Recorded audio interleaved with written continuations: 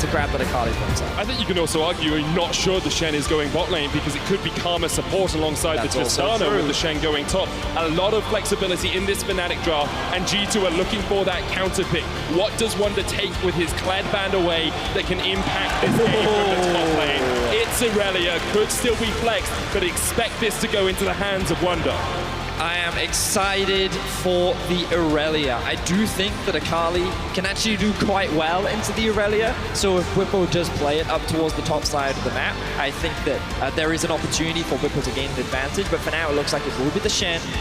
My apologies, the Karma, which is a relatively safe lane for the Irelia to just free farm and potentially set up ganks with Yang. Yeah, I expect it to be Karma into the Irelia just because, like you're saying, it's safe. Whippo can now absorb a lot of that attention, and even if Jankos does spend his time with Wonder up into the top side, it's really hard to break Karma. She can just shield, walk up, throw a Q, and then dash away. Whereas if I'm looking at Jankos, kind of the other ways that he can attack the map, he can go for very early ganks to try to get Caps really springboarded into this game, because we have yet to talk about Caps, to see Caps really come alive, or he's got the Thresh Xayah into the bot lane that he can plug into. And I never thought we'd get to Game 4 without talking about the MVP of MSI. Caps, as you say, really hasn't shown up yet.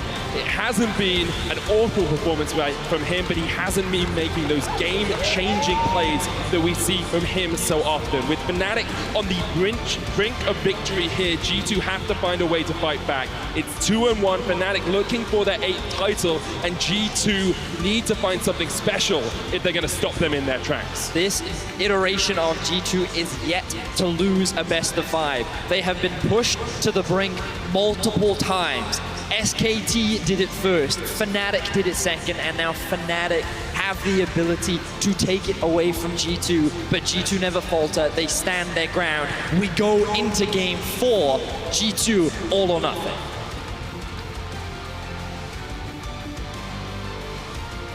And what a game it is likely to be. G2 versus Fnatic, two legendary names in European League of Legends, two names that have been around since before I was even casting. These two teams have stamped their place in European history, and today could define the next few years of LEC. And that's the reminder, is that while everyone wants to see a Game 5, it's always exciting. G2 have yet to take down Fnatic in a finals. The last time they met, Fnatic got the last laugh. They are now set at match point. And if we talk about Jankos plugging into the potential bot lane, maybe getting Caps going, Broxa is on his signature pick of the Lee Sin. Every time he pulls out this champion, you see incredible performances. So my eyes are on the junglers. Eyes all on the junglers, but where will they be going? You said Jankos could, we talked about Jankos could maybe look towards the mid lane. Where's Broxa looking early on? Who does he want to get ahead? Well, I would actually rather have Jankos play up towards the top side of the map, because I feel that with Wonder on the Irelia, he's someone that you want to try and get ahead in the side lane. Makes sense. And if you get him in a position of power, it sets you up nicely for these mid-game skirmishes once the training force is completed. Of course, Jankos could look to play around bot lane as well. You do have a lot of setup with the Thresh and the Xayah, but I feel that Jankos actually has a fair number of options. He just has to be careful of the all-in power of a Tristana Shen. And again, can you break Whippo on this Karma? Can Whippo actually play weak side if he doesn't get a lot of attention from Broxa? We will see. Broxa started on the bottom side of the map, went red into Krugs. His bot lane is pushing in at the moment. Now, I will say that I think Fnatic's comp is a little more suited for team fighting than it was in the last game, largely because Karma is exceptionally strong at providing that heal and safety for Reckless. And when you think about, okay, they don't have a lot of crowd control in this composition, one of the strongest things that Karma provides is a shield and to speed up onto a rapid fire cannon Tristana. We saw Splice do this with things like the Caitlyn, where basically you can run up, crit someone, and then immediately a fight is in your favor. So even though they don't have hard crowd control to actually start a fight off, because of the range advantage that they'll have later into the game, it could be difficult for G2 to force fights unless they can find a good hook off the likes of Nick. And if they don't want to team up with Reckless, you could also throw that speed onto Hilly, and it is Hilly's job as kind of the key member with the ability to start fights, because there's not a lot of hard CC or kind of big engage tools that you need to get the Shin in position if Fnatic do think that they have a fight to pull the trigger. So look at where Jankos is going. He went blue into red into top side. Looking for that first gank on Bwipo, trying to break this Karma early on. Wonder's had the wave pushed in. They might just be that Jankos is waiting around to try and defend Wonder from any possible gank out of the Fnatic jungle. You're looking for the CC lock if Wonder can find the stun into a flash body bop by Jankos, but Broxa sniffs it, and Bwipo so far has been playing weak side well. Broxa also covering him, so on this crash, G2 won't be able to get anything from it. Broxa might be looking to jump in here. It looks like it could be first blood. Wonder caught out. Broxa able to sneak past Jankos. And a 2v2 kill happens in the bot lane. Gets the 2v2. Mickey didn't even burn flash. Fnatic find themselves with a 1k gold lead, only 3.5 minutes into the game. Beautiful sidestep sneak coming in from Broxa to avoid Jankos' vision and set up the play onto top lane as Reckless and Hylissang punish the bot lane once again. And we don't get to see, we'll obviously get the replay. I'll hold it though, Nemesis. Nemesis caught out. Jankos has the flash, but here comes the teleport by Fnatic. They want to keep taking these fights. Bwipo coming in just helps out his mid laner survive that gank from Jankos. But in the top side, and we'll get a look at the bot side, it seems like a misplay from G2's members. The fact that Wonder overextended was then just kind of leashed by the Karma. We now get a look at what happened to Mickey. He still has his flash. Ooh, but Fnatic hits level 3 first, and they go for the all-in. We talk about how much all-in power this duo has, and you get to see it right there. Beautifully played from Fnatic as they punish a big mistake from Mickey. And last week we saw Mickey really struggle in the first 3 games versus Fnatic there. That was an unforced error. He shouldn't be in that position. That's a mistake you cannot make at this level of gameplay.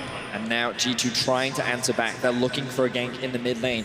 But it just feels like Fnatic are riding so much confidence right now. They're in such a great position, and this gank just seems obvious. Nemesis seems to read it. He had that ward, he spotted out Jankos, and he's not going to fall prey to this. And it's still always going to be ridiculously hard to force the gank onto Akali, especially when she still has access to her flash. Definitely is. Nemesis reading the play, able to escape 5 minutes in. It's a 1.5k lead for Fnatic. This series has been defined a lot by early games, and now Mickey. They're going to catch Mickey on the rotation. He's wise enough to use the Scryer's Bloom, but then Sonic Wave connects with the play. He will knock Broxa away, and Mickey showing that he is smart enough to avoid that sort of play. Yeah, very well played with the play right there to make sure that Fnatic couldn't connect with him. Now we can see Jankos actually pathing towards the bot side of the map.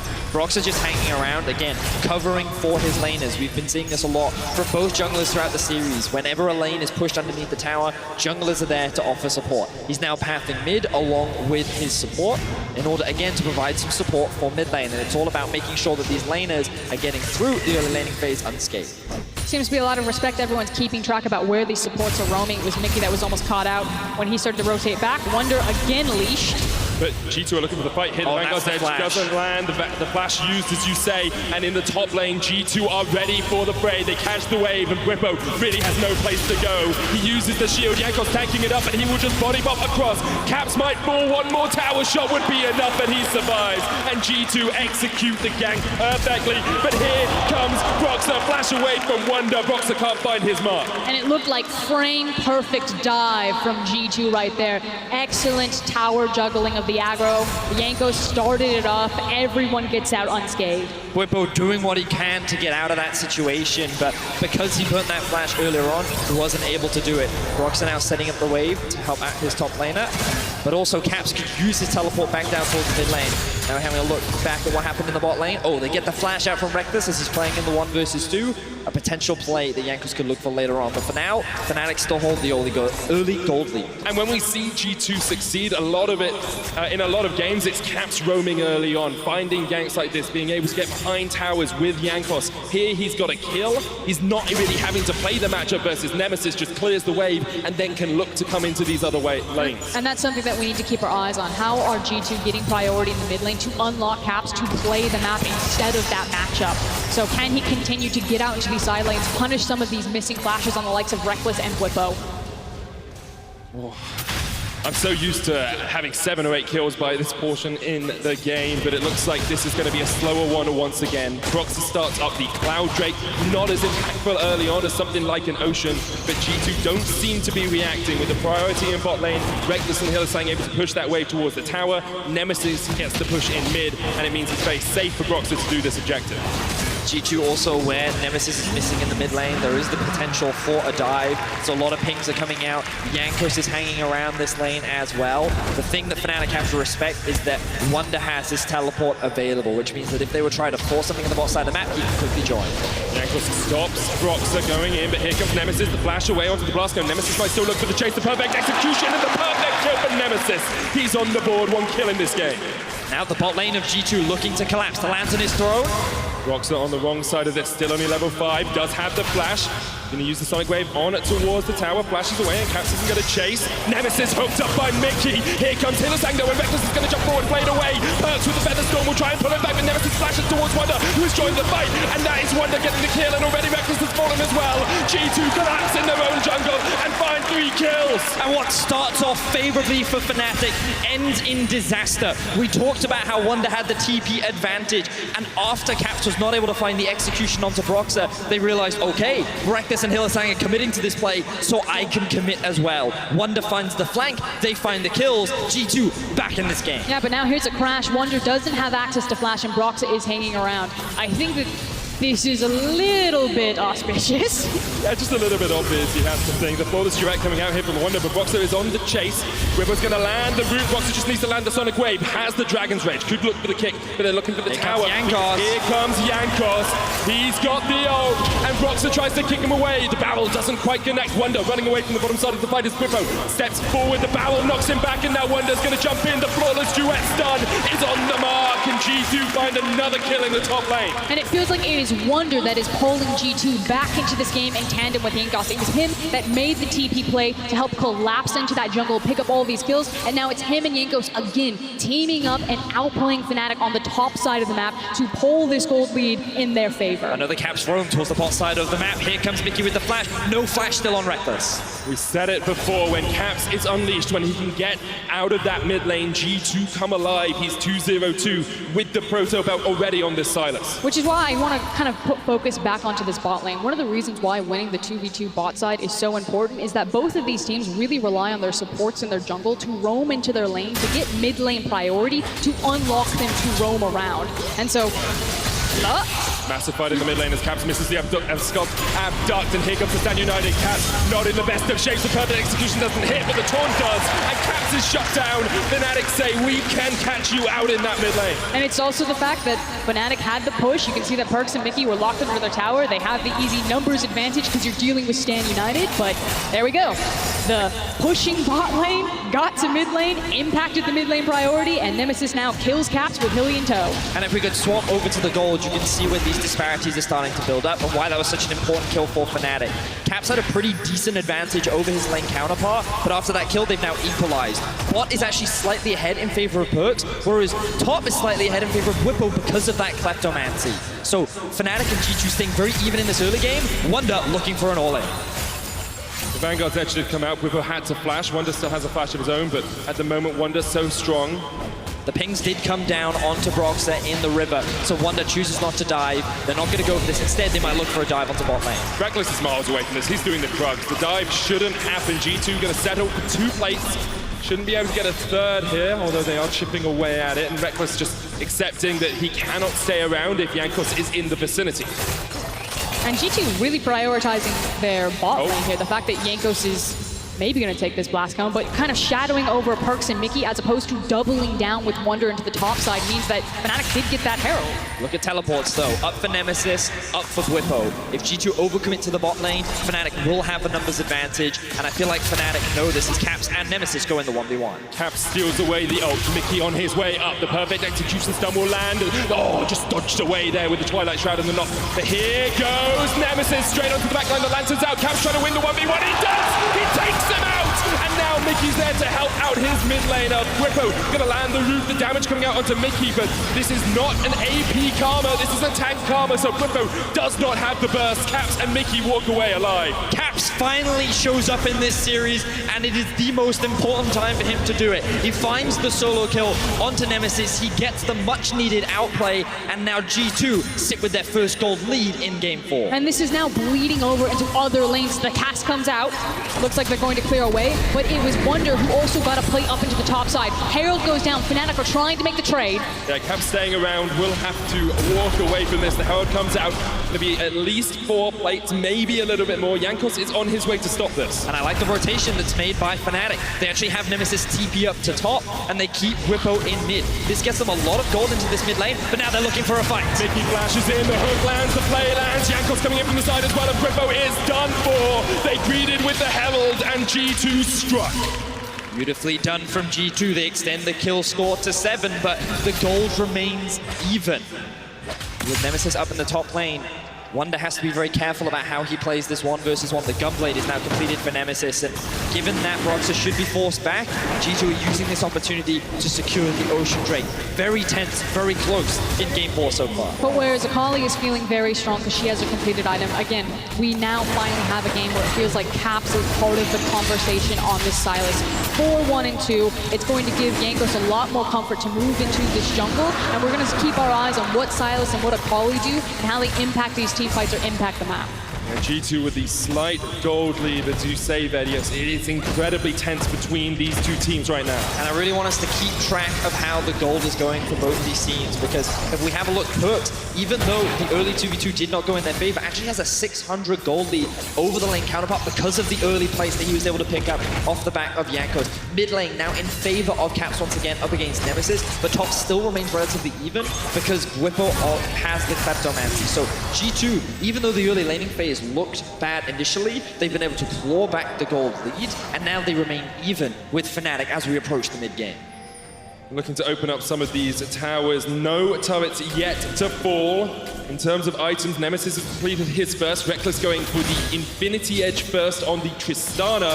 It's nice form going on Whippo. We talked about him being a tank Karma instead of a full damage Karma here. And across the board on G2, they've completed their first item as well. I think it's really important to have the Iceborne Gauntlet in this type of composition because you can abuse that range advantage that you have with the Tristana and the Karma, especially against the G2 composition. You need something to help stick to them.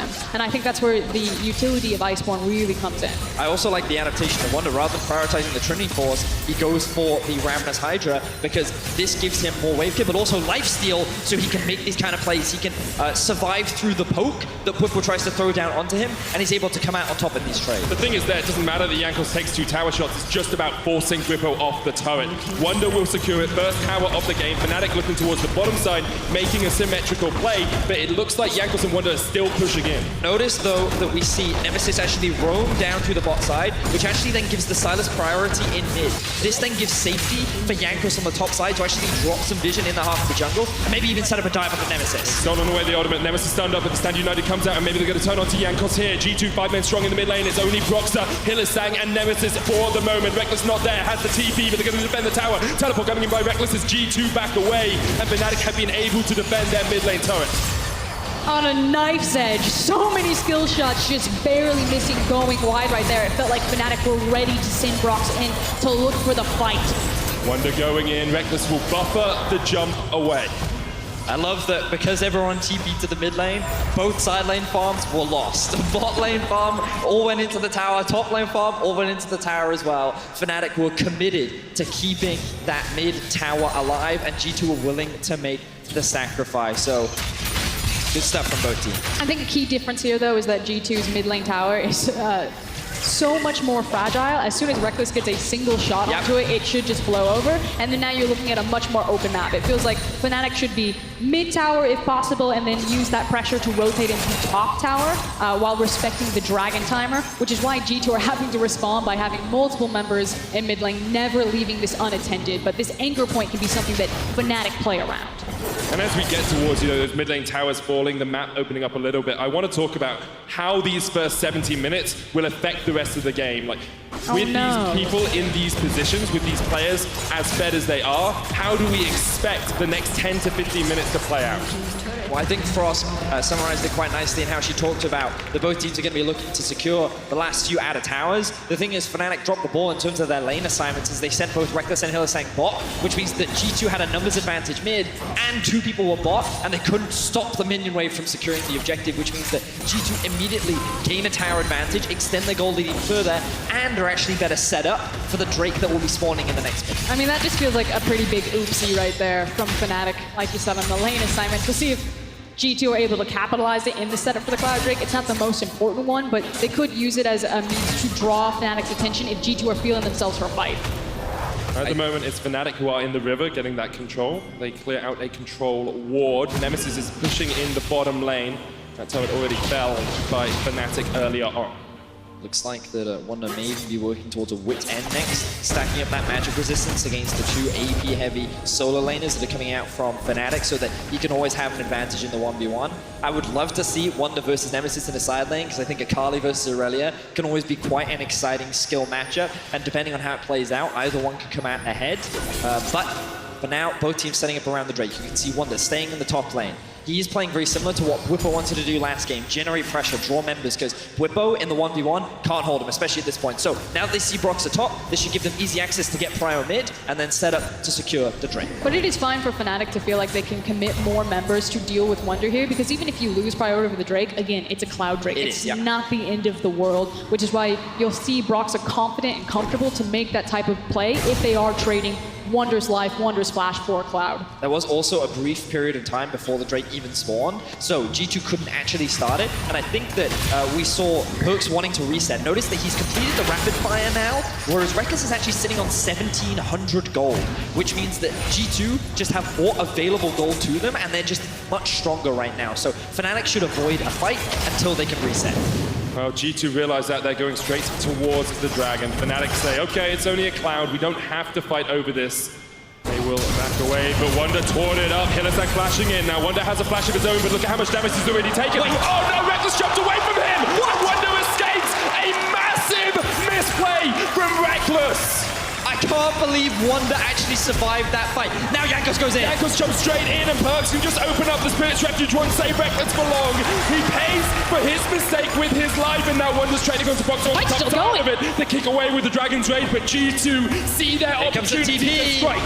TP coming in by Caps as G2 look for a flank position. Now Boxer can just jump across the wall. Hylissang's here to help him out. Boxer jumps away, but Caps chases him down, and G2 find 2 quick kills. And the Baron spawns in 5 seconds. No teleport available on Reckless.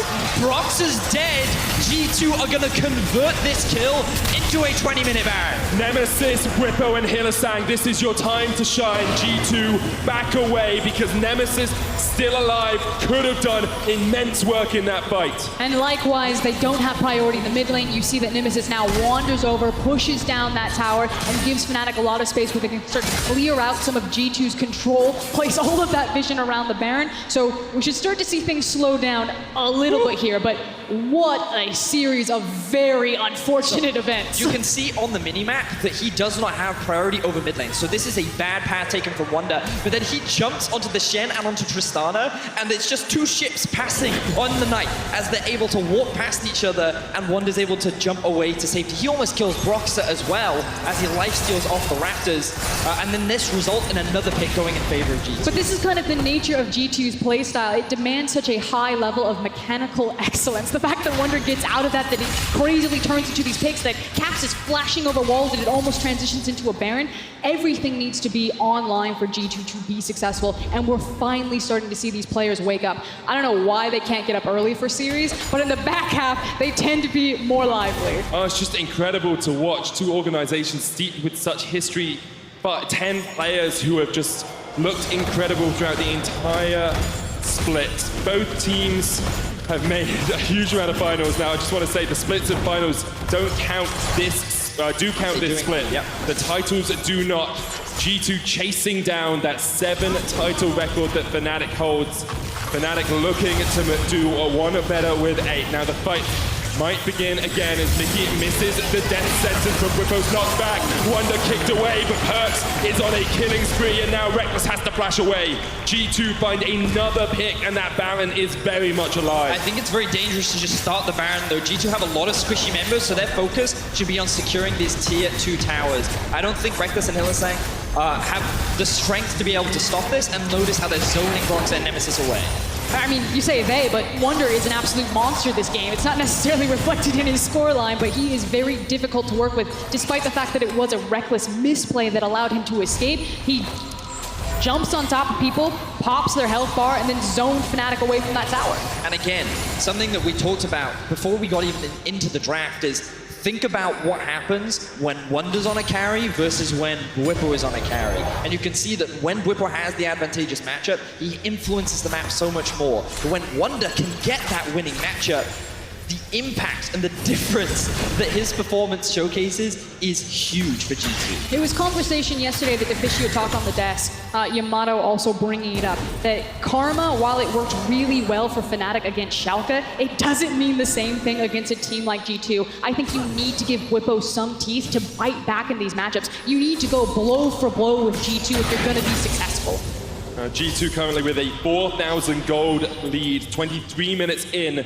2 items complete on Caps. He's 5-1-2. We were wondering when he would show up. Well, seems look like at the bot lane, look at the bot lane. Much here. The bot lane is the fight. Whippo and Reckless trying to catch out Wonder. Wonder doing what he can. The Stand United comes out as well. We have to think that's immediately G2 looking towards the Baron. Teleport available for Whippo and Reckless. They can't actually do it. Brox is actually on the right side of the map. He's making sure that he's covering this Baron. A TP comes out.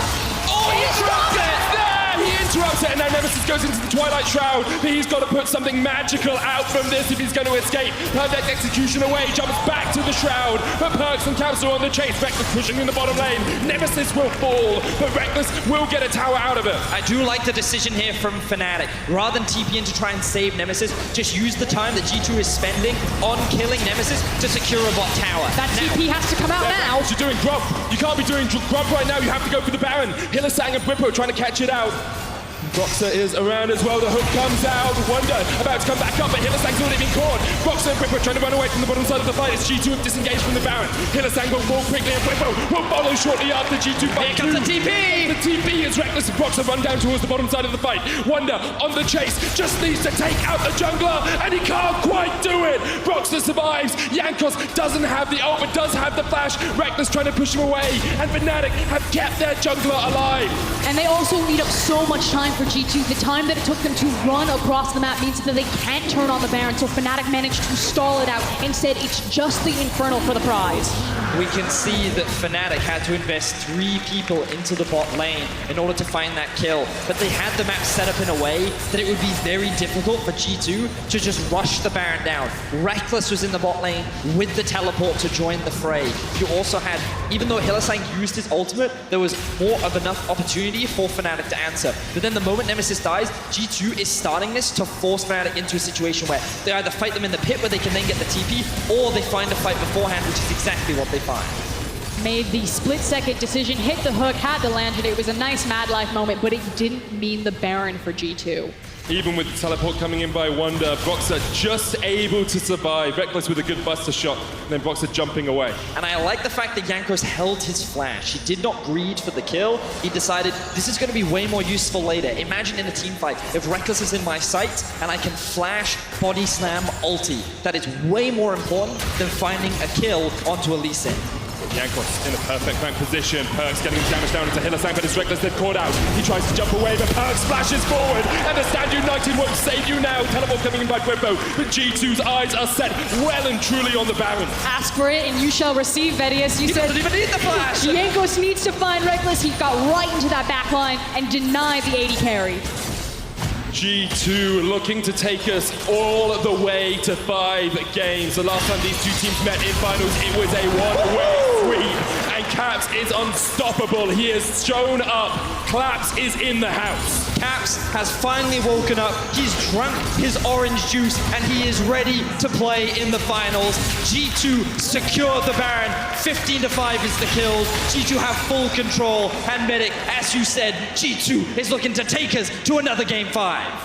7,000 gold ahead. G2 don't even reset. They're looking for these inhibitor towers. Wonder in the top lane. Nemesis trying to find a blank position, maybe catch out Caps or Mickey, but he is the one who has been caught here. G2 going up towards the top lane, 3 men strong. G2 have that confidence that Yamato want, but they still need to respect Fnatic. They have the core itemization that they need, so if Fnatic could have get a team fight, make space for Reckless. He does damage. Oh, great flash there from Mickey. He doesn't even run the risk. He takes Caps out to safety as 4 members of Fnatic commit into the mid lane. G2 now pushing his 3 men up to top. Taunt lands onto Caps. He's going to flash away, but Reckless on the chase. The lantern comes out, and Caps escapes. G2 break open the base. They take the inhibitor, and Fnatic cannot find their connections. The Sonic Wave still doesn't land. Reckless trying to get the damage in, but there's no front line for him to be behind. G2, they're going to walk away, steal away some of the Caps. Fnatic don't want to let them get away so easily. They have no flanking wards, and they will not be able to interrupt any of the backs. G2 still have 2 minutes left on the Baron, and now super minions will start to spawn in the top lane. G2 now only have to play through 2 lanes, which is a much easier situation for them. As long as they can keep Whippo in a side lane, then you know Wonder is always going to have priority. Wonder finishes up the Trinity Force now. He's going to be incredibly strong. Let's have another look at this fight. And again, it's how Jankos is able to get into this backline. He sneaks underneath, has his sweeper, finds Reckless immediately, even though they didn't get the hook. And what I really want to bring attention to is these double control wards behind. Notice how he was able to flank in from behind the rest of the team, set up that sweeper so that he can jump on top of Reckless. That was so important to allow G2 to find this fight, Jankos to find that kill, and G2 to secure the Baron. And now G2, like you asked, Betty, is setting up for that 2 push. So they've got waves crashing in mid lane and bot lane. The outer tower, obviously easier to secure than trying to march it up mid. 1 minute still left on the Baron, but Fnatic, their resources have to be divided between the 2 lanes. We have Wonder in mid, we have super minions pushing in bot. Fnatic have to find a way to hold the line. Millisang hooked back. Mickey has been on point, and Perks goes godlike. Now in a 4v5, Fnatic have to try and defend. Caps jumping in. He's got it. Catch out Whippo. Here goes Jankos, and it's a double for Perks. G2 are shredding Fnatic. They have to run back to the fountain, and G2 will open up this inhibitor tower and maybe even look for the win. G2 looks so dominant in game 4. They have been able to cleanly bounce back. Fnatic, they were at match point. They've been in this situation, but G2 every time say that 2-1, this is their power spike. This is their comfort zone. Medic, we are going to game 5. Perks chasing Nemesis away. The second Nexus tower will fall, and G2 will take us to game 5.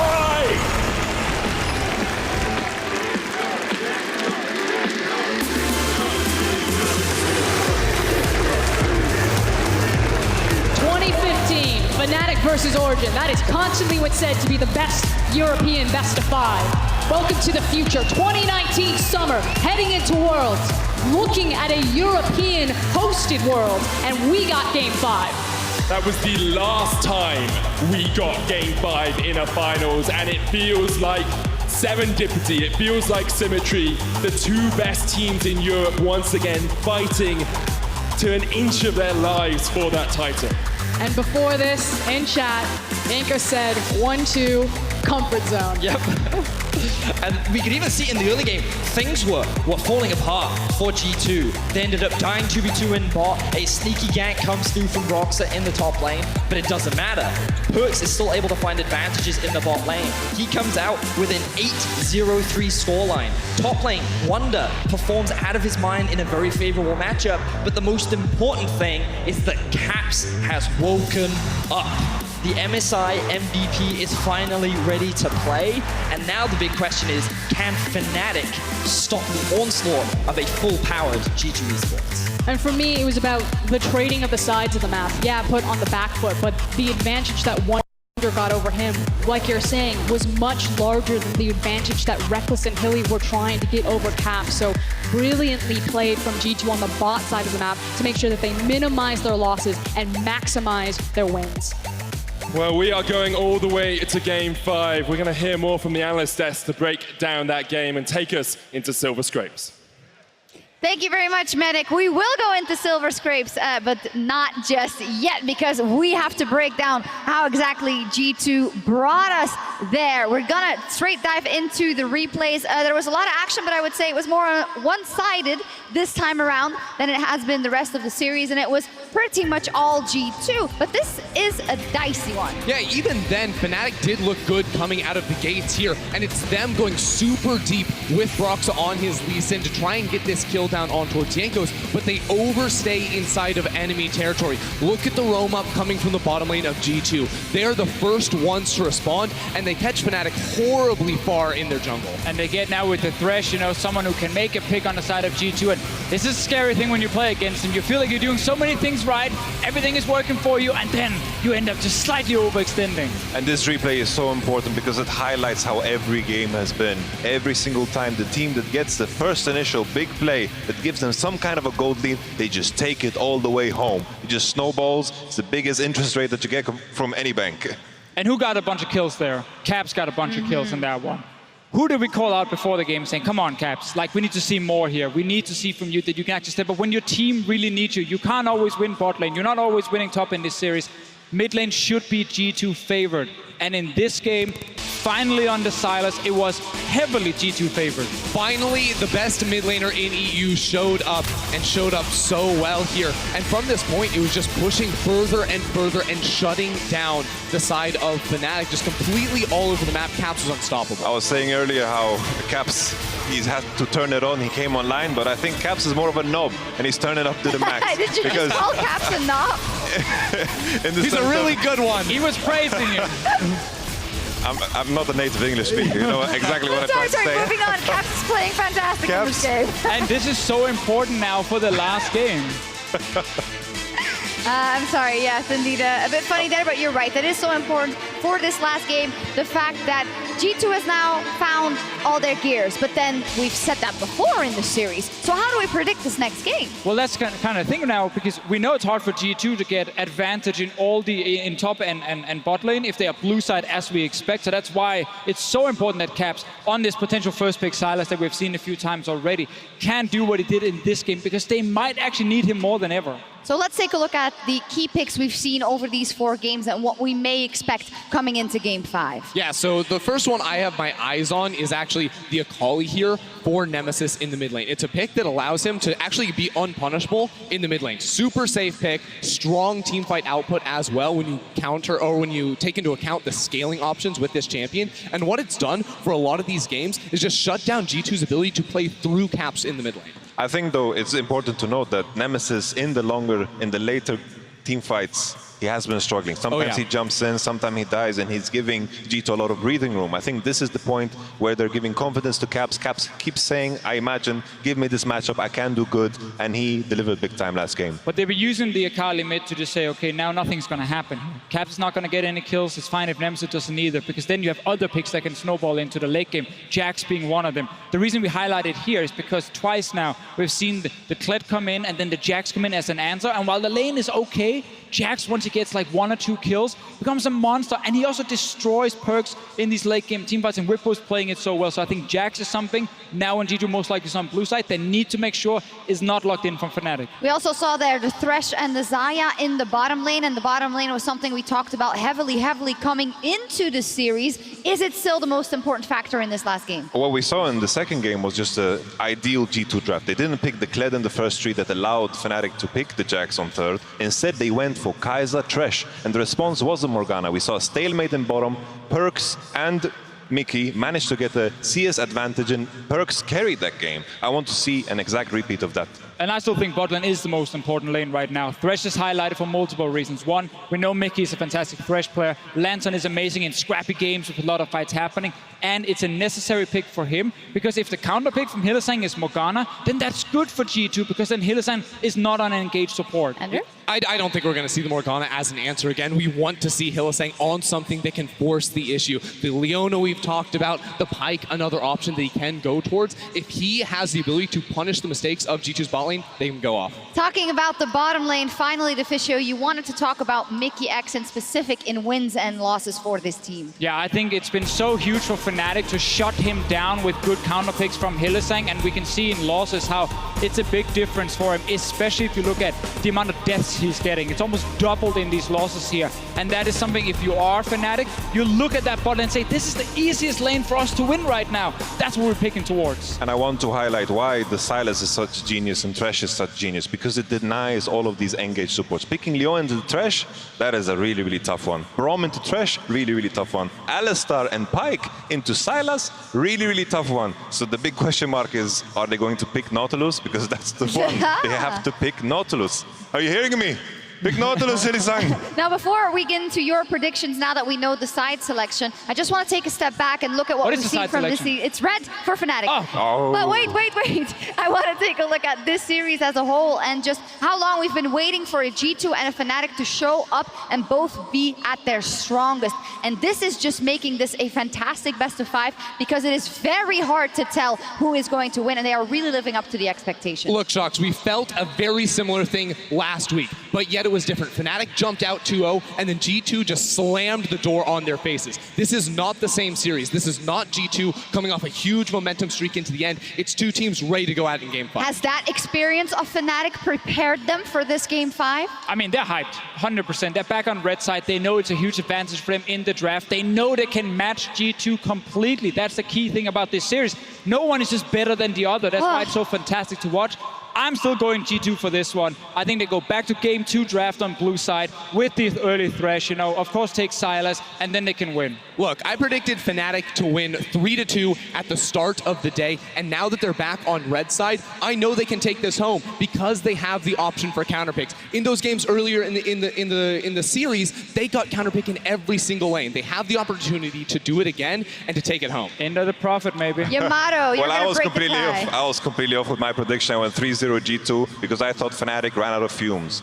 I think this is the point. Their strategy has run out of fumes, and G2 is going to prepare with the proper draft that they did in second game, and I think they're going to take it home because Whippo, even though he had the Jax, that was the only occasion he had this carry performance into a Kled. That was a counter. When that gets banned, all of a sudden he has the Renekton, which is kind of no room for crocodiles over here, man. No room for crocodiles. Well, what a day it's been so far. Tonight's final will go down in history as one of the greatest of all time, as G2 and Fnatic have one last chance to secure the title. We'll be right back for Game 5. Silver Scrape! Let's go!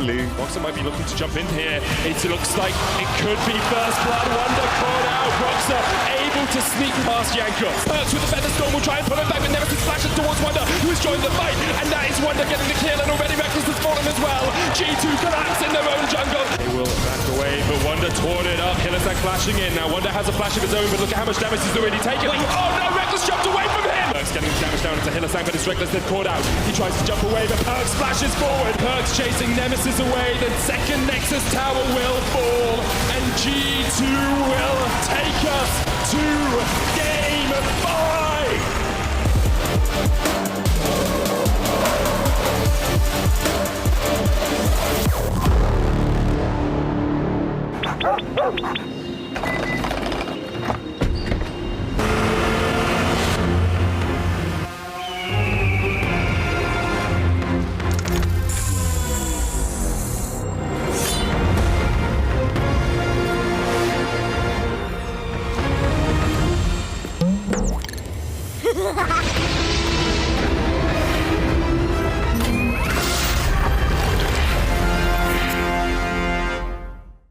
Hi, I'm Pringles. I'm Chips.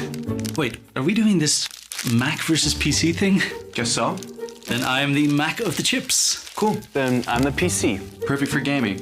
Easy to eat, no greasy hands. Wait, I'm into gaming too. You mean like into the keyboard crumbled? No.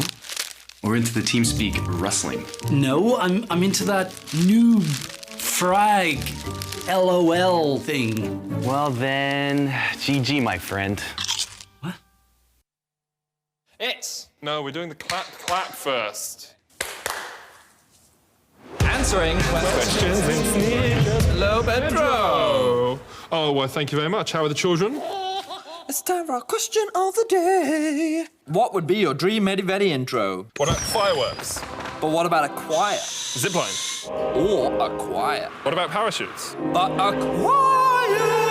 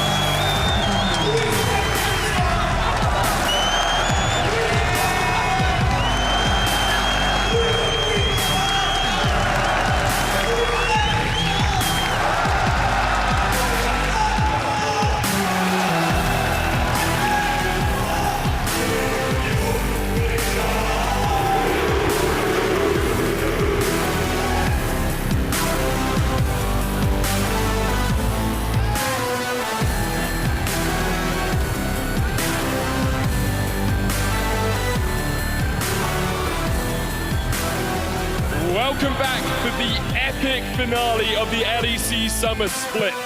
Throughout history, champions have been made in the city of Athens, and after this Game 5, a new one will be crowned as G2 and Fnatic hit the rip for the last battle. Not all titles, not all championships are created equal.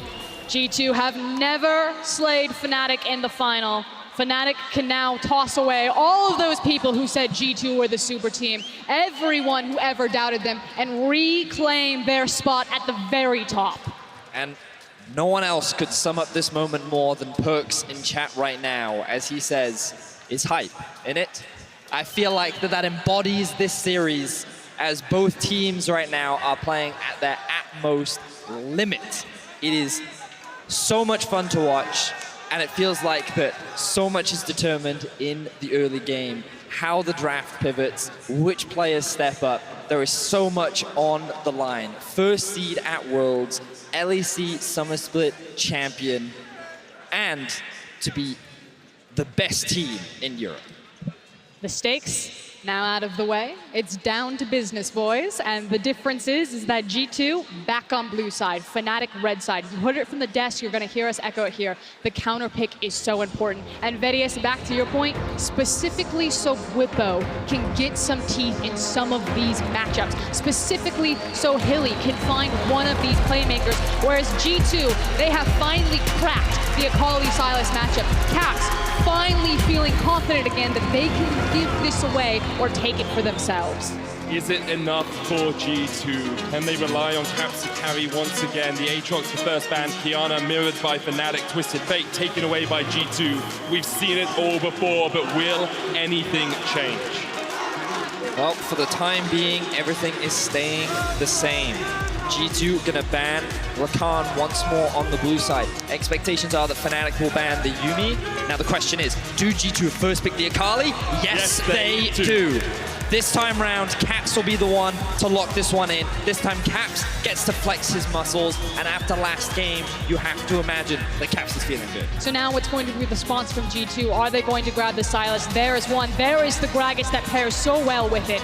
And now, power pick for power pick, everything is going according to plan for both teams. Now, the Xayah is still up, given that Fnatic chose to answer with the Sylas and the Gragas. We've also seen some, the instant Olaf lock-in coming in from Jankos, the Thresh follow-up from the side of G2 as well. Now here's the thing, Olaf is good in theory, and you have seen those pop-off moments, again, piloted by a Polish jungler. Polish junglers. Polish junglers in Olaf. I don't know what it is, they are incredible players.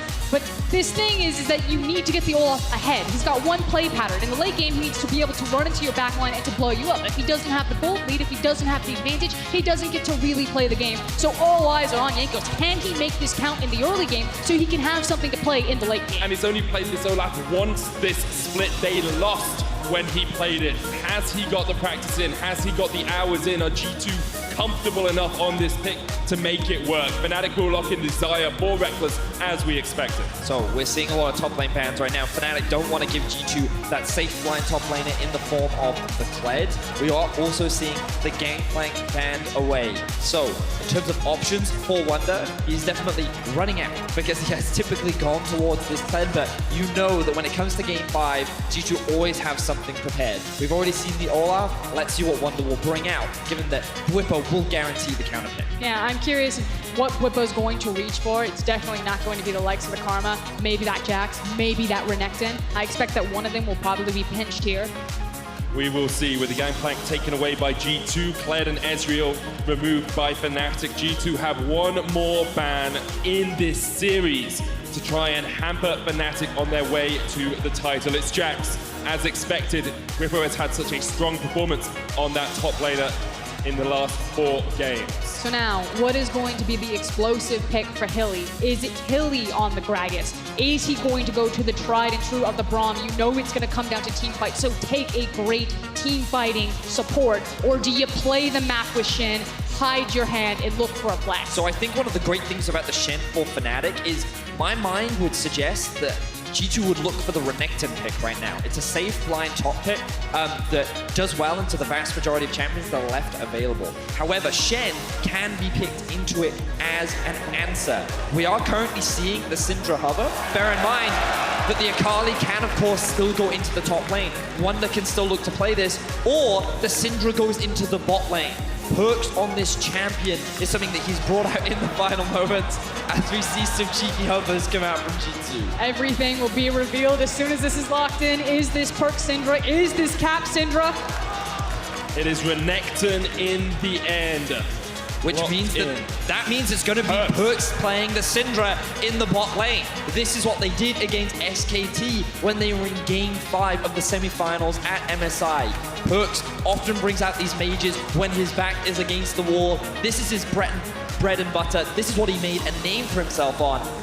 So this is what G2 are going for. This Ornn hub is really interesting to me. It could be jungle. We could see Shen top, Gragas support, Ornn in the jungle. It was played in the Superliga. It is a possibility. But you look at that team composition, regardless of where Ornn does end up, if he stays in the top lane, if he does go into that jungle position, this looks like a very old school Fnatic composition. This looks like you're putting majority of the eggs in the Reckless basket. You have multiple tanks standing in front of you, and that you are looking really for these big team fights, front to back, walking it down. Yeah, and I think Fnatic have to be so careful in the early game as well, because you look at Dwippo playing this Ornn. It is so easy for G2 to consistently dive up towards the top side of the map, constantly set up onto kills with this Olaf Renekton, which is incredibly strong. Hoping that we see Mickey and Caps trade champions. Yeah, it looks like there was a bit of an issue in Champion Select. Caps and Mickey could not swap. We're going to quickly get that resolved, but in the meantime, it gives us more of an opportunity to talk about this draft. And again, G2's comp, very early to mid-game focus. If we think back to the majority of these, or we think back to last week when they played in Game 5, G2 got an early lead, and they almost broke their own fastest game time record. They had a Rift Herald running into the enemy Nexus at 15 minutes. They could not break it, but when G2 draft for this early game style, it's something that G2 have to be, Fnatic have to be very careful of. Yeah, you've got exactly everything that you want with all of these champions. Renekton, Olaf, Akali, even Syndra to an extent with like levels and first item power spikes. Early on, as soon as you get level 6, as soon as you get that big item purchase, you are so powerful and so online. I do want to kind of quickly flip to the Ornn. It's been a while since we've seen it up into the top side, especially into Renekton. And yes, there is a potential where you dive, but Ornn's actually really scary to dive. I think it's pretty safe, yeah. In the same way of trying to dive a Poppy, just because of the multiple forms of CC, as well as being so tanky. And if he ever does get the push, you actually also have a lot of potential dive power in your back pocket. Gragas, Ornn work really well together. They can lock you, especially in the early game, and still deal out a lot of damage that you might not expect. I feel like that in terms of the 1v1, Ornn actually does quite well into the Renekton and can hold his own. It's more of the fact that it's Renekton plus Olaf that I am worried about. This duo just does so much damage in the early game that if there is a stacking wave going up underneath that Ornn tower, you see a potential die. And we know that Caps loves to roam. Would it be surprising to see 3 people top lane at around level 6? No, I don't think it would be. Which is why I think there's so much pressure on Broxa for Fnatic fans right now. Olaf into Gragas, it's a favored matchup for the Olaf. He really gets to run the jungle, so Broxa needs to be very clever about his pathing. He needs to work with his team to get out early wards and make sure that he's either able to maneuver around Jankos or be there for a potential counter gank. Just to update everyone at home, during Champion Select, G2 reported a bug which stopped them from swapping champions. League officials have decided to remake Champion Select with all of the same picks. So we are just running through that now, and hopefully we'll be into the action in just a moment's time. Yeah, so we talked a lot about G2's draft. We're now looking at Fnatic's draft. As Frost was saying, it's very much the Reckless show. A lot of the eggs are falling into his basket this game as we see a pretty solid team fight comp coming out from them. You have Ornn engage, you have Gragas engage, then you have the follow-up damage from the likes of Silas, who provides a huge amount of versatility in these team fights as well, followed up by the Xayah damage. I feel like that their 2v2 in the bot lane has the potential to be strong, but to be honest, whenever I see a Syndra in the bot lane versus these AD carries, it's always a little bit questionable about how that 2v2 actually plays out. I think that if a Shen can land the taunt, then there are limited options for the Syndra to be able to escape, but we'll have to see as we get into game. The main goal for Fnatic is to stall, scale, and look for fight wrong. Yeah, it's how comfortable are Reckless and Hilly across from a Syndra into their lane. You talk about you know, how is the execution going to fall out? It's also really hard to gank Syndra and Thresh as long as she doesn't use her E offensively, holds it defensively. Anytime you throw multiple members into that lane, she can very easily stun, ward you away, and then take a Lantern to safety. So Perkz and Mickey have so many tools to play on the offensive and on the defensive. Feels like G2 have a lot of tools early on to pen Fnatic back, to hamper Fnatic getting towards these team fights, towards this later game. Fnatic playing a more traditional composition. And looking at the champion select right now, I believe it's going to be Caps playing the Renekton in the mid lane and Wunder playing Akali top. So Caps trying to dodge the Sylas matchup. Instead, they're trying to give Akali a free lane across from the Ornn, and Caps to really punish Sylas on the likes of the Renekton. Yeah, this last-minute pivot coming out from G2 will give them a much more favorable 1v1 in the mid lane, and will give, as Frost was saying, so much freedom for the Akali on the top side of the map. This means that not as much investment needs to go towards the top side, which does then give options for Jankos to perhaps just play through bot, use the Syndra setup that you have with the Thresh, with the chain CC in terms of the single lockdown, to maybe try and get this lane ahead and actually put Reckless and Hylissang behind, denying the win condition for Fnatic.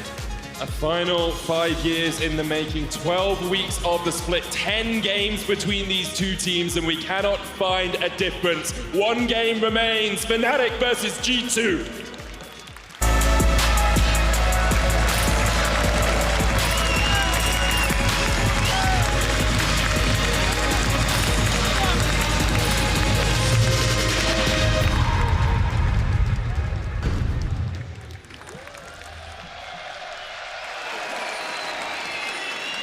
One game left. Last week it was G2 who came out on top, reverse sweeping Fnatic. Today it has been back and forth, game to game, and we have just one that remains. Early on, Fnatic looking to get some river control down towards this bottom side. Hylissang actually going to taunt across the wall, dodging away from that ward. And they will use the Oracle's alteration to spot it out. Yeah, and that's the key thing. G2 trying to be very sneaky about their early vision, make sure they can catch out some of the bizarre gank pass that Broxah has, or maybe we'll say aggressive.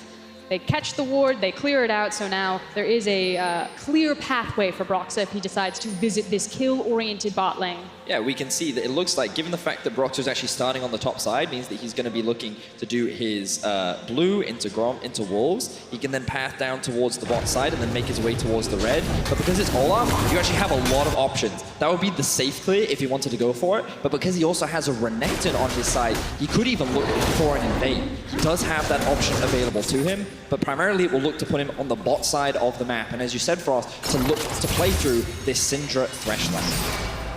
Let's see if that is what Jankos decides to do. It's a swap between Wunder and Caps, means that you can't really shut down this Ornn as easily as you'd like to, but it does give Akali that free lane that we talked about, a lot of ability for her just to farm up and scale. Of course, the goal is not really to shut down an Ornn, right? Even if he's 0-5, he's always going to have that ultimate and offer that team fight value, whereas what G2 want to do is exactly as you say, Medic, just give the Akali to freedom to get to that gunblade and generate pressure on a side, because Ornn will never have kill pressure onto an Akali, whereas once Wunder hits 6, he will definitely have kill pressure onto an Ornn. It's not even just about the team fight that Ornn unlocks for you. The amount of kind of free gold that he can give to teams through his item upgrades. I think LS has done the math best on Twitter. I'm sure he's tweeting about it right now. Just how powerful he can make your team in the late game when he starts giving you these upgraded item paths. Let's see, Whipper trading with Wunder as expected. Chipping back and forth. Nemesis trying to get the damage down onto Caps, but Caps has built up that Fury, and Nemesis will have to run back towards his tower. Meek not able to connect, and maybe Broxah looking for the body slam across the wall. Yeah, again, very good early vision setup from G2. You can see it down in the river, which means Broxah trying to use the pathway to either slip into this brush or wait for Caps to walk too far forward. But G2 have the read. They know that Broxah likes to do this, and they have invested a lot of time in getting out the early wards to try to catch out these types of ganks. Now we tracked early junglers, and we can see that Jankos has done an entire clear. He's now hit level 4, and he has arrived at the bot lane. Mickey and Perkz are level 2, they're going in. Hook lands onto Hylissang, the Scatter of the Weak will connect as well, and the Ignite is ticking away. One more order would be enough. Perkz flashes forward, first blood to him, and Reckless has to flash away. Broxah unable to come in to save his bot lane. And that is the offensive execution. The fact that it's so easy to chain the CC. Death sentence into the stun from Syndra, and it's a very easy walk down. Now that said, Perkz did burn his flash, so there is an opportunity for Fnatic to attempt to punish that in the coming minutes. And we got to keep an eye on top lane. Oh, Wonder's killed Whippo in the 1v1, and now meanwhile in the mid lane, G2 are destroying a Fnatic. 3 minutes in, 3 kills, and a 2,000 gold lead. Fnatic are crumbling right now. Reckless and Hylissang have been the ones to dominate this 2 versus 2 matchup throughout the series. But Perkz goes back to his comfort picks, grabs the Syndra in game 5, finds a kill. They set up the dive in mid lane. The 1v1 happens on top, and let's have a look back at this from Wonder. It looks pretty straightforward to me, Looks pretty straightforward. Wonder just straight up kills him underneath the tower. He doesn't need much. All he needs is the damage of Akali. Wonder now sitting with a huge advantage over Bwipo. And in a series that's been defined by early game leads, G2 getting off to such an explosive start is only good news for them. Fnatic have to find a way just to hamper some of this bleeding, to stop some of this bleeding, because otherwise G2 are going to run away with this game. And as we got a glimpse of some of those trade patterns up into the top side, I really like how Wonder's using the mobility built into Akali's kit to really sidestep a lot of the CC that Bwipo is trying to put out there, and then just able to trade back much harder, especially with that Conqueror. And Hylissang just used his flash in that exchange. Oh, my apologies. Yeah, of course, because he used the flash earlier on. Thank you very much, Medic. I saw him just standing there, and I was like, wait, what? But yeah, he's going to be fine in that situation. They actually have the push. They have Broxah supporting him as well. Bwipo actually looking for a bit of a trade in the 1 versus 1.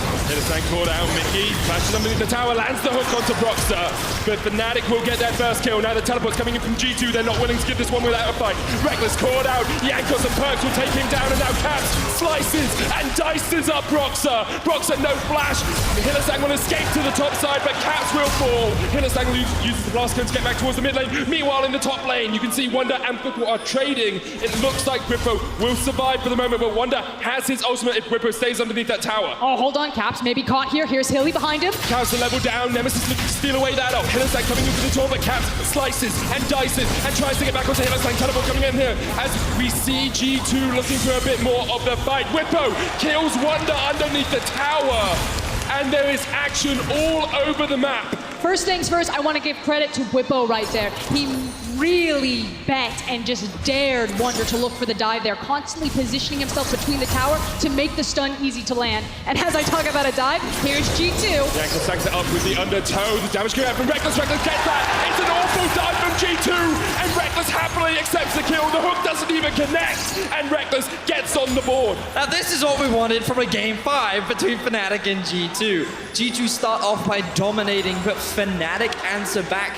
They're punishing these mistakes that we're seeing from G2. Wonder overextends underneath the tower, Bwipo gets a kill. They tried to 2-man dive Reckless, and he picks up one for himself. The gold's still in favor of G2, but Fnatic answering back. Okay, we're gonna get another replay of what happened in the top lane. Now this is multiple attempts. The thing is Bwipo puts himself in this corner, and he's just looking at Wonder. He's like, I dare you. And he puts himself in the corner for that reason. Makes it so easy to hit that. Wonder falls for the bait, and then Bwipo picks up the kill. So now the problem for G2 is the wave is not underneath the tower, so they can't go underneath altogether, which means Jankos basically just dies to the tower while Reckless secures some last hits. Definitely some peak League of Legends right now. I mean, the reality is that G2 are feeling themselves, but they do need to respect Fnatic. Oh, Fnatic they do. are not just going to fall over in game 5. 7 minutes in, 8 kills on the board, 1,000 gold lead for G2. Let's have a look at some of these CS numbers. You can see a 20 farm lead for Wonder in the top lane. He's about 300 gold ahead. Meanwhile, Caps 600 gold ahead in mid. Those 2 kills he picked up really helping him try and force Nemesis down. Can continue going up towards the top side. You can actually see Broxah ahead in terms of the gold up against Jankos. And again, we want to remind people that for Fnatic, it's all about mitigating and surviving the early game. Expectations are that G2 would just have an advantage within the first 15 minutes of the game. They have multiple winning matchups. They have lots of lanes set up for Jankos to gank. It is very difficult for Fnatic to actually find advantages in this situation. they can still look for plays themselves, as we see Broxer look for a gank bar. Yeah, Hillesang went in with a Hex Splash, put the Spirit's Refuge down. He didn't take too much damage there. Didn't really get anything out of G2, but you accept that sort of trade. The hook not going to connect, and Reckless will try and just freeze this wave underneath his tower. For me, that one's a bit of a head scratcher. Yeah, Hilly does connect with the engagement, but you know, he's very lucky that Mickey didn't hit the death sentence. I think that could have still been in for Hilly. I think he acted a little bit too soon before Broxer was actually in position to follow up on that CC. You can see now that Fnatic actually kind of holding on to the pressure that G2 is trying to implement. We really want to reinforce that Fnatic's whole win condition is to get Reckless into a position where he can carry and that they can look for team fights, utilizing the on engage, the versatility of Sylas in team fights. And now we actually see Whipple roaming down. No ulti available. For the damage, he will get stunned up, and here comes Wonder from the side, but Cap's locked up as well. Nemesis trying to do what he can in this fight. Cap splashes away, and now Wonder is not in the best of shapes as Broxer comes in from the side. Wonder uses the perfect execution to get away, but Nemesis chases him down. Nemesis is on the board. Cap slicing and dicing forward. Nemesis will flash away. Jankos popped the Ragnarok there as well, but they will not find a connection. And once again, Fnatic is punishing G2. This is what they keep needing to do in the early game, and they are stepping up. They're not allowing G2 to roll over them, and this is extremely important if they want to stand a chance of coming out ahead in this final game. But it also feels like G2 are trying really hard to brute force a lot of these plays, and they're not having the proper setup when they do it.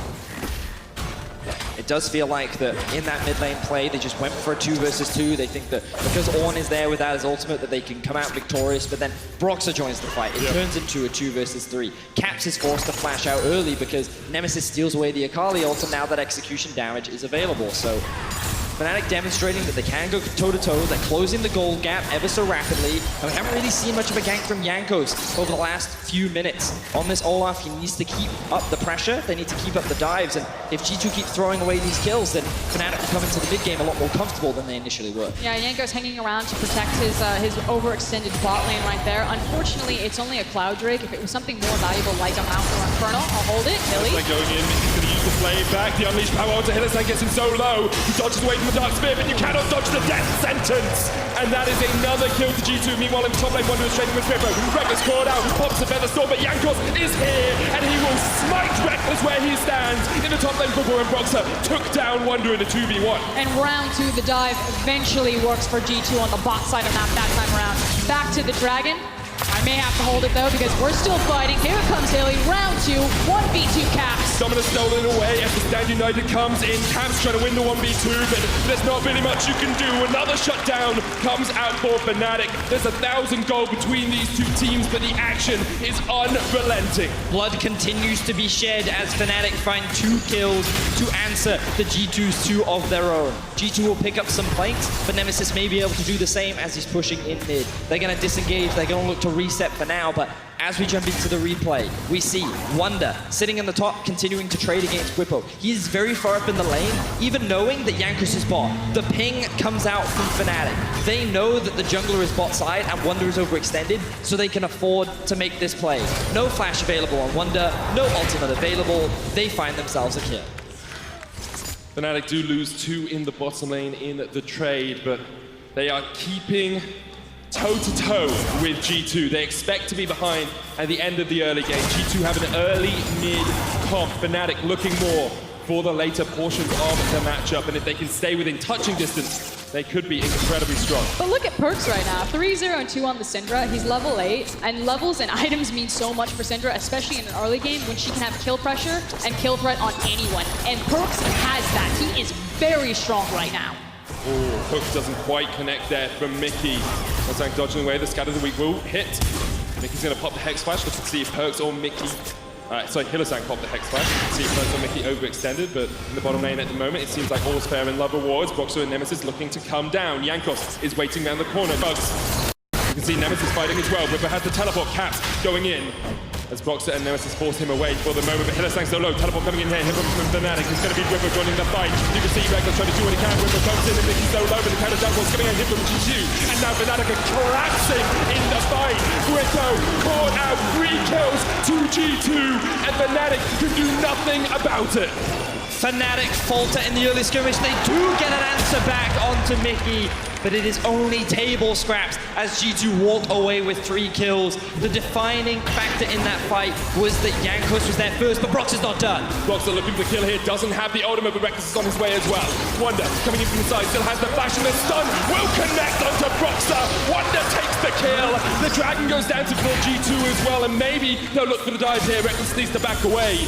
He will escape to live another day. I think they push their luck right now. They know that they're sitting on a lot of gold. They just pick up the Drake, so they need to make their reset and again, get even stronger than before. Taking a look at the replay, you can look at multiple people and kind of the outplays that they make. I do like that when the teleport comes in, that Perkz is able to hit the really important double stun. For me, what's so important is the fact that on the minimap, you can see the Renekton keeps 2 people busy while Jankos is able to come bot. That immediately generates a numbers advantage, so it becomes 2 versus 4. Reckless can't offer anything in this exchange. They don't have the people to fight back, and with G2 having 5 members, they collapse, they find 3 kills. And now the question becomes, how much is too much? Mickey dies at the end, but if Fnatic are 2,000 gold behind at the 20-minute mark, is it too much? If they're 3,000, how far ahead can Fnatic allow G2 to get before the game is out of their reach? I think it's also really important where the gold is placed on G2. And again, the fact that it's in the Syndra and the Olaf's hands, we talked about how important it is for Olaf. He needs to get ahead early, so he has play patterns in the late game. And champions like Syndra really only work when they're able to 100 to 0 you, but meanwhile top. Whippo praying to the Forge God, but there is no one listening. Caps goes 3-1. So notice that Bwipo has itemized fully towards magic resistance. He, against Wonder, was actually surviving well. But now they swap the lanes. They send Caps top, and against the Renekton, and you have no armor, it is very easy for this duo to run you down. Bwipo loses his life as G2 tried to siege onto mid. Fnatic forced on the defense. And Fnatic are in a really tricky position right now, as like you were talking about G2's composition, you expect them to be strong at this point in the game. Not this strong because kills have gone their way, so that's something Fnatic have to compensate for, but they're not playing weak side well. It's the fact that Bwipo shouldn't have been in that position. You should have known that G2 were rotating towards the top side to play around Herald with no Dragon up and available. So they need to respect these macro rotations coming in a lot sooner. Throughout this series, we've seen 1 or 2 players from G2 step up in every single game. Here, it feels like it's all 5. Everyone firing on all cylinders, and what a game to do it in. Perkz 4-0-5, chasing a record 6th title. If he wins, he is the only player to have ever done that in EU history. I do want to mention that Fnatic are grouping up, they're looking for the fight. Perkz gets onto the lantern! It was so close. And Fnatic are looking for that fight, because as Betty has pointed out, they're in an issue with their side lanes. Hylissang hooked up, Perkz does have the unleashed power, won't pop it yet as Hylissang walks wounded away, dodges across the wall. Now Rex not in the best of shapes as Perkz continues to push forward. That's Jankos a lot of damage. That's a lot of damage, and Jankos is unrelenting. He's on a rampage, and G2 are not stopping this game. Jankos shuts down the carry for Fnatic, and G2 now look to group up in the mid lane. They have the Rift Herald. They're trying to snowball this game with the lead that they have, and they need to. They do not want to give Fnatic a second to breathe, and every time Fnatic tries something, G2 is shutting them down. And the dive potential with this type of G2 composition, if Syndra ever catches someone out because of how far ahead she is, that can be disaster for Fnatic, especially behind a Herald. So they give the respect, they back away, and bleed 2 towers in the mid lane.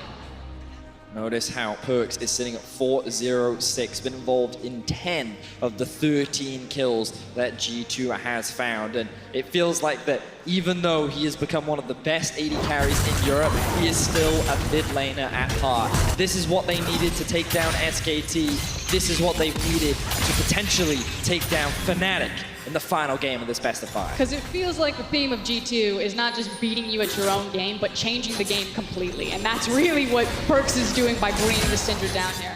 Kind of back to the bigger point of how do Fnatic play themselves out of this hole, the lane assignments. Orin has to be very careful where he's matching up because he does have that overabundance of the MR, which means anytime he's facing down Caps, it's a bad time. So Whipple's looking to push out waves and then find these windows where he can cut back towards his team and start to use that team fight utility. But when they don't find it, you see exactly what happens. G2 just hit them harder with the gold lead at this point. The thing for Fnatic is they're getting towards the point where Bwipo is, starting to upgrade items. They're getting towards 1.5, 2 items on some of their key carries. Reckless needs to get that rapid fire cannon before they can really have an impact in fights, but G2 are just so much further ahead. You've got 2 items already complete on perks. Reckless is going to have to pop the Feather Storm to dodge away from that, but then how do you get away from the perfect execution? How do you get away from Caps? How do you get away from G2 when they are unrelenting? Well, they don't need to for now because the Dragons are on Fnatic's side. It's double Cloud Spawn and Baron's not going to be up for another minute and a half. Right now, all Fnatic needs to do is put down defensive vision, clear out the jungle, and find safe farm waves. And you can see it in the top side of the minimap. Look at all these wards that they have littered in their half of the jungle. They want to remain that pathway to allow them to challenge the Baron, given that it's spawning in about a minute's time. I promise you that G2 is going to be looking to force this objective because, again, they want to snowball. They don't want to drag the game out too long because Fnatic, if they get to that late game stage, their ability to force team fights is very strong. And it's an avenue with which they can come back into the game. And right now, G2 grouping up towards this bottom lane, looking for their 5th tower of the game. Fnatic yet to get a single one. Wonder hits the shuriken, the knockback is going to land as well, but the wave is cleared too quickly here. And now Fnatic once again tries to defend. G2 back away. They realize they do not want to force this too hard. All it would take is one misstep and Fnatic would pounce. And it's also the fact that they didn't have Caps with them. He was walking up. He does have access to the TP. And they knew that Whippo was clearing up the wave, but also has his TP. So G2 not testing their luck and trying to put themselves in a disadvantageous fight. Because like Varius is saying, even though Fnatic are behind, their ability to 5v5 is still relatively strong if everything lines up for them.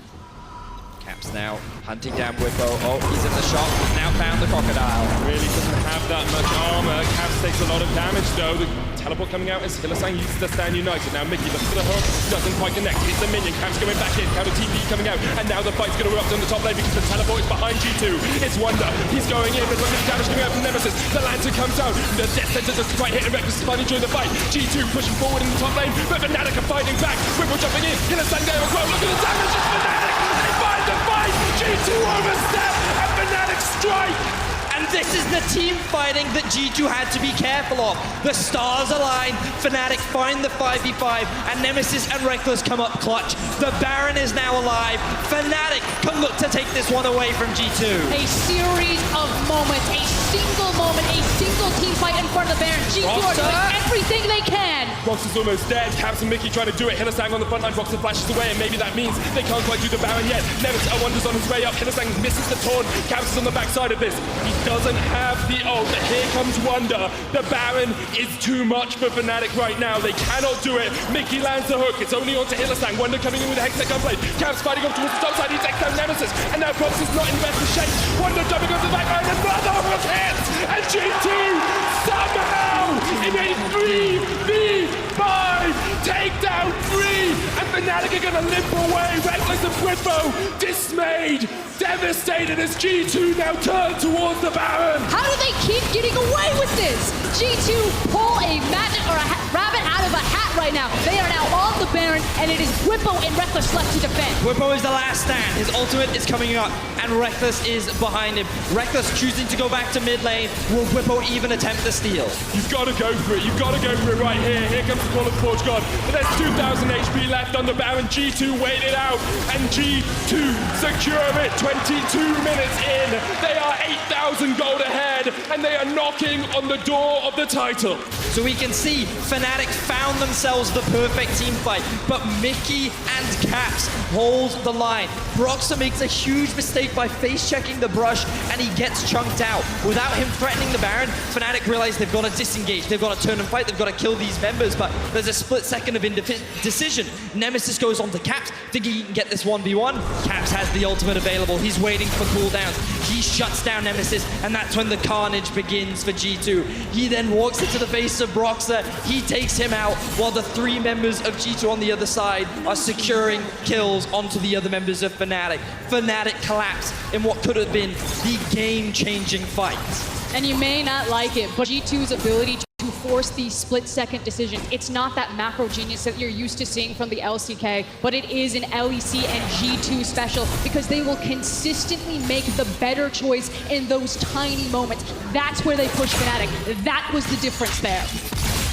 Fnatic pen back into their base. Final out of sorry. The bottom tier 2 falls, mid has fallen as well, top still remains, but inhibitor towers have to be the target here for G2. 2 minutes left on the Baron buff. Let's have a look at how strong G2 are. Spear of Sojourn, Black Cleaver complete on Caps, Ludens, Banshees on Perks, alongside a blasting wand, and now the fight starts in the top lane as Caps tries to slice and dice away, but Fnatic are looking for their fallen teammate. Caps close to dominance, but he will fall. G2 pushing in the bottom wave though, and that will be the deciding moment as Fnatic have to try and get back and defend. The Baron buff minions are doing quite a lot of work. Nemesis clears it out. He manages to keep that inhibitor tower alive. Good defense coming out from Fnatic. They recognize a small window where G2 weren't quite at the towers yet to then attack Caps. They find that kill where he has no flash available to him, and they're able to hold the line. For now, G2 do not break into the base of Fnatic. They can buy more time to come back into the game. Call of the Forge God goes a little bit wide though as Perks takes the Lantern to safety, but you can see the initial cast pops the Banshees. That could be incredibly impactful as this game progresses. Dragon goes down, it's only another cloud. It means Jankos will be able to run quicker at boats, but probably not going to be the deciding factor in this game. But you can see the wave being set up, the on-the-way pings for the top lane. The TP is coming in for Caps here, as they're now going to force this wave into the top side. 4 members, still a minute left on the Baron. They should be able to secure this objective as Wonder pushes in the mid lane. Silas has to base, which means that for now it is a 4 versus 4 stun lands. Key thing is that Nemesis doesn't have TP. He has to walk to this fight. He's going to mid lane though as Wonder is pushing that in. Whippo chunked out just a little bit. G2 unable to take the tower as of yet. Hylissang stepping forward. G2 realized that Fnatic had gone towards mid, so they reset. They go back towards top, and this should be the tower going down. Now Whippo, his ultimate not available as the tower goes for low half HP. G2 still pushing in. They've got a cannon wave here. Mickey looking for the hook, can't quite land it onto Hylissang, and G2 are still able to defend. Oh, sorry, Fnatic is still able to defend. G2 chipping away. In the end, Fnatic say, okay, we'll give up the tower, but we haven't lost too much from this Baron. Yeah, Fnatic are actually just trying to slow down the game, maybe catch out Wonder here. Wonder still has flash. He will be able to escape in the Twilight Shroud. Because the recognition is that Fnatic want to absorb as much of the Baron as possible. If they pick the wrong fight and they die, the game is over there. The series is over and they take second seed. Here they go. Now they fancy it. They're picking their fight. They're looking for their moment, but Perks once again gets onto the Lantern. Mickey has been in the right place at the right time so often this series. Fnatic playing extremely well considering the deficit that they're continuing the chase. That is an incredible battle, but the Lantern again! Once again, Mickey saves Perks' life. And this pick is coming up so clutch for Mickey. Where he fell down in the previous series, he is standing very tall in this Game 5 right now. Clutch lanterns every single time. I love the fact that Fnatic are able to hold the line against a constantly aggressive G2. Fnatic constantly looking for windows to try and get back into the game, and this was one of them in the top lane. That barrel should have resulted in a kill if it weren't for this Thresh pick being in the right place, right time, taking his carry to safety. G2 walk away with their lives. But now, what did they set up for the map right now? You have Infernal spawning in 2040. The Baron probably the next big objective in 130. So it's about the priority of the mid lane, setting up the picks. You have so much pick potential with this amount of CC, Death Sentence, as well as Scatter the Weak. I expect G2 to start moving in, denying vision, and hunting for Fnatic. But look at this. Reckless already has his upgraded Infinity Edge, the Molten Edge on him. Abyssal Mask as well on Whippo as the fight begins once again. It was Hylissang who was hooked. Ragnarok was popped by Jankos. The hook misses onto Nemesis. And Fnatic 5 members strong defending this mid lane. Here comes the engage once again from Whippo. Call of the Forge God onto the Lantern. They got him! With the Black Double Torn. They've got him! Fnatic strike. They find 2, and now G2 in a 3v5. They've done this once already this game. They're looking for the fight. Hylissang coming in from the side, doesn't land the taunt. The rest of Fnatic not quite here with the team, and G2 will retreat. They'll back away towards the bottom lane. Fantastic fight once again from Fnatic. They finally find the play that helps them crack G2 open. They now have push in mid. The Baron spawns in 27 seconds. And they've been able to stall out this game long enough. We talked about the items. You look across Fnatic, they have all of the items that they need. They're feeling much more confident. They know that when these windows present themselves, that they can punish G2 being too far forward, that they're going to immediately pull the trigger. This game will come down to execution entirely. Who gets the first punch? Who finds the right target? The fight from Fnatic was great. They found the picks that they wanted, but they didn't get a huge amount from it. The Baron, not yet spawned, has just come up, but now Perks and Mickey are left alive. G2 backed away. You didn't see them lose any more players after the initial engage. So now actually G2 still have that river control. They still have this control ward in the pit, and Fnatic need a couple more of those. They're 7,000 gold behind. Yes, they're scaling, but all it takes is one fight, one catch from Jankos, one catch from Mickey to turn this game in G2's favor. I mean, I frankly think the same thing can be said for both sides. This is a single team fight, a single mistake that will blow everything open. Ripper fighting against Wonder here. Nemesis coming in from the side as well. The call of the Forge God comes out, doesn't connect. Wonder able to dodge away with perfect execution. The rest of G2 are up towards the top side of the map. That's actually massive. Using that ultimate right before the Infernal spawns. Finally, a decent Drake is going to be on the board in 30 seconds, and we're also playing for the Baron. Ragnarok in there by Jankos, trying to force Broxer away. Perks coming in from the side as well, and look at the damage from the Syndra with the Void Star shredding through Broxer's health bar. And now Fnatic need to defend this top lane. Protobout used by Nemesis to push it back. Perks gets another Lantern. And he will escape in that top side of the map. What this series of plays has done is it has allowed G2 to gain control over the top side of the jungle. This is going to make it a lot harder for Fnatic to be able to contest the Baron along with this Infernal Drake. So even though Fnatic have been finding these successful fights, G2 still maintains strong control over the whole map. With those spider senses were tingling as he finds Jankos in the pit by himself. The Stand United coming out. There's no fight on the top side. It's only having him involved. And Bricko steals away the Infernal Dragon. Next up, we'll see if Jankos falls as he gets out of the GA. You can see the fight continuing as Jankos flashes away. Now Whipple going in, the teleport coming out as well, and Hitterstank dodges across the wall. TP in by Fnatic who runs this one here with his free. Whipple takes down Jankos, and look at that, Nemesis is falling at the start of the fight. It's all on Reckless. He's the only damage source left for Fnatic. The G2 stun him up. They lock him down. He goes into the Feather Storm. Whipple trying to do what he can on the front line of this, but he will fall as well. 3 for 1 in favor of G2. And they don't have Jankos, so it might not mean the turn towards the Baron, especially with Broxer there, but they do have a massive numbers advantage. G2 marching down mid. Fnatic picked the wrong fight. They spent too much time trying to kill Jankos, allowing G2 to get this collapse, which means that the engage from Whipper wasn't there. Nemesis TP'd into an unfavorable fight, and all G2 are going to do is break into the base and secure their first inhibitor of the game. They're going to devastate the base of Fnatic here. They'll take one inhib in mid, they'll take the inhib tower in the top and the bottom lane as well. Fnatic respawning, but the defense just got that much harder. Yeah, and now the Baron setup gets that much easier for G2. You now have the super minions in the mid wave to work around, again, all of that pick potential. As we take another look at this one, it almost looks like disaster to start off for G2. The fact that Haley comes in with Flippo, that they're able to force the GA off of Jankos, but he stalls out long enough, and G2 get there in time. And again, look at the setup on the map. You don't have time for the TP. Just going to come for the top lane farm. I respect it, observers. I respect it. They were scared. What was important to note there was how much quicker G2 could collapse on the fight. By the time Reckless joined, the damage had already been done. Thank you, observers, for bringing it back into this one. So we see the initial play. The Infernal goes over in favor of Fnatic. They stick around to try and get this kill. Then the collapse comes out from the rest of the G2 members. And you can see how this is actually a 3 versus 5 or a 2 versus 5 as Nemesis teleports into the face of 4 members of G2. Reckless and Broxer cannot do anything. And this is not the kind of fight that they want to be going for. Not a great fight from Fnatic as G2 once again come out on top, but what a difference this game is from Game 5 of last week. A 19-minute win for G2 here. Fnatic continue to fight, continue to challenge G2 at every opportunity. Let's quickly look at the minimap. You can see bot lane in pushing in favor of the side of G2. Wait, the hook does land. Hook lands onto Hitterstank. Forge God comes out. They're looking for Perks to catch him out. Hitterstank has the flash, has the taunt, but another great hook from Mickey will stop him in his tracks. But now the ulti is gone from Whipper. One of the primary engage tools for Fnatic is unavailable, and G2 are slowly chipping away at Fnatic. They still have plenty of health, but G2 have control over the map. Yeah, they've got the map control in the bot, and now marching up into the mid lane. Fnatic are forced off without Call of the Forge Guard. They can't approach this. Fnatic needs to get back and defend because now their second inhibitor is the target of G2's gaze. Perks going forward, Nemesis tries to get onto him, but he's dead!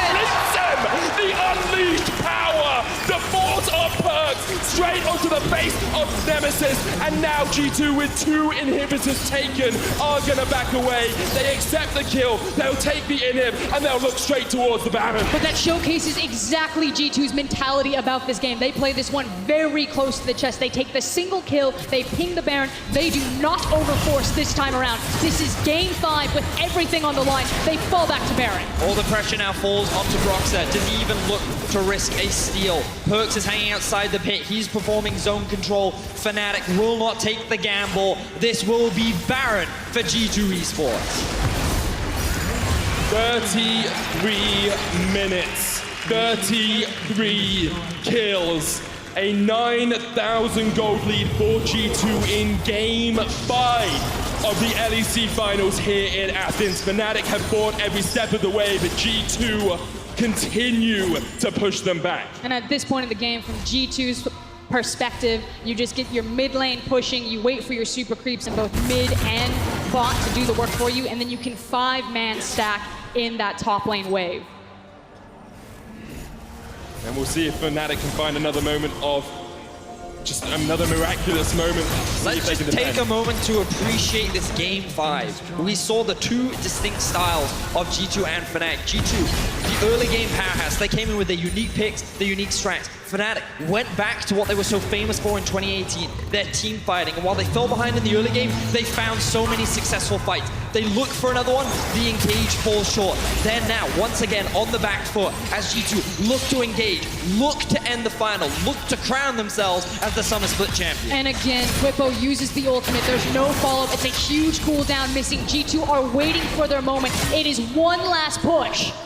Nemesis chunked out by Wonder down towards the bottom side of the fight, but G2 just care about this inhibitor tower. Wonder pushing in the wave, the super minions on their way. You can see the stun lands in the sand, the unleashed power from Perks, but Broxer goes in. Perks goes golden right at the right moment, and now Captain's jumping on the backline. Nemesis is down. It's all on Reckless. The G2 have found the fight. They found the kills. They have found their moment. Fnatic are unable to defend, and G2 with 5 players are going to look to close out this game. Here comes the teleports. Yeah, Caps is looking to base. The TP is coming in. They're looking to take everything away from the base of Fnatic. They still have the Baron buff. Fnatic did what they could to hold the line, but this is going to be it. Wonder stunned up, but he is able to survive, and now the Nexus Tower is the target for G2. Fnatic needs something miraculous. They need something from the Forge God himself, but they cannot find it. G2 are pushing in. G2 are taking the Nexus Towers. Reckless gets the stand united. Yanko's almost full, but he's going to go into the GA, and now Caps is focusing the Nexus down towards the bottom side. Hillesang's trying to fight as much as he can, but the Nexus is the target, and G2, they take it. They prove with the whole world watching, they are the best team in the world, and G2 are your champions.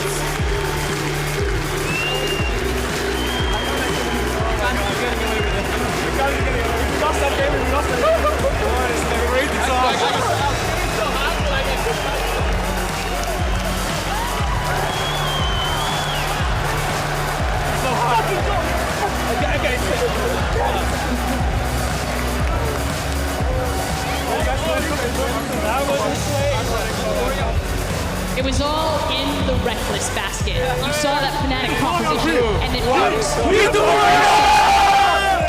by changing the game, by breaking the meta, he is now the most decorated European player of all time. Your villain becomes your champion. He brought you MSI. He now looks to bring you Worlds as the #1 seed. You can see the heartbreak on Reckless's face. Once again, he was 1 game away from taking down G2. 1 game away from becoming LEC champion once again. But in the final game, Fnatic could not pull through. They could not manage it. They fought damn hard. They made G2 work for it. Those team fights were spectacular. And they did what they could to hold the line, but it was not enough.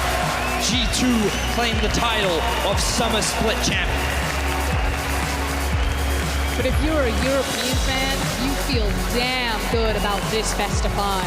Like you said, Fnatic gave it their all. They pushed G2 to their limits, and that's now twice that on the brink of Game 5, G2 showed that they will bend, but they will not break. And you can see how much it means to Groxa, to all of Fnatic.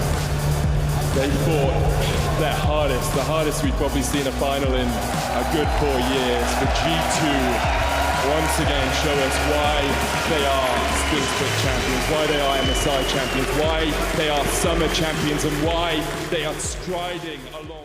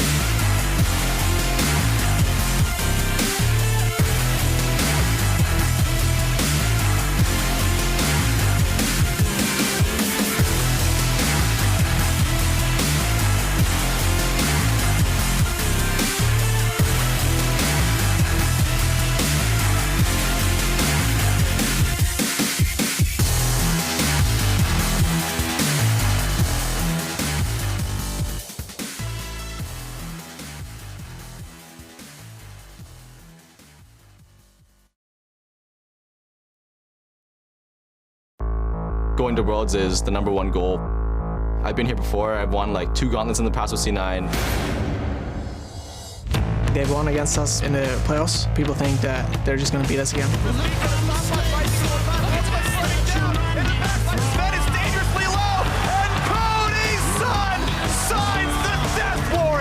But the TSM that we're going to see is not going to be the same. I think we will crush them.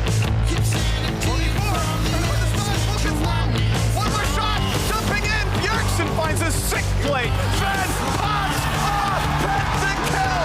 Redemption. We had to come back from a very rough start of the season. This is going to be a hell of a story if we do this. This is our moment. We got 1 more day left. We handily beat FLICKR. We beat CLG, who beat us before. Honestly, I think we want it way more. This is the most insane Cinderella run of all time.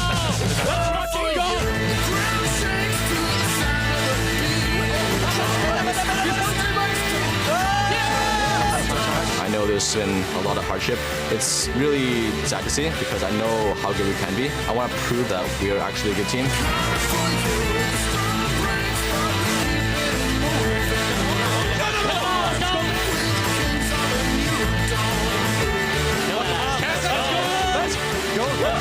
I have a feeling we're going to see TSM jerseys, but we're going to hear clutch chants.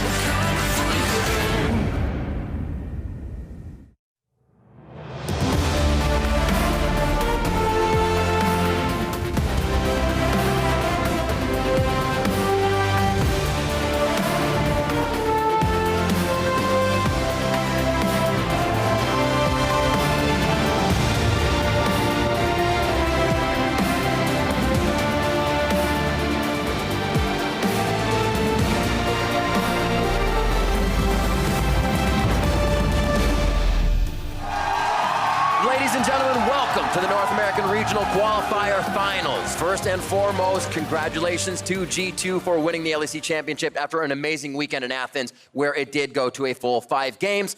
And now turning to NA, they say more syllables makes the match, so we are the Hydra, known as Rivington, Bruce Business III, Isaac Azale, Cummings Bentley, and Sam, Kobe, Hartman, Kensler. Let's for this match. We are going to get a first new team through the gauntlet that is not Cloud9. This is the first time this longest named trio is cast. No, that's not true. But we are about to get into game. We're going to have a good one here. Smiles on the faces of the players. And we're having a great time up here on stage because we're hoping to get A5 games as well. Has TSM come back ready to be tested and ready to test Clutch Gaming themselves? That is the question on everyone's minds. TSM has had a month to prepare here, practicing for their revenge against Clutch Gaming. Meanwhile, Clutch coming hot off that win over CLG, getting some revenge of their own. Yeah, and that practice time is that much more important because they had a new player going into playoffs. Spica had just joined the roster. He was not with them throughout the rest of summer. So, you know, that time, we want to see what is the new look for TSM. Have they been able to fix some of their issues? Have they really gelled with their new jungler? And off of the bat, we were theorizing a lot of bans coming into this because Clutch have played so many games. And what I had settled on are these bans. So I agree with it so far because Rumble and Gangplank have been the 2 hardest Huni carry champions. And Skarner has been Lyra's by far most played and by far most successful jungler. So they're taking those out right off the bat. Yeah, it makes a lot of sense. Kiana, we did see it even falling through picks and bans a couple times against CLG. So no reason to actually start right off the bat with those bans. I'm going to be interested to see if Trundle actually starts to pop back up, if we're going to see Skarner banned out a lot. We have been seeing Sejuani quite often, but people are picking Trundle less as they feel like they're prioritizing having more early game power. And what I'm seeing right now, Sylas is up. A great pick into Sejuani. It could be a Sylas jungle for Lyra. He's a really good Sylas player. Him along with Meteos, I think, have been some of the 2 best Sylas jungles in the league, and it looks like we might be in store for just that.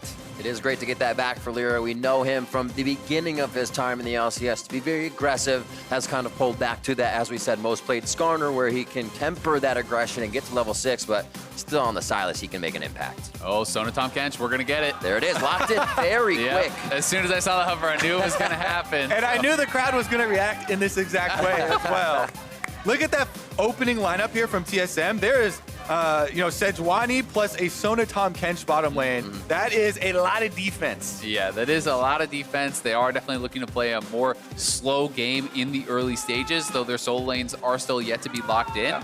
But Zyricon is one of those bottom lane duos which, if played well, can actually sometimes punish and go fairly aggressive on this because the Devour cooldown for Tahm Kench is so long in the early levels. We did actually see this, played by Biofrost and 6A, and they did get 2v2 killed. To me, Zyricon is my best and favorite bottom lane in the entire game right now, currently. So I think Clutch pretty happy with actually being able to get both parts of that, even after spending one of the important early round picks on the Sylas, because they didn't want to let that one go through to a solo lane from TSM. Here comes some top lane bans, though. Huni has been playing a lot better, I think, for Clutch Gaming overall, and so they continue to focus him with these bans. Aurelia now taken off the table. He did have that one exceptional game versus CLG. Question is, do they ban out the Gnar as well, right? Do they really all in on kind of these picks that Huni has been showing in these last couple of days? Because two of his big picks in that first round of bans, we did see the Aurelia a lot yesterday. The day before against FlyQuest, Gnar was kind of the prioritized one there for Huni. He does certainly have a deep pool, but being that Clutch is on red side, I think you really do want to limit the power of Huni in this 1v1 matchup. See who gets that last pick as well. This will tell us where they want that priority to be for Clutch Gaming. Does it actually go to mid, or does it go to the top? Who feels comfortable getting that blind pick? I mean, they could just blind pick Gnar here if they want to save it for Demonte. Go a route like that. We do also see that Azir is actually still available and has made it this far down. So if they want to try to match a bit more scaling with scaling here, they could be willing to go to that Azir, but it would put Bjergsen in the position where he could have counter picks. I like them looking more proactive on the side of Clutch. Now, Nico is something that Huni used earlier in the season for our top lane Nico. They can also have it in the mid lane for Demonte. Nico is definitely a champion that can get outscaled by other mages from the mid lane, but it brings so much of what Clutch needs for team fights. We think of this team, big area of effect, ultimates for team fights. Nico has snares and can bring that as well. Meanwhile, we're gonna have some possible split push there for TSM. Yeah, I do think you can also just go AP Nico top, go the kind of super soaker slowed up build, and you can actually match Jace quite well. So I do think that would be a fine matchup for Huni if they want to put that up there. Azir still available, as mentioned earlier. That is going to be the lock in here, so we'll see where exactly Demonte wants to take us, or if they are going to flex this Nico over to the mid lane. Something along the lines of LeBlanc, that is still available if they want to go for something a bit more aggressive. Chain to try to set up that Sylas is an option. I think that's the key word. Clutch need to play aggressive in this match. Oh, we're gonna get, baby! The Pantheon is coming out. Currently going to be in the hands of Huni. I think that should go to the Jace. Yeah, this is really interesting. If it is actually going to be top or mid, Doenby, is known for his Pantheon mid. I would be very excited to see that go mid. I do think Pantheon is a tough matchup in Jace in the early levels, but you would have to call your jungler up there and look to play 2v2. Yeah, I think he combos super well with Sylas, being able to get that stun. Both teams locked in. The compositions look amazing. TSM always looking for that fight comp, and we'll have to see what Clutch can come up with here.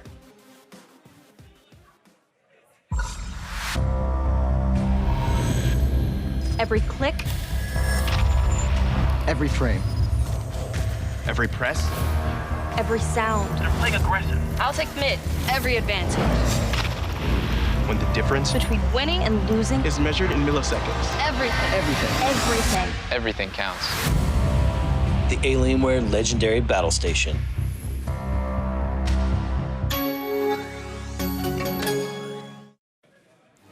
And welcome back to TSM versus Clutch. Everything counts here. Does TSM get this second chance? Last year was the first that they missed Worlds. Now they have a hunger to make it back.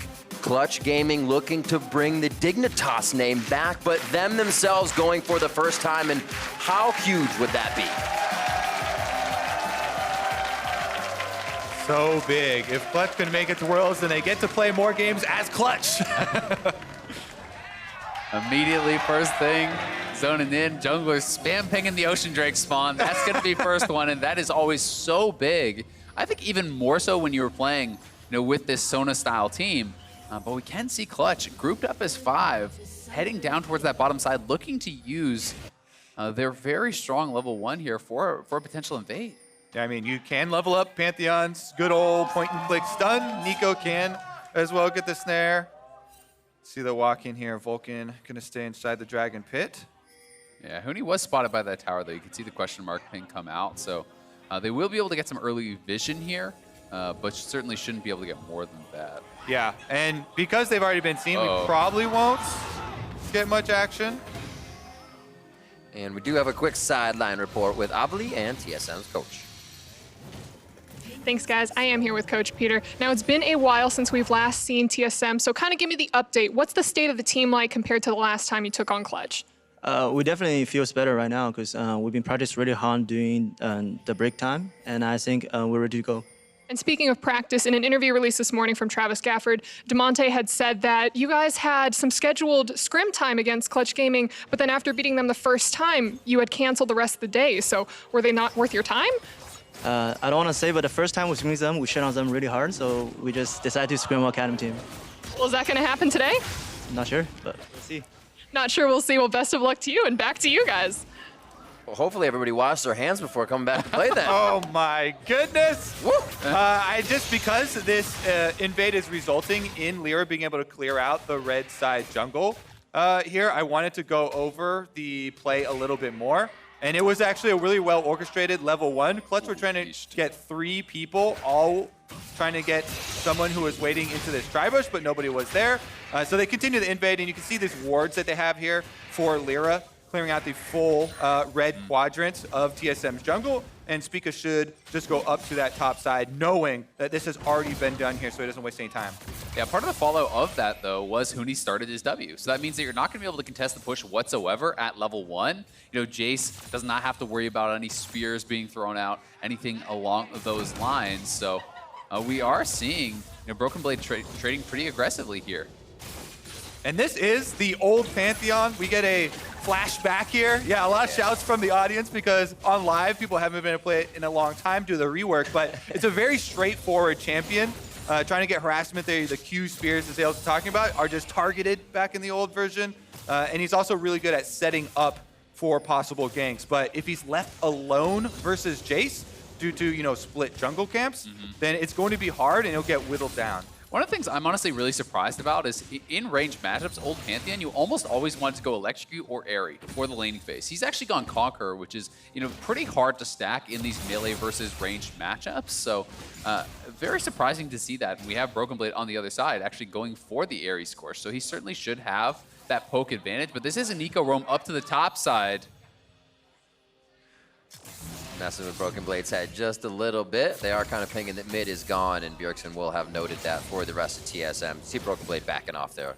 Yeah, that was good communication from Bjergsen saying that he is going for a recall here, whereas Demonte goes for the roam, possible play up top side. Again, the Pantheon point-and-click setup is great for either the jungler or the mid lane roaming up there, so it's going to be a point that TSM have to watch out for, because if Pantheon can get some kills rolling, he's so good at ganking the other lanes. Huni does have teleport, and Pantheon's ultimate used on bottom lane, even if it is a Tahm Kench, you get this big AoE, and you can just kill the Tahm Kench even if he devours the Sona.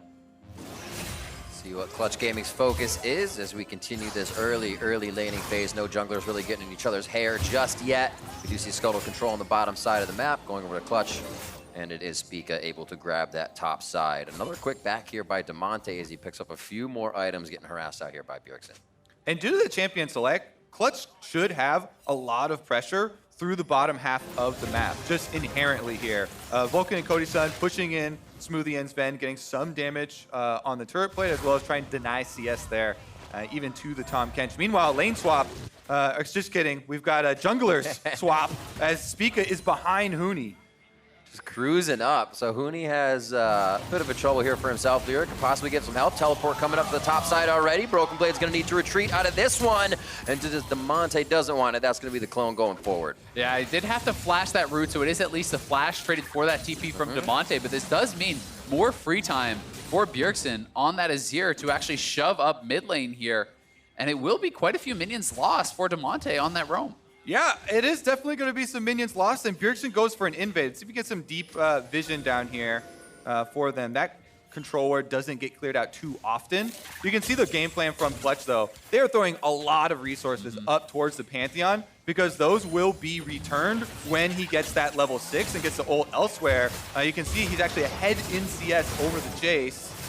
And I still did like the TP because that actually saves Huni from dying, right? He is probably doomed in that situation. So yes, the TP doesn't really pay off massively, but now Jace has no flash. So you can even look to try to set up a play up there with a flash stun into Sylas flash follow-up. He can even help out with the Dragon here. The Ocean Drake you talked about, Azael, they're pinging it early on in the game. 6 minutes in, they've got everybody down here, and Huni can actually ult back to lane. Doesn't have to use it to gank for the team. That is going to be a lot of sustain, and that goes so far versus harassment lanes like Jace. Yeah, it really does. When you are playing one of those early game bully-style champions such as Jace, there is a lot of onus on you to get an advantage and to keep this person down. That being said, Pantheon fairly early game focus here as well, but there is the farm drop. Boom. Oh, gets everything but the cannon. He's got a T-net there too. Yep. Just the way it happens for us. Now we know it's real, right? So we see that playing into as well something that Clutch loves in 3.5 minutes, and that's Rift Herald. They can go to objective now with Ocean. They'll feel even more comfortable as they get themselves to that. Yeah, this is definitely interesting. I'm going to be curious to see where Huni actually takes us with this build. Going for the Conqueror, going for Tiamat now as well. Feels like he wants to be able to push out the waves and then roam very heavily. And if you are going to be battling it out 2v2 and whatnot against people like the Sejuani, that's where Conqueror is going to become probably a lot more effective. Yeah, and he uses that Tiamat to push the wave and then invade the enemy jungle. He's being so active on this Pantheon already in the game, getting a lot done across the map for Clutch Gaming. He's got no flash. Yeah, no flash on Jace. Huni has his, though, so he can flash stun. A little too quiet on the home front for Broken Blade. He doesn't want to step up too much. Nice grand entrance onto Smoothie. They should be able to walk out of this one. Always a war of attrition to keep that health going down on the sustain lane of Sona Tom Kench. You can see Clutch getting pushed back off of what they thought was their aggression. Certainly not the best trade there from them. We've been seeing TSM actually handle these trades very, very well. Not panicking using Devour, not panicking using any important cooldowns too early on. But TSM now has that push on that bottom side, and we're looking to threaten an invade here, but it's not going to happen. And Lyra and Demonte, now roaming down to this bottom side, will be able to claim that blue. Yeah. Executioners for Cody Sun to start off. A possible dive, but it doesn't look like they're going to get in from the side of Clutch Gaming to come around and counter that. They can see him on that deep ward that Bjergsen actually placed in the jungle too, roaming over. That's why he didn't step up any further. Early Executioners, as you're talking about, go so far against Sona lanes. Meanwhile, it is also going to be a jungle gank. Slowing it down. Balkan's not really getting much follow-up on that hit, going in a little too early as the communication was actually to take out a ward for Lyra. And he gets down to 200 HP. Things are a little touch and go on the bot side. Now into mid. Empress Divide. Demonte back, but that's just a clone as he's safe, but still taking a hell of a lot of follow-up from the soldiers. And Spica is still there with his ultimate, so Lyra going to help to just actually push this out. We'll see if TSM wants to still commit to it without that ultimate. They're going in now. Over the wall, Lyra's hit. Abyssal Voyage up from the bottom lane. This is going to be TSM trying to make a move. And again, Demonte fakes out with the clone. Disrupts everything that's trying to be happening in mid lane. So they do get Lyra's flash with that Abyssal Voyage, but this is going to be money in the pockets of Cody Sun here for Clutch Gaming. That's exactly what they want. A turret plate going down to the duo on the bottom side.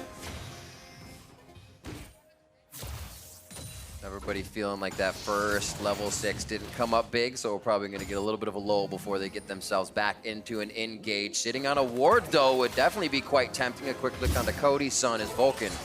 The follow-up target, he would get a quick exit battle dance out of that fight. So no real kills just coming in yet. Nobody can get that first core item to make it happen either. If we are going to see one, it could come from the Sylas combination now, because Pantheon does have ultimate available again for Huni. And when Pantheon has flash, again, the flash point and click stun is so big. Lyra now with the Sylas has completed the jungle item. Runic Echoes is a huge amount of burst damage for jungle Sylas. So there is definitely plenty of damage there.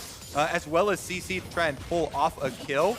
It's just up to Clutch to try and get into position. TSM have very good defensive warding thus far, so they've been able to avoid it. And this is the way they're going to force it. 10-minute Rift Herald. This is the classic Clutch play. They're going to it once again. They're actually going to expend the Cody Sun teleport, so they will just go topside, take this rift, and then complete the lane swap up towards that top tower where they can really look to punish this. But TSM is in the area and they are ready. Huni can also get a Grand Skyfall in. Cody Sun's on the top of this fight. Grand Skyfall's going to pinch TSM out, trying to cordon them off here. Good stun onto Vulcan and Lyra as there's really no follow-up just yet. They're going to be taken down smoothly to start this one off. And TSM looks if they can get a counter, but it doesn't look like it. Clutch will still try Rift Herald. I think that was a real error in strategy from TSM. They're sticking around though, see if part 2 works out. Just on the other side, Demonte's ready to get in. Remember, Pop Blossom is up. If he can get into that choke point, it's going to be big, but TSM has a lot of movement with Sven, a lot of sustain in that position of the jungle, but Clutch still wants Rift. I mean, TSM has got to be careful. Demonte still has his flash and his ultimate here, and they are kind of playing with fire, it feels like. That's going to be one down. Lyra goes down. Who's going to be getting the Rift Herald now? And it is going to Broken Blade. 40 seconds to pick it up for TSM, and they're going to start trying to take down Demonte. Chase him down to the Raptor Pit as Cody Sun has to Feather Storm out of this one. And TSM come up huge. And the war of attrition, Sona wins. And did you see that snipe from Broken Blade? He finds the Shock Blast onto the low health Lyra that's still taking the Rift Herald, finds the kill on the jungler, and then they run over the team fight. I did not think that was going to work out due to Here it is again. Ocean Drake that they had already picked up, but they just stay at it. Here is the part 1 where they're able to pick up the first run out. Smoothie does get stunned up by the Pantheon into the Sejuani stolen ultimate there from Lyra. So that's the first kill. You think they've got it in the bag, but Lyra got so low. Look at this snipe from Broken Blade on the outside. There's a control ward in that brush, by the way. Yeah, and we have Spica coming back, lands a good ultimate there onto Huni, and it just became, Clutch kind of trying to play this long fight out against the Sona, who's gonna just continually sustain up the poke, wearing them down, and this Rift Herald was also doing damage non-stop.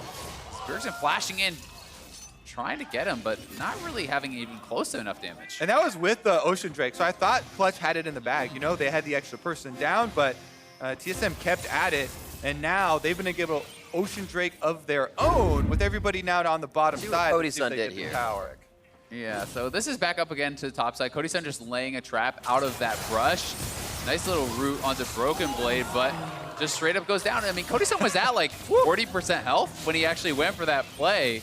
So certainly underestimating the amount of damage that Jace will do in the early game. Yeah, he activated the trap card and then he destroyed it right there as Broken Blade had the answer. Rift Herald used on the bottom side. TSM now pushing ahead full steam. Beautifully done. First turret is going to be there on the bot side as they can now start to spread out around the map. Speak is already trying to get his hands in the cookie jar a little bit more with blue buff. They can see TSM with the wards here. Rift Herald still got him deterred on that bot side. And a great yank out here as they walk away with the blue buff. They're able to deliver that over to TSM.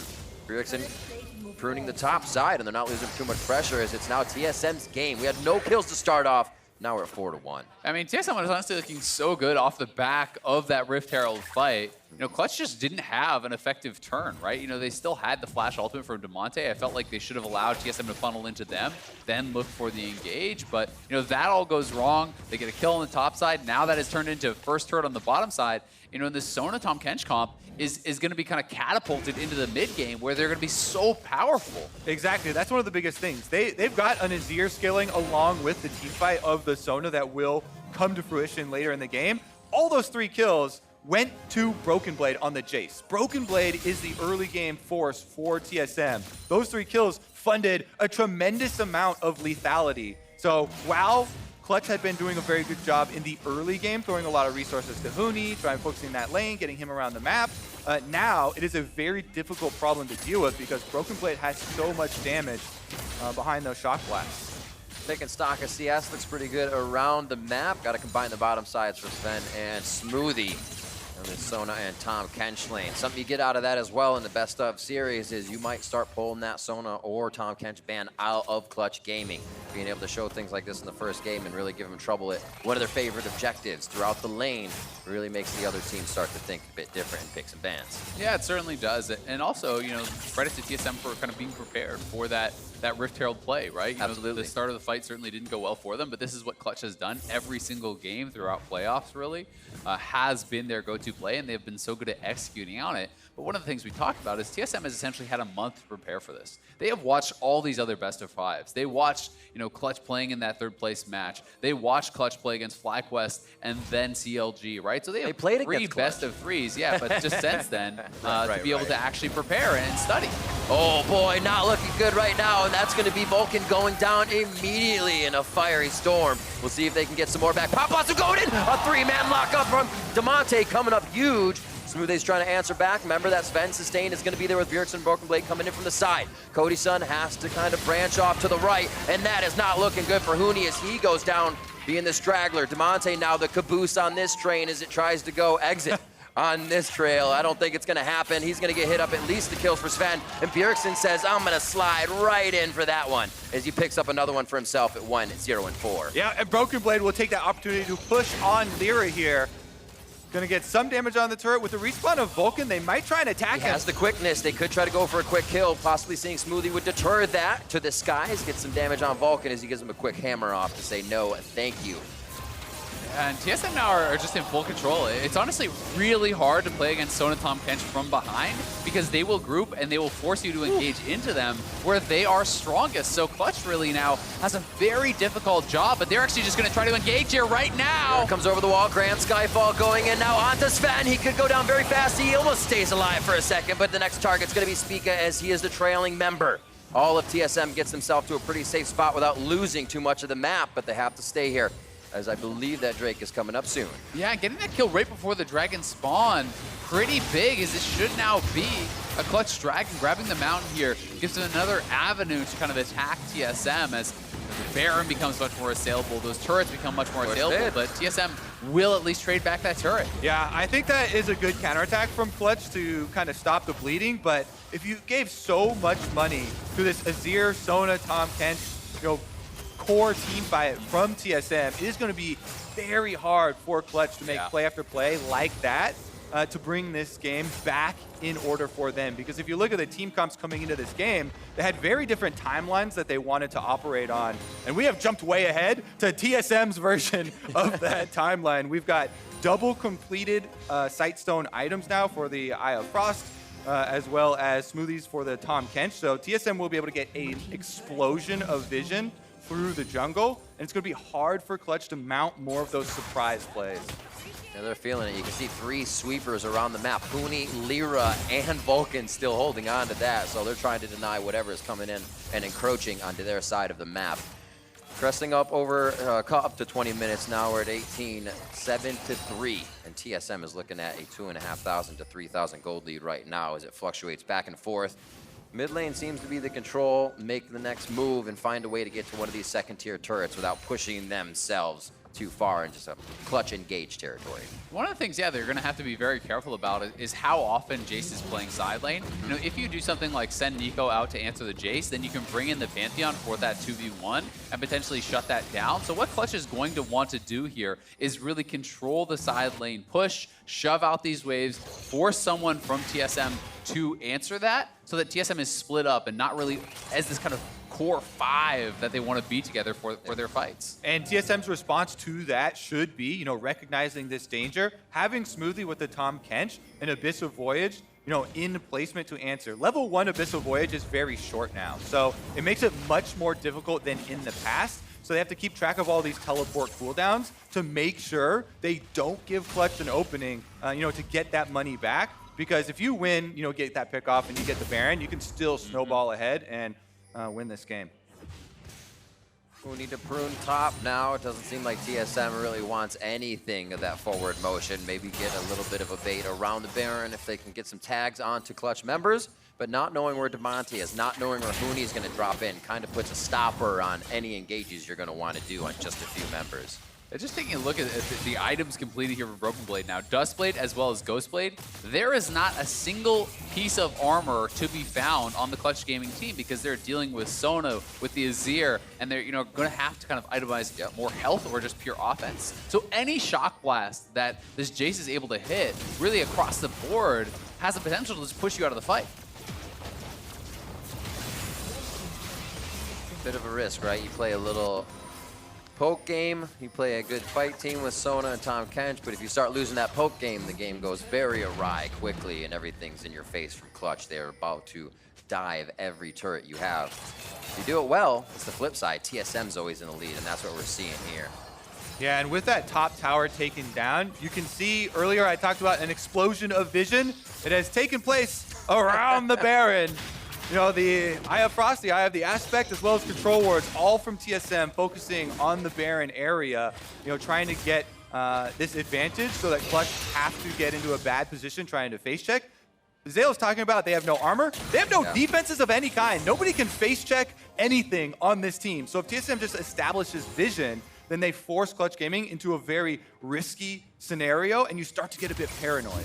Yeah, and that's one of, I think, the most overlooked kind of points of power of the Sona Tom Kench style of team comps is that you have the double sight stone, and when you're looking at a comp like Clutch, and we're talking about, okay, well, how do you get back in? It's picks, right? Picks are so much more difficult when you're being tracked on all these wards. You know, more sweepers are coming through. We can see, you know, 3 sweepers already grabbed up here by Clutch because they know they have to be able to combat all this vision. And Huni is in a spot here where he could look for an engage with the ultimate, but they have to wait for Cody-san for sure. And Damonte as well could get a flank on Nico. That's one of the big things about Nico. She can fall off really hard, but right now has flash, could get a big flash ultimate. Things go down though, they got vision. Damonte's got to run for it. The mission impossible. He's going to figure it out here.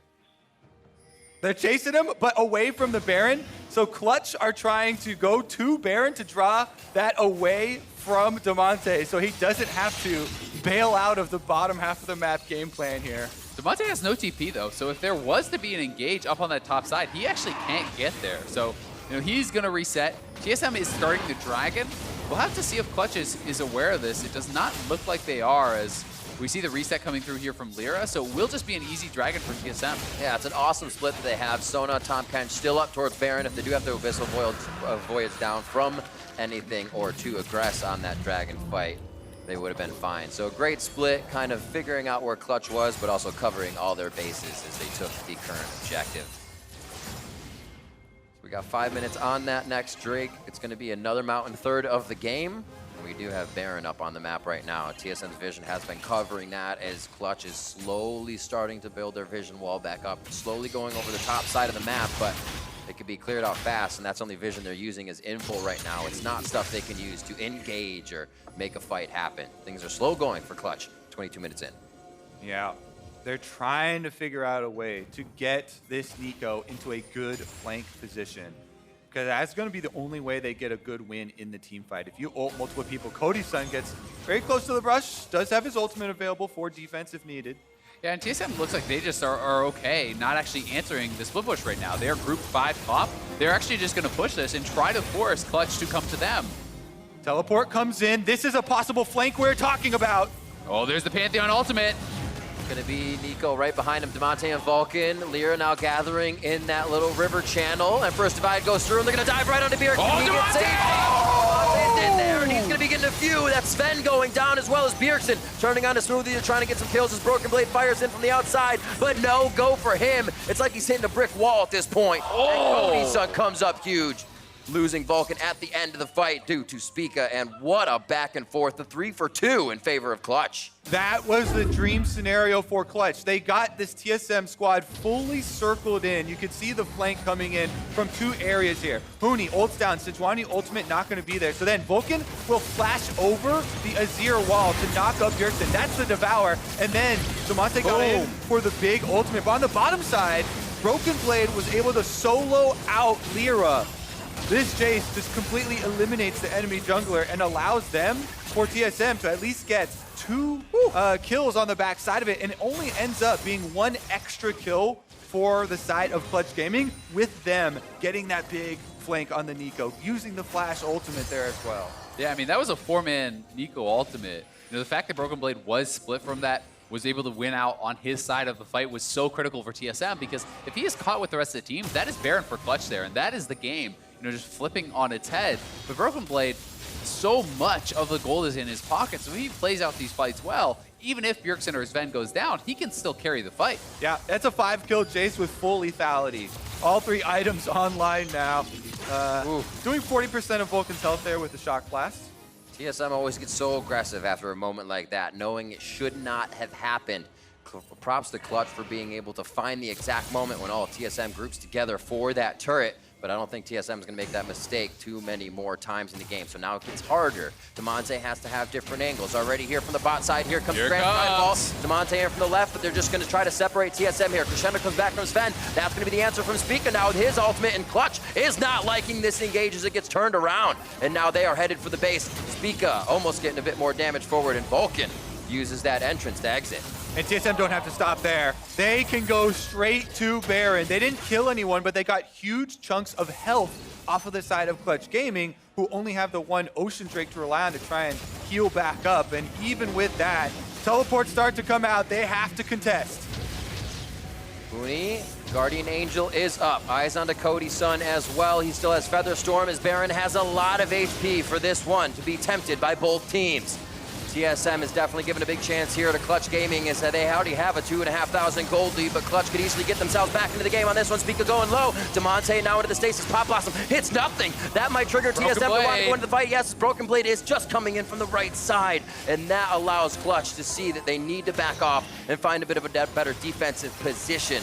What a back and forth. Yeah, they do stop them from the Baron, though, and they should be able to take this mid lane turret. Demonte with the 4-man root! That's going to be huge. He throws the clone in. The rest of the team comes in. Vulcan with the entrance, and he dies on the exit. Bjergsen's going to go down as Demonte and Lyra put the damage in. Smoothie's the last one trying to be a meat wall for the team as Broken Blade, again, is always trying to pick apart Clutch. Never coming from the same direction as his team, and always making Clutch think twice in these fights. TSM never stopping and pushing forward, but neither is Clutch, and I expect him to turn here again. Yeah, we're still going. They got Soda sustained. So TSM back out, clearing the minion waves, and with the extra poke from Jace, they got the Guardian Angel off of Huni. Still sitting around. Cody Sun in the brush. Cody Sun right in the face of Spica. He's going to say, let's go. One goes in. That's Demonte's clone, and they use a bit on it. And now TSM may not have enough to fight. They stay, but at what cost? Here comes Huni back into the fight, dropping with the Grand Skyfall, and it might be enough time to call it quits. It's Sven still up at 100% HP. That was quite the marathon there, Riv. We had a lot of Soda sustain and then 2 separate brush camps from Clutch Gaming to get 2 separate picks for themselves to finally get another edge in this fight. And we're going to return back to the same area of the map, my friends, because the Baron was not taken and the wards still need to be placed. And Cody-san, so much confidence to just... He's the one camping the bush solo, waiting for that Sejuani to come in. They're able to turn it around on TSM, and a good string of plays here for Clutch as they really have been able to kind of close the gap in this game. This gold lead has been getting slightly smaller for TSM, and as time is going on, you know, Cody-san closing in on his IE, that would be his 4th completed item, and he is going to become very threatening. And that last 5 minutes of fighting was allowing Demonte's flash cooldown to come up. Meanwhile, everyone else in the game was using their flashes for that. So this is going to be the big difference. If you look at the next team fight, if they are timing the flashes correctly, Clutch will know that it is Demonte's time to shine. This is the possibility there, trying to get in for the big team-wide Nico ultimate. But if TSM can deny that, they will be able to win the war of attrition.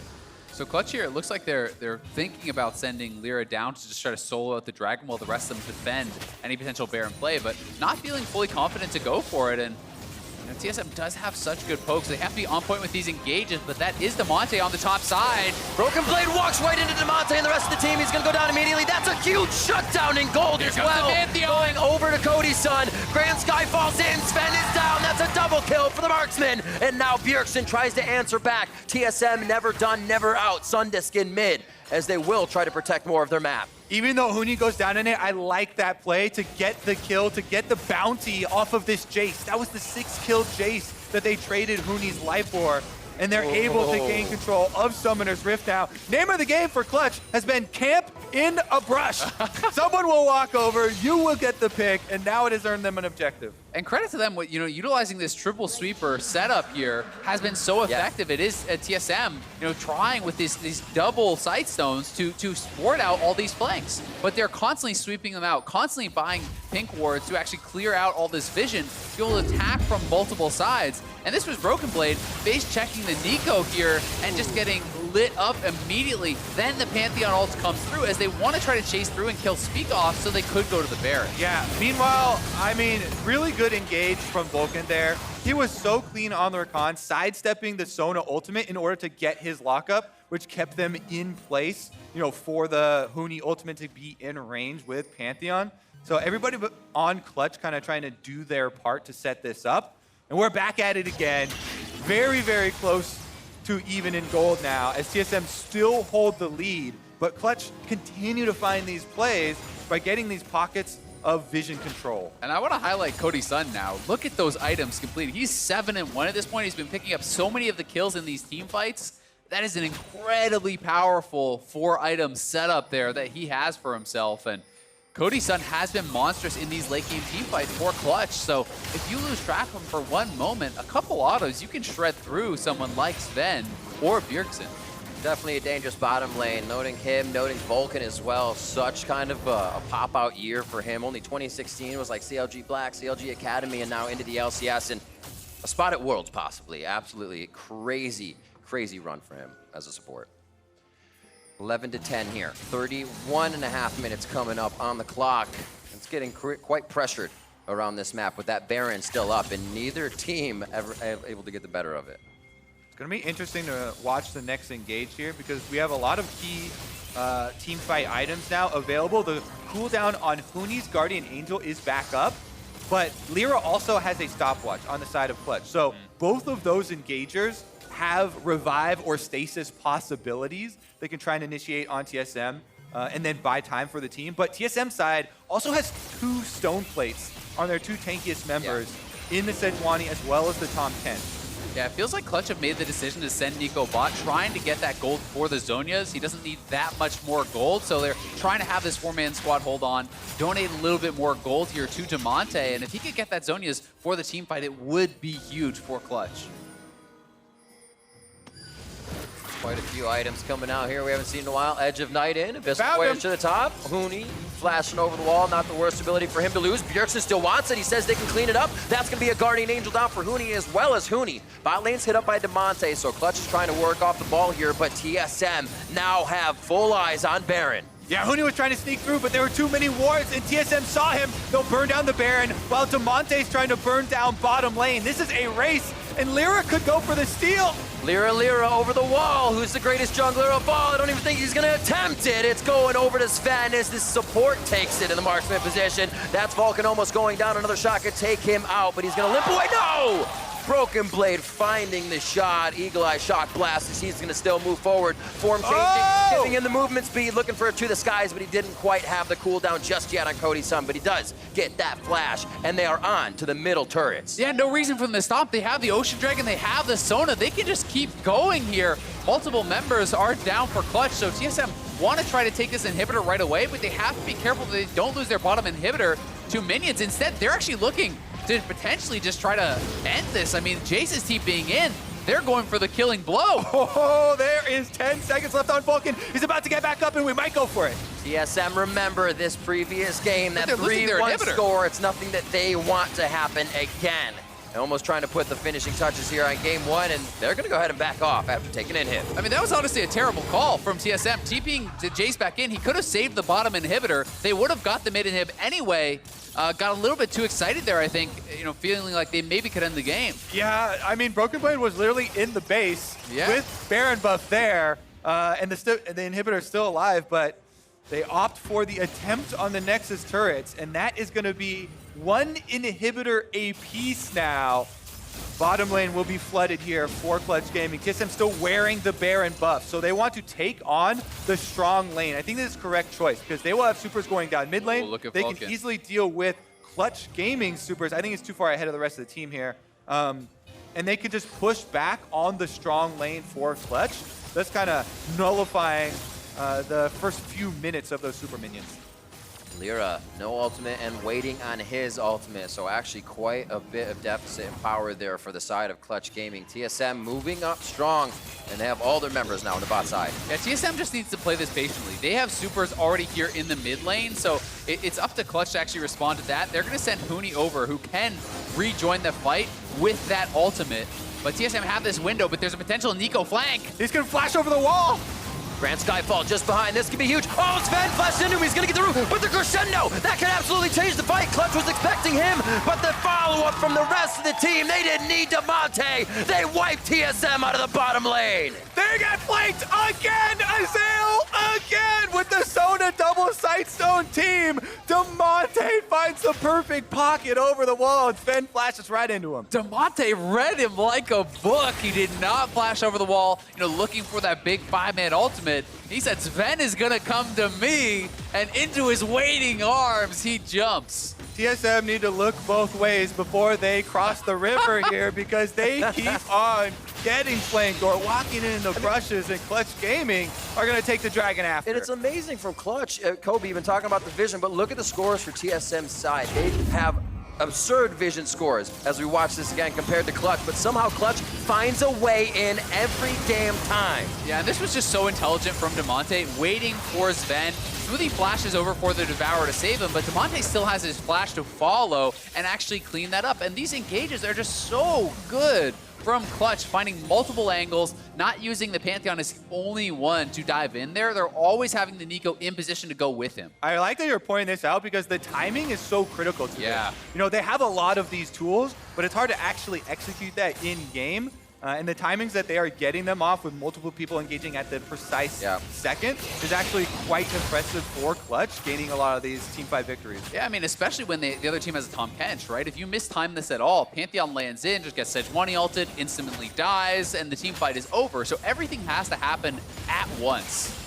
I love it. Clutch Gaming, aka Chaos Gaming. Hard to fight against this team. You see the Grand Skyfall coming, and honestly, you're wondering where Demonte is. You know where that Pantheon is going. These guys have made it happen now. 36 minutes in as we hit 37 minutes. Yeah, a big problem for TSM is that while they do have a big scaling threat in Bjergsen, this Azir is going to be a monster later. He's already approaching the third item completion here. They haven't been able to create space for him to auto-attack. Because Clutch are getting these flanks, because they're attacking from multiple directions, Bjergsen has no ground to stand on and get that DPS off. Grand Skyfall comes up. Demonte's just on the left there. He's going to be able to get himself into this fight. Glacial Prison misses from Spica. They quickly take down Vulcan, though. That's the support for Clutch Gaming as now TSM tries to turn the damage back onto Clutch. Bjergsen's in a good spot, but he can't get the soldiers down into the right position. And that's Cody-san getting backed out of this fight. TSM did find the members they needed. Not as many kills, maybe, but they have pushed away Clutch Gaming. And it is a forced Cody's son that goes down from Smoothie's Abyssal Voyage. TSM are looking for the base. Yep, that is going to be game number 1. This time around, Bjergsen dodges the Sejuani ultimate that was stolen by Lyra, and they absolutely melt Clutch. Game 1 in the regional qualifier finals going to TSM as they want revenge over Clutch Gaming. They have that middle inhib down, and one perfect fight is all it took for TSM to close it out there. Absorb that engage from Clutch so damn well, and this time, it was not Clutch coming from multiple angles. TSM read the play, retreated down to the bottom side of the map, and this forced Clutch to run straight at them. TSM did not get fragmented, absorbed that fight perfectly, and when you don't get that perfect engage, it all gets turned around on you. Precisely why we were highlighting the vision control, setting these up, the multiple angles, and giving applause to Clutch for, finding them fight after fight. But when you do not, that is what it looks like. And TSM will start it out with the victory. And an awesome back and forth. We do see TSM reacting to these set times that Clutch puts in the game. Things aren't just kind of a second reaction, and it does seem like both teams are going to give us a great series after this number 1. For more on how that game 1 played out, let's send it over to the State Farm Analyst Desk. Thank you very much, gentlemen. I'd like to welcome Meteos to the desk today to help us break down this gauntlet finals that will determine the third seed to World for the North American region. I want to backtrack before we talk about this result here where TSM gets the victory over Clutch to put the series to 1-0. To first ask you for your predictions that would have come at the top of the day. So normally this would have been done during countdown in order to get straight into games. We're skipping it over. No one corrected after game one. These predictions are preserving what they would have predicted before that first game was played. So down the line, you can see Clutch, TSM. But Meteos, I'm coming to you first. What was your reasoning behind Clutch, and what was the series score you're expecting? Well, I said Clutch because they've looked very good so far in the gauntlet. You know, their series have been pretty one-sided. You know, maybe they drop a game here and there, but it looks like they're playing very decisively. And I think for TSM, their late season roster swap, bringing in Spica, who's, you know, still pretty fresh, I think is going to make it hard for them. So I said 3-1 Clutch.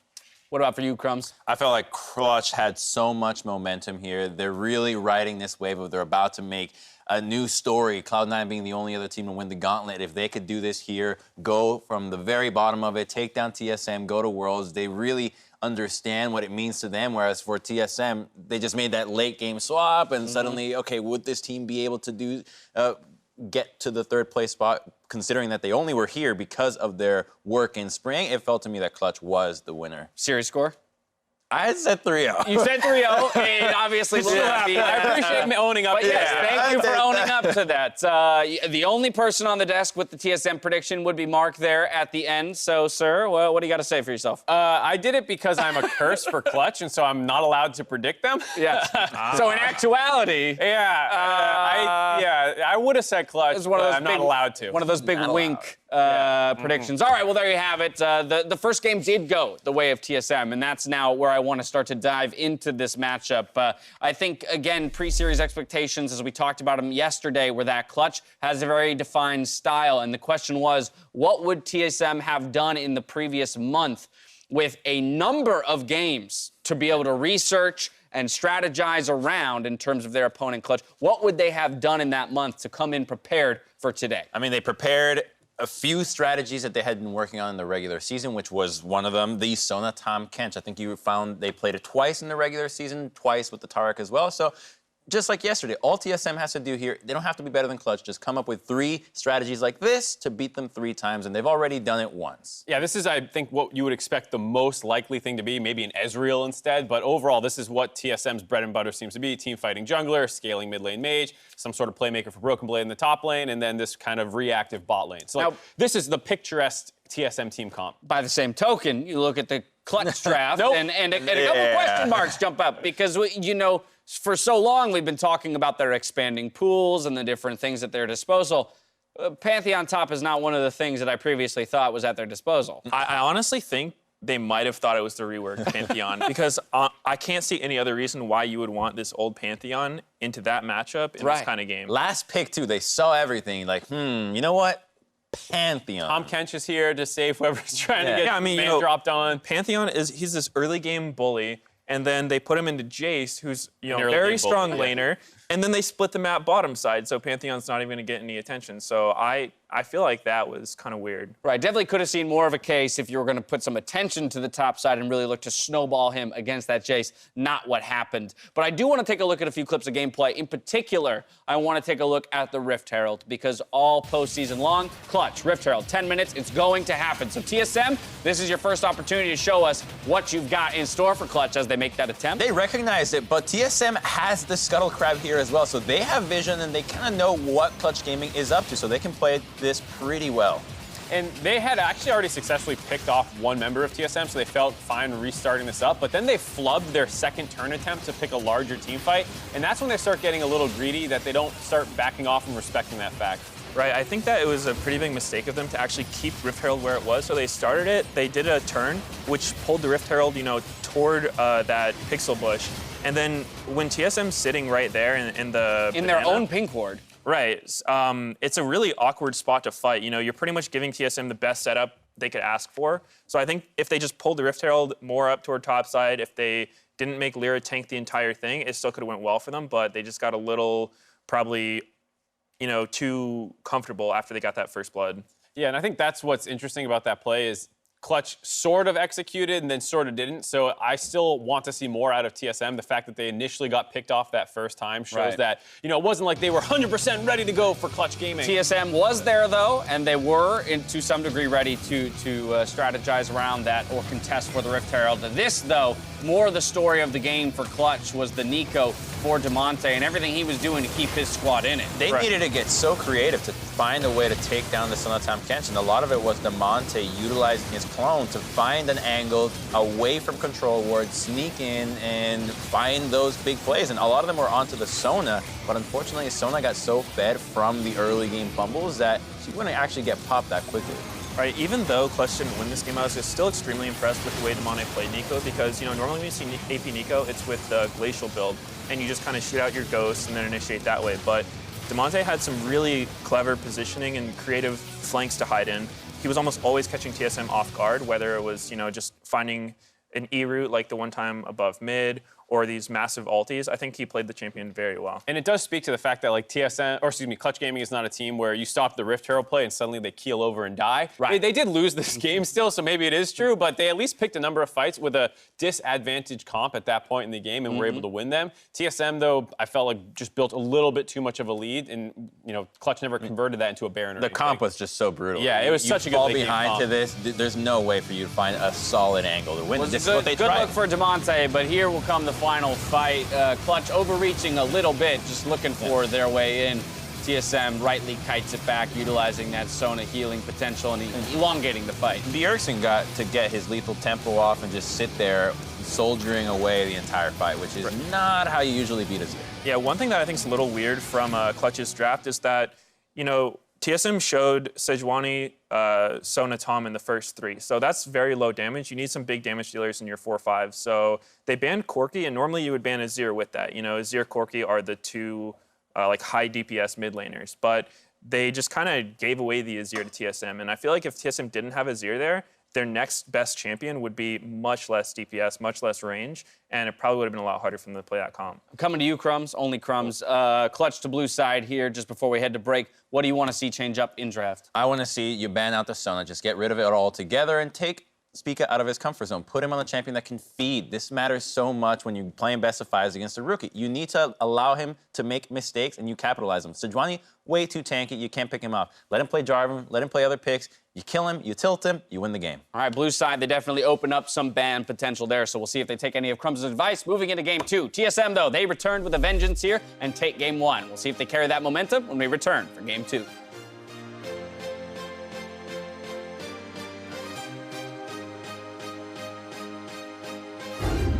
They are kind of playing with fire, it feels like. That's going to be one down. Lyric goes down. Who's going to be getting the Rift Herald now? And it is going to Broken Blade. Bjergsen, Broken Blade coming in from the side. Cody Sun has to kind of branch off to the right, and that is not looking good for Huni. We win this. Jason, nope. Jason, play with Zap, Kill Sesh. We need to kill Jace. If Jace walks up, we gotta kill Jace. Cody Sun right in the face of Spica. He's gonna say, let's go! One goes in, that's Demonte's clone, and they use a bit on it, and now TSM may not have enough to fight. Look at Zaya. Zaya's slowed. Zaya, watch me. Windows, no one. Nico's out. Plug in. Nice. Oh, Sven flashed into him. He's gonna get the root, but the crescendo, that can absolutely change the fight. Clutch was expecting him, but the follow-up from the rest of the team, they didn't need Demonte. Okay. I'm chasing Zaya. Go, guys. I'm ulting him. Yeah. Nice. I'm facing TV mid. Facing TV mid. Look at Zaya. We can. I'm coming. That will die. Nice, guys. XP. When you're chasing greatness, just remember, it's not about what you say. It's about what you do.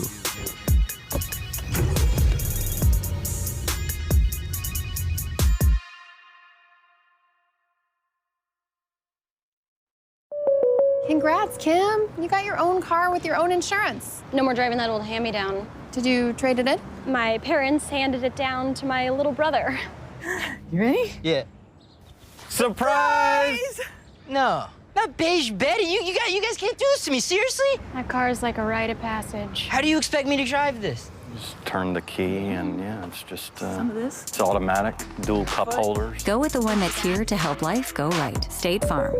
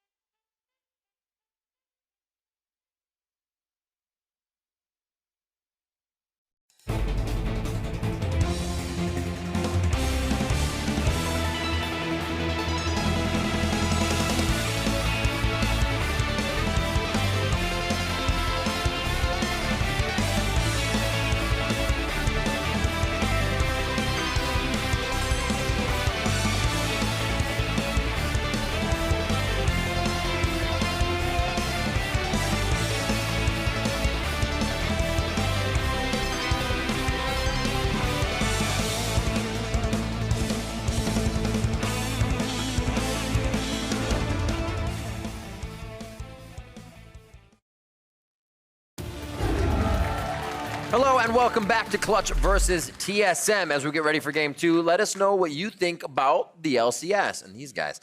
Take the survey and you can win an official LCS chair. Learn more at riot.com/LCS fans. Those chairs are pretty sweet. Amazing. How many beard questions are there on the survey? Not enough, obviously. There are 3 right here. And that's how many games it takes to win the regional qualifier. And TSM already has one so far. Clutch Gaming definitely looking like they are fighting with a lot of heart in this game. This series easily still anybody's with the amount of pressure we saw coming from both teams in game 1. Yeah, it was a super exciting game number 1 there. Clutch continually finding engages for themselves. I think we'll have some adjustments in the draft, though. It'll be interesting because Clutch doesn't really want to play or have any history of playing Sona, Tom Kent style bottom lanes. I wonder if they think it was that big of a deal that we'll see them actually spend ban value on that, or if they're fine to play around it. Yeah, it's hard to know where their head is at with that. My personal opinion is they just didn't execute around the Rift Herald. They played that out very poorly at the Rift Herald. They got punished very heavily for that. Not only did they lose a bunch of kills, they lost the Rift, they lost first turret. So that is where a lot of the game was decided for me. So if I was on the Clutch side, I wouldn't be as worried, but we're into picks and bans, and Sona is banned out first, so they are certainly concerned about it. Question answered. This is great. Let's ask a few more. Maybe they got us on lock here. So we will probably see that Rumble to Kiana at some point, as well as a few other champions like the Skarner coming in for those Clutch bans against them, as we see what TSM has left. When you are on the red side, though, it's a lot more difficult to actually kind of ban out in the same way. Wow, we actually saw Yuumi ban on blue side. I was just about to say, you almost always have to red side ban Yuumi. Clutch clearly not willing to pick it. So that is going to be a blue side ban, but they will get the GP, as that is the change up here. Akali not going to go through picks and bans. Yeah, insta-locked here. Immediately, Huni is the one with the first pick. Broken blade. I like it. I think Beamer forever. That's just the hover. I would be very surprised to get it, but it would be exciting to actually see that come in. Kled, something that has been very popular, can be pretty strong against GP, especially in the early levels if you want to go aggressive. Sejuani, though, tried and true here for Spica, will be the tank jungler coming out for TSM. I wonder if TSM would be willing to go back to the Kled, because they did use it the first 2 games of their last series versus Clutch and lost both of them. Sometimes you get a little bit traumatized. Yes, I'm still looking at that Xayah as it was hovered on there first. So Sej Xayah still feeling comfortable giving Sven something he wants, but also taking a little bit of something away from Cody's son. Honestly, would love a Caitlyn Morgana here. I think that, Morgana is so good into Sejuani, is great as an answer into potential Xayah Rakan. Instead, they're just going to take away the Rakan and go for Kai'Sa. This is something that they did a lot throughout playoffs. That Kai'Sa priority for Cody's son quite high. And traditionally, we have seen him playing it with the cleanse when he is going into these CC-heavy comps, but it is always surprising to me to see how successful Caitlyn Morgana will be and then how often it's actually passed up. And I wonder where really the front line for Clutch is going to come from, because Skarner's banned out, Sejuani's already taken. They have Gangplank in the top lane, and Rakan can get the initiations off, but even with the stat buffs, he's still fairly squishy champion. Probably not. They're probably just not going to have frontline. I mean, just like last game, right? They didn't actually draft for really much of any frontline. There is still the possibility of going to a tank jungler, going to the Trundle, but it largely has been ignored throughout playoffs. We saw that that Sylas was higher priority for them. But TSM would have the ability to actually take that as their next pick on red side, even if they don't ban it out here. So there's no guarantee that Clutch will get it. Yeah, and meanwhile, TSM stock is very high on tanks here, Sejuani and the Nautilus. So they have plenty of teamfight CC, plenty of front-to-back options. This is kind of what people were looking at for TSM. Keep it simple with, group as 5 style teams, and that's already what they've set up. And it's such good engage, right? Anytime you have the Nautilus, you have the guaranteed point-and-click ultimate there. So Sylas not going to be banned out here by TSM, but again, they could actually grab it, if they are concerned about LCR taking this away, because there are some pretty key ultimates for TSM you can already steal here. You saw that Sejuani Sylas matchup last game around, but Nautilus has a fantastic ultimate to be actually stolen there by LCR as well if he did want to go back to the pick. And there's the adjustment the analyst desk was talking about. They banned out the Corki and Azir, trying to deny that. But yeah, I don't think that's going to be too big of a deal for TSM. They've got their front line set. They have Xayah behind. And Sylas will be taken away. That is just about every one of Lyra's junglers so far, from the Skarner, the Gragas, the Jarvan, the Sylas as well. They are trying to give Spica a much better time in the jungle against Lyra, or what he can do in the early part of the game. Yeah, I mean, Lyra, the remaining picks he has are only a couple of plays, right? He has 2 Rek'Sai plays, 2 Lee Sin plays. There it is. It will be the Elise. So actually, first time he's brought out the Elise thus far. And this is one of those early game champions, so you've got to pair it with something aggressive, and it will be paired alongside that Aurelia. Elise doesn't have a great ultimate for Sylas to seal, so there's one for you. But it's going to be a lot of pressure on Lyra. We have seen Clutch with the most success when he is on this Skarner, right? You build your Predator, you go in, you ult one person for the team, you pick him off, but Elise has to create lots of plays for the team, especially when you're running full offense like this. You have to get the Aurelia some money, you have to get the Gangplank some money, to be able to get a lot of these kills cross-map. We'll see how active Lyra can be. Should be able to outpace Sejuani.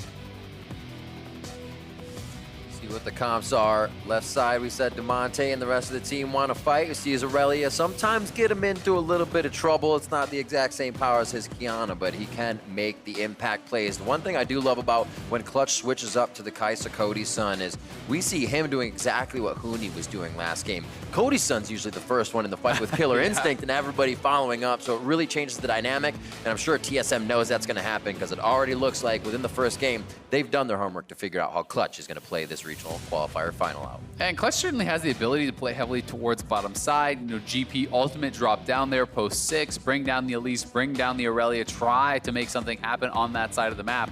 When you're looking at Bjergsen and key ultimates for him to steal, there's really not a lot. The only kind of really good ultimate, it feels like, is perhaps a GP. Rakan can be effective at times, but definitely the Aurelia, you're not getting much out of that ultimate. You're not getting much out of the Elise ultimate. So there's not really huge impacts ones for him to steal. We're about to head into game 2. That Sona Tom Kench allowing TSM to really take the fights in game 1 with the sustain, with the continued barrages of attacks against Clutch, and it did find them the Nexus. Will TSM get their revenge? Will TSM get themselves back to Worlds? We still got another 2 games to go, but they have the momentum coming into game 2. They definitely have the momentum, and I honestly think they have set themselves up so well in the draft. There's a lot of pressure, as Kobe was talking about, on Lyra, right? To be able to get something done on a champion that he has not yet played this split or in the playoffs is quite a task for him to undertake. And we do have Amelie May with Coach Artemis of Clutch for a sideline report. 30 seconds until Thanks, guys. Artemis, first question I have for you on game 1. Tell me, what was your plan with the Pantheon, and were you satisfied with that performance? Because that was a pick that came as a surprise to most. Well, they put a lot of resources into banning out Huni in the draft, so Pantheon was down on our list of priority picks, but a fine matchup into Jace. And overall, the strategy was to play fast and loose and aggressive early, get a lead through Rift, and snowball the game. And if we didn't make that first mistake around Rift Herald, I think the game is different. And even with that, I thought we played really well from behind, actually, and it was TSM feeling the pressure that game. So we're feeling really confident right now. We felt like we learned a lot from their draft and understand their priorities, so we should be fine. And this is the first best of 5 this week where Clutch Gaming has dropped the first game. So has that shaken up the team at all? No, like I said, I think if anything, we're more confident after losing than we were going into this series. Like, TSM just didn't really play well at all in that win. Like, they gave us so many chances to win, and with that composition, it should be pretty straightforward for them to win, and even still, we found good flanks, so I'm pretty confident that we'll take this series. Enjoy the confidence. Best of luck to you, and back to you guys.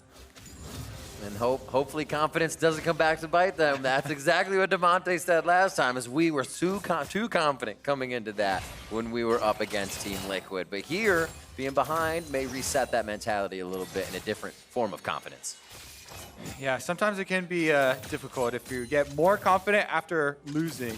It's a bad pattern to get into. In the middle lane, though, Demonte here on the Aurelia. It's definitely a champion he's super confident on. We'll see if there are any early visits, because currently it is Lyra going Krugs after red, so he might go for the very quick level 3 into a visit there.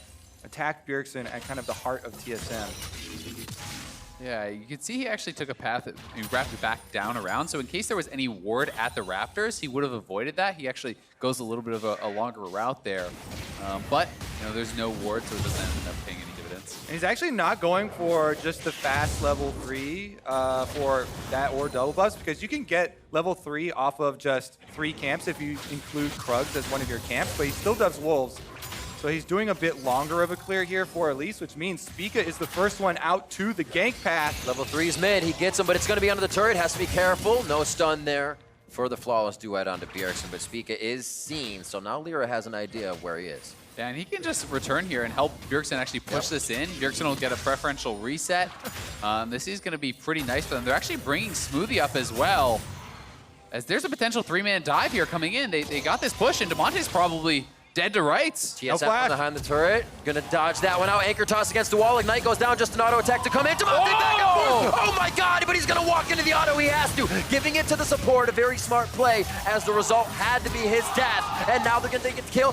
Turret shot doesn't aggro enough, and it's not a hit for Lyra Huni, but Bjergsen is here on the top side now. Abscond, abduct himself into position. This is gonna be the teleport now coming in from the other side of the map, and Damonte's here to help as well. A 3v2 on the top side. Lyra, a sliver from going down. Smoothie's all the way from the bot lane, coast to coast. And he comes up with his second kill of the game. Now Damonte's gonna go down as Spica runs himself to safety. What in the hell is this game number 2? That was all TSM! Look at this, they push the wave quicker, they go for the dive they were talking about. This could have gone badly. Damonte is so low though, that all they have to do is touch him basically. The Ignite does pretty much all the work, and then they can move from that mid lane to this top box dive that Clutch pulled off here. They get so low here under the turret, both of them flashing. TSM know they've got them cornered, and then with Damonte teleporting in, they know that this is actually just another kill, because Bjergsen teleports up to the top, they close through with the pincers. Yeah, and the problem here was that there was always going to be the extra members coming in for TSM. Smoothie just roams straight from mid to top. And, you know, it's a full health Sejuani. 2 of your members are solo in this play, so Damonte trying to support his team. Broken blade. Back to the top side. Oh boy, he just finds a handful of Clutch Gaming in his lane as we come out of the replay, and this one is not gonna stop. Yeah, and that's actually really big for a Clutch to get back into this, because TSM now has no TP on Broken Blade, so he's gonna have to make the long walk back to top. And Huni's actually holding the wave. So multiple waves are gonna get denied. He's gonna be potentially losing some experience here, you know, as well as that farm. So this does give an avenue for Huni to get a pretty significant lead through which Clutch could try to play. Yeah, it's gonna have to be, if Clutch finds success, a Huni carry story. Right now, TSM looking to affect the other side of the map as Spica finds Cody. Smoothie looking for some more kills with his team. This is a Nautilus ready for the kills. Bjergsen here wants to finish off a few for himself. Cody sent a few shots back. They rip the rug right out from under him, and that's a great kill for Sven. Lyra tries to get himself to safety there, and they're not able to trade a kill back. Vulcan, the rest of the team, Spica almost going down there. The rest of the team in the camp. Oh, he's touching the edge! Turret, the minions are there. He should be able to get the wall. The execute comes in from Lyra. What is this? Now he gets himself a little too far forward for the greed of that kill, picks it up, but goes down himself, as these plates in the bottom lane are now gonna get picked up for even more gold on the side of TSM. Damonte looking top, but Broken Blade a little too close to the turret without Huni's help, and no mana there. And Bjergsen, Secret Agent Man, 007, 100% KP, roaming down to that bottom side. TSM make the move here. Surprised that Cody-san didn't just early flash. He allowed Sejuani to actually stack up the passive for free, then flashes after the stun, but he's too low, so he's always going to go down. That was just Summoner greed, as Spica with a great flail there to knock him down, but Cody should have just early flash healed and he would have been able to walk out no problem. Yeah, he wanted to save the Summoner there, a little bit of greed. Here, Lyra does answer the one kill. That is going to be the continued dive for TSM, because they know that all the other resources for Clutch are elsewhere on the map, and it's going to be turret plates for them afterwards. This is ballooning into a very big lead for TSM. Yeah. Almost 2K for them thus far. And as we were kind of going over earlier, if Clutch finds success, it has to be a Huni carry story in this game for the Gangplank, because that is the only area that has found success in all of this chaos. Awesome to see as well. Multiple styles of play coming out here. A little bit longer for First Blood in game 1, and here we are just throwing down immediately. And TSM is responding, a team that we expect to kind of wait until the mid game, the late game. Let Sejuani get 6. Not this time around. Smoothie was up into the mid lane for that game. Onto Damonte very, very early, so definitely setting the pace here. in a different form for TSM. 2K gold lead as they look mid once again. The omnipresent Smoothie about to mix another one up. Yeah, Smoothie has done a very good job making his presence felt across the map. The early roam is what started that dive and started this cascade of pressure for TSM all across the map. It's because Smoothie on the support got out there roaming to start the plays early, and Sven on Xayah is actually still far ahead in gold because of all these resulting kills that he has over Cody-san now. Every lane ahead in gold for TSM except for the top side. You can see those gold values right now, how big the coffers for everyone are. And Spica slowly moving. It looks like they want to tag onto this bot lane once again. Yeah, I mean, this is level 6 for Bjergsen and Spica here. They're going in. Oh, it's going to be a hit as well onto Cody-san. He should go down first as they have the Rakan just on the other side. And that is going to be Vulcan trying to make his way wrong side of the map, but he's still going to try to do it. Who will get this kill? It looks like Bjergsen picks up another one for himself. His first kill. No. He ruined his full assist score. No! Not a team player. Taking the kills. So greedy. All right, that is going to be an objective for the team, though. This is actually out of control now. Yeah. TSM returning to that weak spot of Clutch. They know that Huni is the only strong one on the team, so they just don't fight topside. They continue to dive this bottom half of the map. No summoner spells this time around makes it so easy to clean up. It really does, and it's feeling kind of like Spring TSM when they were being so much more effective with these flex pick solo laners roaming to the side lanes, utilizing advantages in their solo lanes to then kind of spread across the map. And we have seen Bjergsen and Spica, teaming up multiple times to go down to that bottom side to expand the lead that TSM has down there. And this is a proactive TSM that you can get excited about. They're really able to snowball this lead thus far, so we have to now kind of watch and track.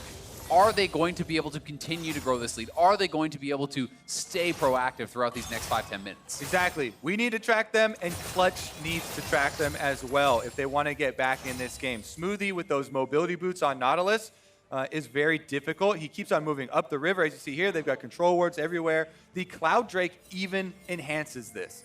Very big out-of-combat move speed from this buff. Everyone wants to focus on the in-combat because they love fighting, but it actually makes a lot more of these rotations, a lot more of these plays that TSM are pulling off up and down the river more viable with every member now having that out-of-combat move speed. And Crusader once again, full TSM on the Rift Herald. They're going to take it before Clutch even gets to set up. Yeah, there's no opportunity for Clutch to even try to challenge. You're too far behind in gold, so TSM just preempts the play. Huni's trying to get some plates back here with some gold on the bottom side, and Elise is behind Bjergsen, so there is a possibility of a 3-man play here. Safety for Huni there after he throws on the Cannon Barrage, and Bjergsen knows there's going to be a bit of a fight around him. It's a little too quiet. He does have Cannon Barrage for himself, as the rest of the team is holding lanes. Great job with the focus bot for TSM to throw the Rift Herald top. This should be quite a few plates. And Bjergsen just actually drops the Cannon Barrage on the bottom turret, so he's even going to protect the plates from Huni, guaranteeing them that first turret on the top side and extending this lead even further. So pretty clever usage of that stolen ultimate, and TSM looking really, really good in these first 11 minutes. Exactly, because they cut off the only kind of answer that Clutch could have. Clutch are not in a position to fight objective for objective, so they want to trade them. But with that play, denying the possible trade, and you just get ripped off.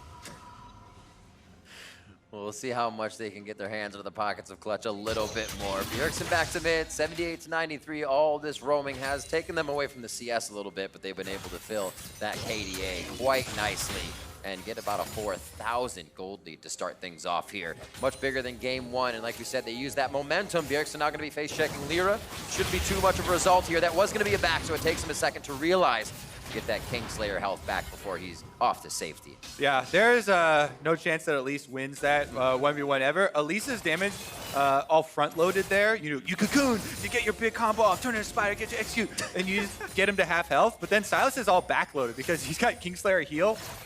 So you have to get your little chip damage off and then run away. Very hard to play Elise in these sort of situations where the entire team is behind. It makes the champion look like much less of an effective jungle, but it's because the situation that Clutch are in right now. Trying to get something back on top side, though. They send their duo up here to get some turret plates. I do really like what TSM is doing here now to kind of protect their laner against Huni. Huni is the only strong member, and they're looking to set up a dive here in this Deja vu.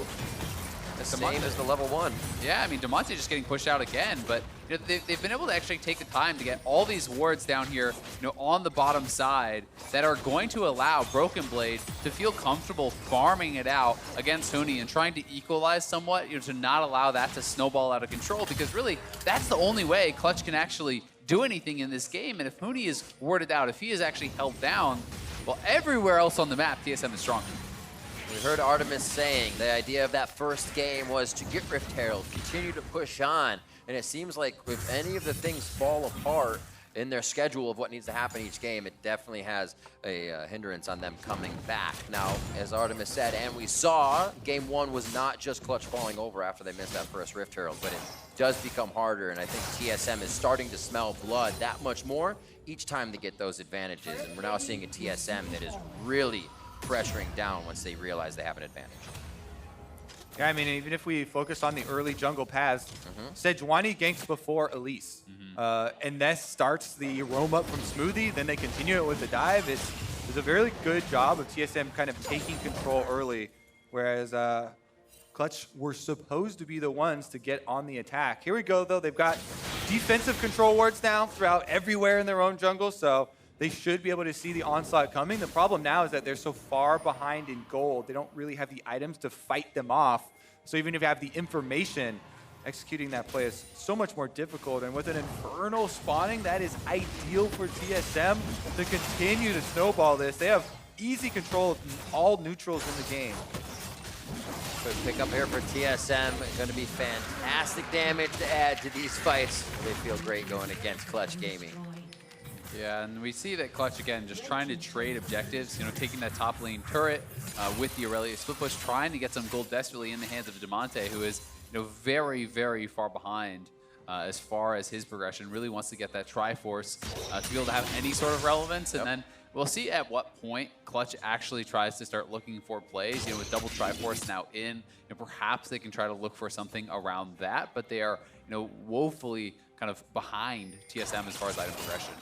It's hard to get a hold of any of these members. You have a ton of tanks guarding Sven. He can Feather Storm out, and the rest of the front line is just going to be a whole lot of HP that you have to get through. Being behind makes Clutch just has to farm these waves out, prep them, and get prepared for the one fight that they can take. Yeah, they've got to at least wait for their sweeper to come off cooldown, because LCR cannot afford to go for one of these risky offensive plays, these ganks, and have it matched by TSM numbers. So they have to either have control ward pass set up or use their sweepers on the way in to make sure that their opportunity will be a numbers advantage. And now they're using it bottom. They're trying to get everybody down there, but TSM already have left the area. They've went to the strong side. Whoa, Demonte Vanguard's edge comes out, but it's also stolen and used against him. He can still dash around, but he goes down. A valiant attempt there to stay alive. This bot's going to be traded for a bit of that top lane damage. It looks like they will grab a second tier. Clutch is starting to still focus bot, but push more towards mid to stop another turret from going down. Yeah, the cannon barrage from Huni delayed it a little bit. You know, was a pretty good attempt there, but Clutch are able to defend that mid lane turret at least. That is pretty key as Huni is pushing this tier 2. He should get this, so you know, they will be able to get the 2 turrets down, which is quite nice for them. It is the kill and a turret for TSM, and as long as Clutch can keep that mid lane turret alive, that does give them kind of more of this kind of area of safety where they can try to continue farming on this Kai'Sa. Seeing how far Lyra was pushed back in his jungle picks. Definitely doing quite well on the Elise for that fact. Everybody else having a real tough time in the run around of the early game. You can see 0-3, 0-0, 2-0 almost in the bottom half of the map. And TSM really mobilized themselves to make this a difficult game for Clutch. All right, so next steps. If you have this amount of control as the TSM squad facing Clutch, and they have so much pick potential with Nas, with Sejuani, all they have to do is close in with these wards. There are no outer defenses left. Clutch basically have to tower hug at the moment. So TSM are trying to get their side lanes pushed up so they can then swarm into the jungle, and you lay the pathways through the jungle that Clutch rotate through with wards, so then they can't mount that counter attack. And I think with the Infernal being the next dragon coming up, you know, TSM that should be their kind of focus on the map right now. You know, get those wards on the bottom side, look to focus in this area. As Spica likely can just smite this away, but you know, grab that next Infernal. Baron will be up shortly after that, and they have their next like 3-4 minutes mapped out pretty cleanly. You take the second Infernal, you look to set up around the Baron, and that is where you try to actually draw Clutch in and turn for fights. Because you have the Nautilus, you have the Sejuani, it's very easy point and click engage here for TSM. Yeah, some ideal places for the wards when setting up for that are right here through the jungle. Because there isn't going to be a lot of threat on the top side. Well, let's just watch this chase for Damonte. How long can he go?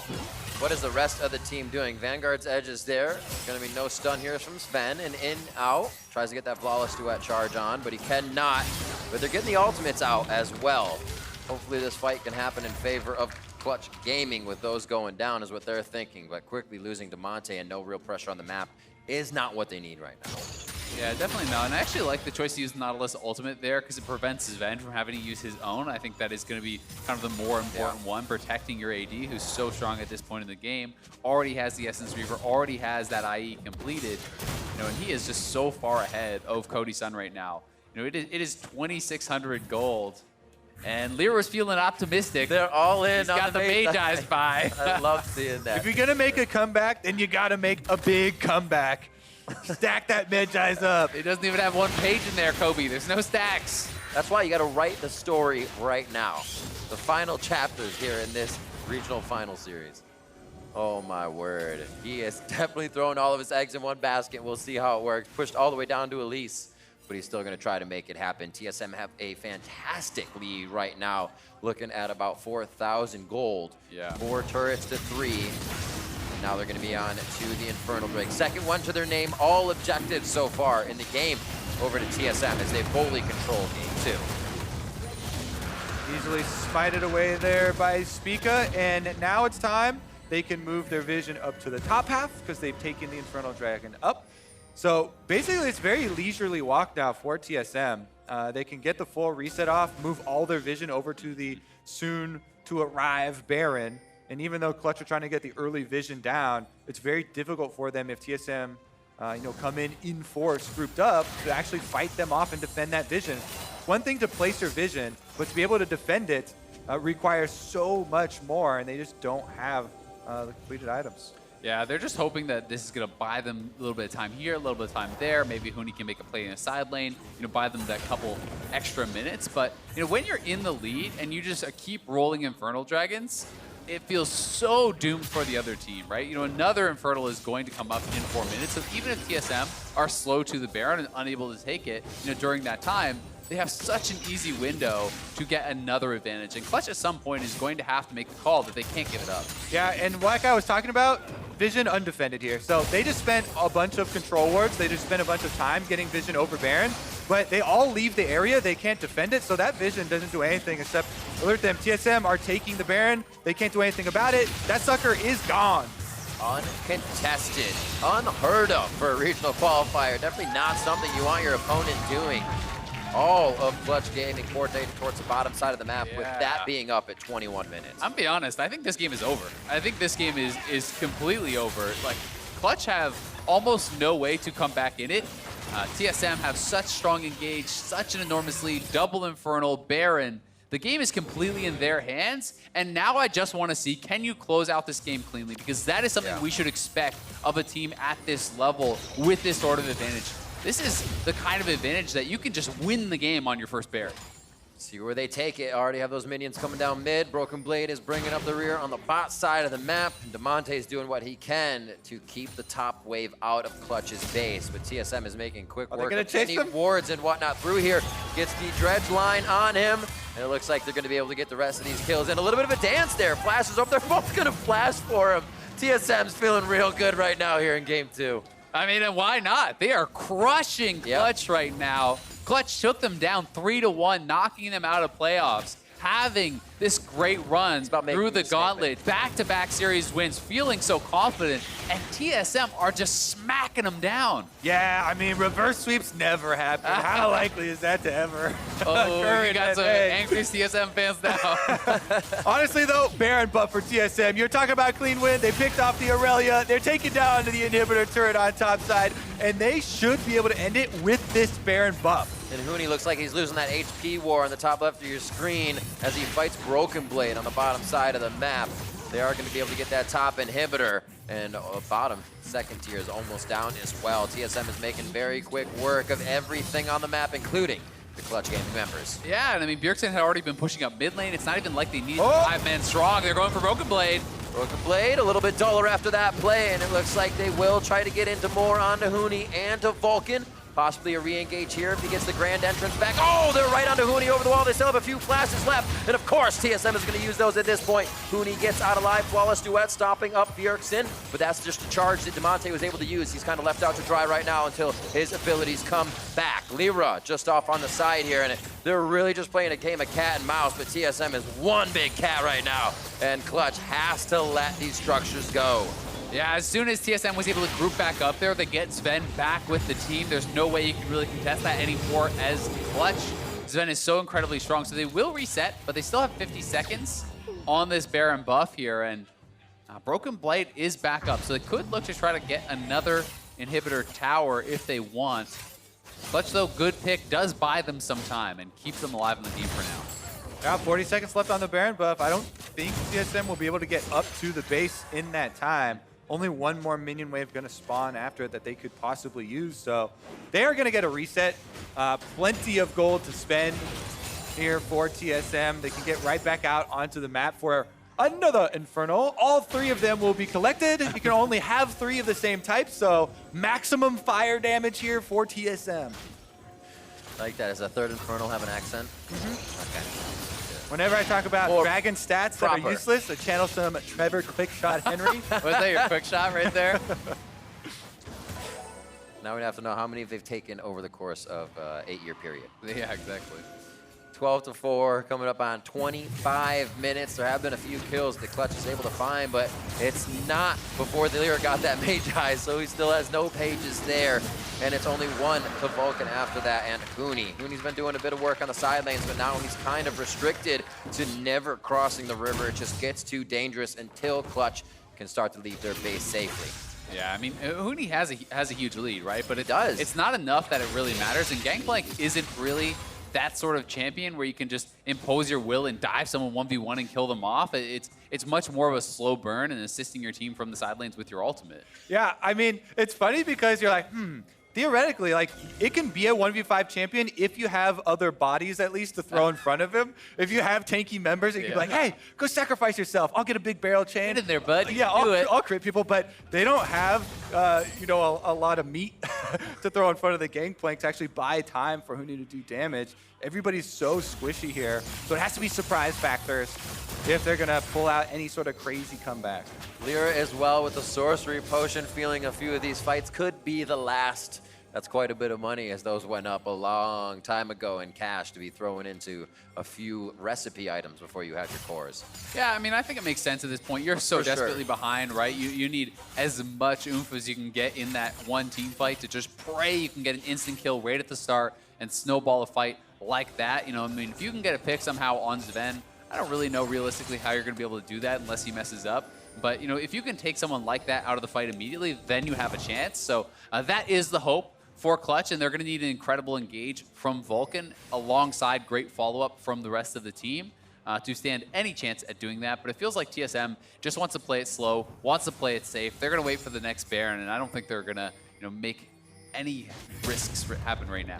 Yeah, TSM, they were denied a place in Detroit. Well, they're going to ult here. Let's see what they do with it. Huni gets out of Infernal Change. Lyra not so lucky. Gets his flash, though. Slow tagging the members of Clutch Gaming here for what is going to be a follow-up fight. Broken Blade very close to going down. What a knockup coming in from Smoothie. That's going to stop it and keep Broken Blade alive for just a little bit longer, but both members are now going down. Vulcan and Cody-san not even really able to get into the fight just yet, but here they can see the members they can clean up with TSM. Is it going to happen, though? Bjergsen looking at 2v1 by himself. as Lyra finds a way back into the fight. It looks like Clutch Gaming got really scattered once they had a chance to attack TSM. Yeah, TSM tried to force there, and Clutch do punish. It is just the 2-for-2, but still, TSM had an easy into the Baron. They try to force here on Huni, and Huni is able to fight his way out of this one. I had a red alert going off here, Azael, because Baron's about to spawn when they go for this play. This is very risky. Broken Blade does go down even after the flash burns to Huni, and then Cody-san goes for the initiation there with the Kai'Sa right back, off of Demonte. They chase him down. Bjergsen, some heroics here at the end though. He targets the support, goes in, bursts down Vulcan, and he's gonna answer that so that Clutch don't get to gain control of the map or anything. But that was flirting with the throw. Yeah, that really was, and credit to Vulcan for capitalizing on that. Finding the engage onto Sven, allowing Cody-san to have that in with the killer instinct. That was absolutely huge.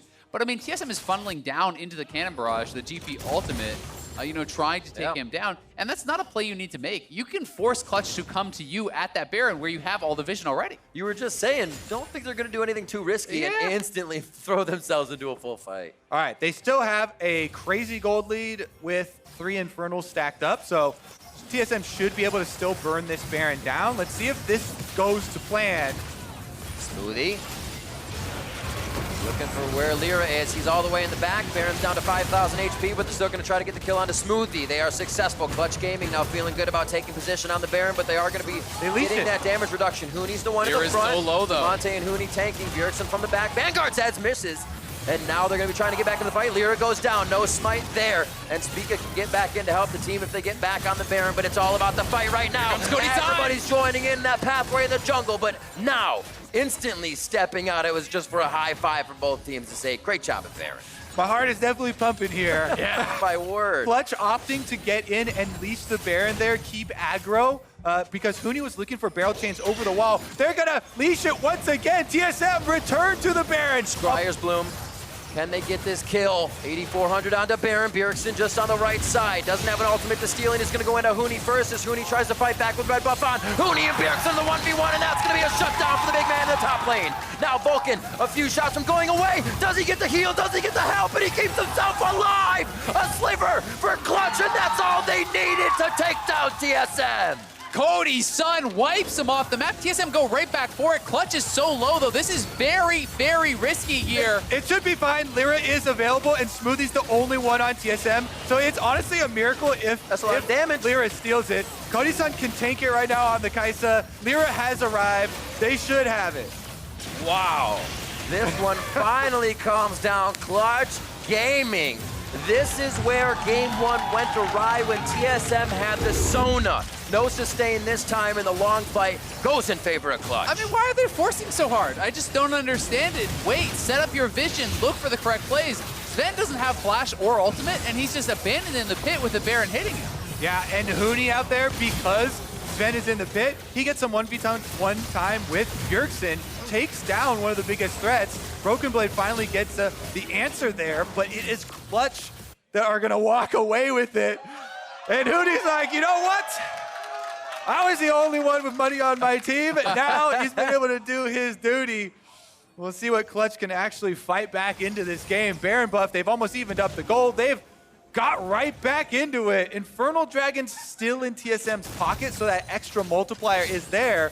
But how much can the Clutch actually get, since there are standing outer turrets for them to take down with this Baron? I mean, they have the ability to get a lot of damage done here with this. They're going to knock down the first mid-outer. Very likely going to be able to grab the second here as well. And Cody-san picking up more and more of those items. Demonte is becoming relevant as well. He has his GA, he has 3 items. Huni is massive. And this is kind of getting pretty scary for TSM. The other thing is, in Champ Select, we were highlighting a lot of these tanks for TSM because it is very beneficial for team fights early and mid, but tanks eventually get outscaled by full damage, and Clutch are closing in with the Baron buff. No defense here from TSM, so more gold into their pockets. What an influx they just had. They've also been able to spend quite a bit. Huni, the richest one in the game, on the front line. Broken Blade throws down the ultimate, but World Ender, is it going to be enough? Vanguard's S does click. That was going to be from the Silas, but nobody followed up expecting it to happen. All right, they're going to pull back off. Look at that gold graph.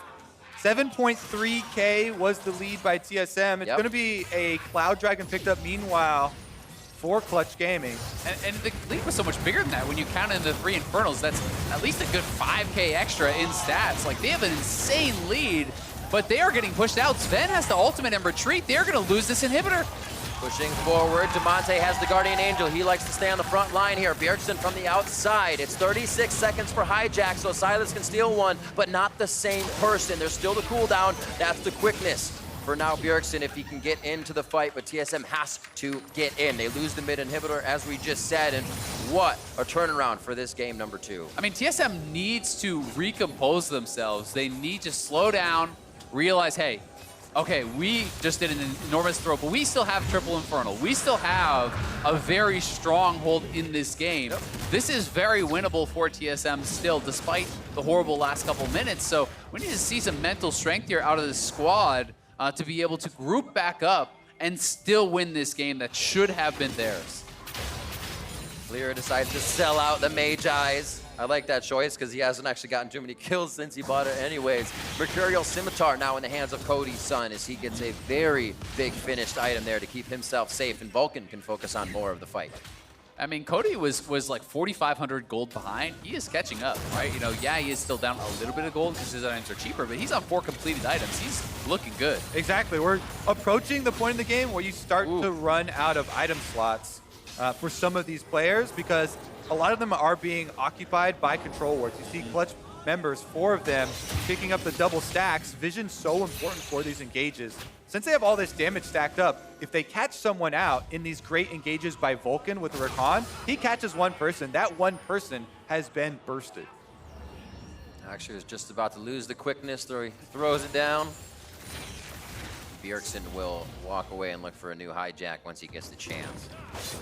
Next big objective, though, you also have to add into that mix is going to be the Elder. Baron will be up first, but the Elder amplifying not only all the burn, but those triple Infernals is so much power for TSM. So Clutch really has to make sure that TSM cannot get access to it, and it is going to be about the prep. Right now, it feels that Clutch is kind of focusing towards that Baron side of the map, and they're going to see if they can get TSM to overextend and find some sort of an engage. And biggest thing for TSM, get the engage on their terms. They have to have Smoothie and Spica starting this fight out on the front line with that hard CC to open up one of these Clutch targets and allow their team to get the first kill in these team fights. It's going to be a lot about these two paving the way. Teleport just about to come up for Broken Blade. Other than that, Sven's summoner heal is the only summoner discrepancy as we get into the next fight, so everybody's going to have everything they need up to perform at the top. And it looks like it could be for that Baron. 1 minute on, a few forward wards here from the side of Clutch are getting cleared out, so they're not going to see where TSM is coming from. Huni is full build Gangplank right now. Full build carry Gangplank, level 18. He's been level 18 for a while, by the way. Cheers from the Clutch fans going out because he has put in so much work this game. The one lucky thing for TSM, he doesn't get stronger from this point on, so they can count their blessings there. And they know to stay out of the jungle. They know. Oh, I was going to say they know to dodge the barrels, but that one opens up right under 4 members of TSM. They have to retreat, and Smoothie is low. Sven cannot even participate in the fight as he has to get back to the fountain. Yeah, it's pings onto Baron. They're actually going to head straight there. It's about to spawn. Sven's Phantom Dancer did get proc, and look at the damage. I called for this damage shot because I had a feeling that it was going to look good for Huni. I didn't think it was going to look that good. Take it down. It's scary. It's scary. Seeing TSM come back into this one.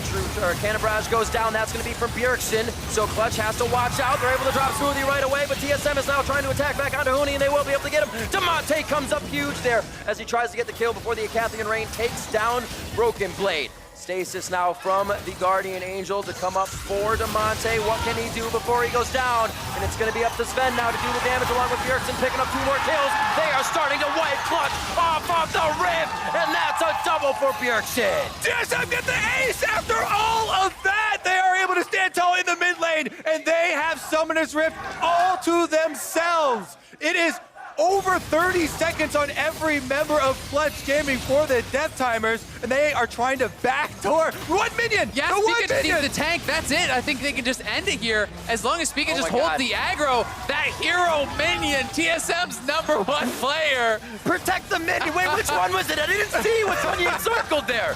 We're going on to the second Nexus turret. We're going on to game 3 because that's the second victory for TSM. Oh, these games. These games, oh my goodness. TSM are 2-0 now. Up in this series over Clutch after an insane mid game. Whoa. Yeah, you can say that again. Huge early game lead there for TSM. That team fight, winning it there in the mid lane, standing tall. After Clutch had gotten the first advantage, but then Demonte flashing in further. Guardian Angel goes down. They can't get the re-engage off. And TSM stand tall with Bjergsen and Sved finishing that one up. And the Winion. And the Winion. And the Winion. Yeah, that was, I actually can't believe that game. It looked like TSM had thrown it, but they do close it out. They're at match point. Getting in their head, trying to send a message to give their thoughts now on the 2-0 start for TSM. Let's send it back over to the State Farm analyst desk. Thank you very much, Riv. That was starting to look pretty scary there for TSM on a game that started hot, almost threw that advantage entirely away. But here we now sit at 2-0 series score in favor of TSM. They did it, giving away one of the most powerful picks to the hands of Clutch Gaming that we have talked about all postseason long, the Gangplank. But they had to first pick it to get it. There's a really nice gamble that TSM took in not banning Yuumi on blue side, which I really liked. We've been saying for them to try and leave it up and see if Clutch even plays it. They don't. Now they were forced to ban it on blue side. So the series is still going on. That's obviously a close series based off that game, and that will be a very useful piece of information moving forward. And so then, of course, we have to take a look at where things actually fell within the game. How did TSM dismantle a Clutch Gaming that was sitting with what we would consider to be a fair amount of comfort picks? It's got to be Bjergsen. The guy had a really sick Silas game, and from the very get-go, it seemed like a lot of his teammates were setting him up for success. Right, I think Bjergsen played extremely well this game, but honestly, when I was watching this, I have to fault Lyra a lot for this game. I think his early game pathing was pretty bad, honestly. And it made it so Demonte couldn't really play the game. I think you're fair in criticizing Lyra because he has been such a pivotal member for the success of Clutch that he kind of got banned out here. Honestly, most of his wins were coming off the Skarner, the Gragas. He didn't find any wins on Sejuani, so when TSM ended up taking away 5 junglers with the first pick Sejuani, he had to drop down all the way to an Elise that he's never played in this postseason. Right, and that basically comes back to the GP first pick. Normally they would give priority to Lyra to grab one of his comfortable junglers, maybe the Jarvan there if the Skarner's banned out at the Sejuani, but they didn't get that opportunity, and then he wasn't able to snowball early. That failed dive as well as not being able to cover his mid laner. That's as bad of a start as you can basically have as an Elise player. Right, the biggest criticism for me was the fact that they actually mentioned it on the cast, but he did the wolves before doing blue, and normally on Elise, you want to do 3 camps as fast as possible and then gank. Yeah. The only reason you would want to farm more is if there's just no ganks available, but in a matchup like Irelia versus Silas, Irelia has to be all-inning him if she wants a chance at that lane. So the fact that Sejuani showed up first was a huge mistake, in my opinion. So Bjergsen gets off to a hot start alongside the rest of TSM, but a fair amount of that gold is being held by the Silas player for the side of the Black and Whites. But then you look at who would ultimately extend the lifetime of Clutch in this game. And of course, it does come down to Huni on the Gangplank, making some big plays to extend this game for quite some time. Being able to use the ultimate in their side lanes, but then getting so fed that on his own, his barrels were single-handedly winning teamfight after teamfight. Yeah, this was the first play that started turning the game around. This is when you have the 0-stack Mejai's Elise. They go all in on Huni to try and start this fight off, and they do get him, but they've used everything, and he got a lot of damage back. When Darshan was here yesterday, he was telling us that the Aatrox matchup against GP only gets worse for the Aatrox. Remember the game where the Aatrox was just soloing out GP in the turret? But it seems like Huni is good enough to bypass that and just crush Aatrox. Huni made GP look really overpowered. Yeah. And that was... Did you see his damage? It was over... Medius. They were 8-1, I think, heading into this game if they got one of their 3 power picks. Yep. Didn't happen this time, though. Didn't happen this time. Moved to 8-2, so a loss handed over. Given the deficit they had, though, like 3 Infernals, however many thousands of gold, they really put up a good fight. Oh, yeah. I mean, an absolutely, crazy comeback or, beginnings of what would have been a comeback for Clutch there off the tail end of that GP. But again, when you do get to that state of the game with the triple Infernals and a majority of the turrets taken, in favor of TSM, it really only takes one final fight, one big team fight for TSM to be able to close it out. That's what they get here. 3 members will remain alive along with a single minion, and that's enough to take the base. It's 2 fights happening on different fronts, and unfortunately, Huni, while he does get Smoothie, he gets traded out right away. And you saw, this team does not exist without the Gangplank. So the second that he's out, TSM knows that they can continue this and win the game. Right, it looked like CG's bot lane kind of jumped the gun on that one. They got a little excited for the engage, and they didn't quite track where everyone was because, they both ran off into that bottom side jungle, and then Huni was just left on his own mid, and he got jumped on by pretty much all of TSM. Whoa, look at that chart. Yeah, Very scary for TSM. Yeah, you heard Kobe talking about it. He expected to see GP topping the charts, but not by that margin. Yeah, really kind of that 1v9 game. But Bjergsen also had an incredible game, to be fair, to get them that lead. He had 100% KP, I think, through 15, and he was the linchpin for a lot of those plays. And that was one of the key factors in snowballing that game.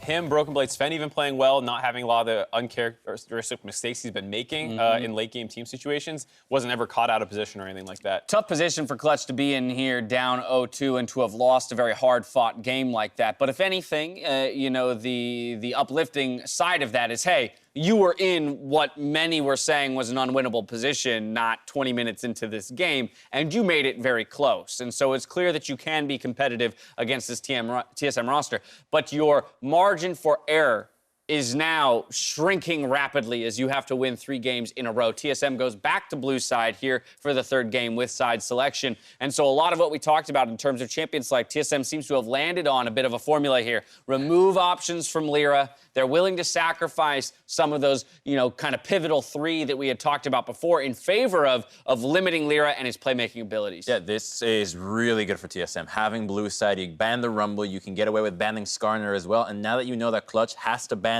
the Yuumi on red side as well, you have so many more options. You're guaranteed to get good picks for every single role. It's looking good for them. I'm really curious to see if Clutch is going to try to do something about the Sejuani because, Spica is like the rookie of the team. He doesn't have a whole lot of stage experience compared to all the other players out there. And Sejuani is a champion that, he's doing well on. It's hard to punish Sejuani. And I think that, they might consider banning it because TSM showed they're willing to first pick it. Or, even just set up a really good trade where they can get something. I think you just get rid of it. Yuumi, Sedge, X. What's the X in the bans? Probably one of the bottom laners. Probably about Sona. Okay. Keep that Sona off the table and remove that Sejuani. We'll see if that's enough for Clutch Gaming as they have to string 3 together, back to back to back. TSM, though, they're 1 win away from booking their spot at Worlds. We'll see if Clutch can keep the series alive after this.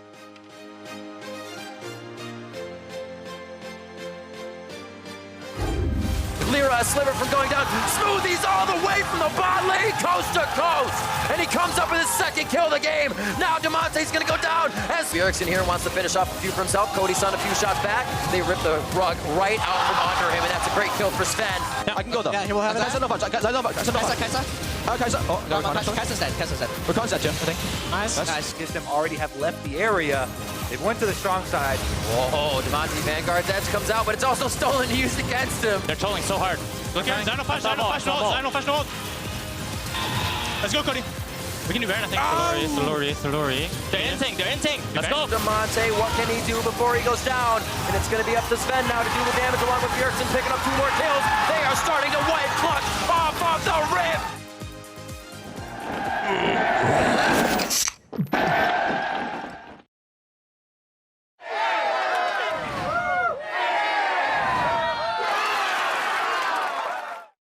I had a tournament in New York, and we got 2nd in the world. So now I've taken another leap, which is to build my own company.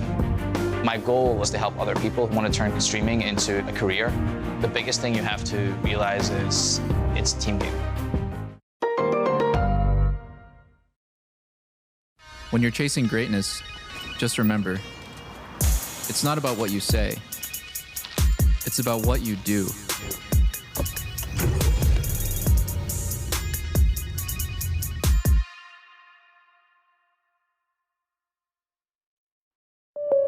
You got your own car with your own insurance. Thanks, Steph. No more driving that old hand-me-down.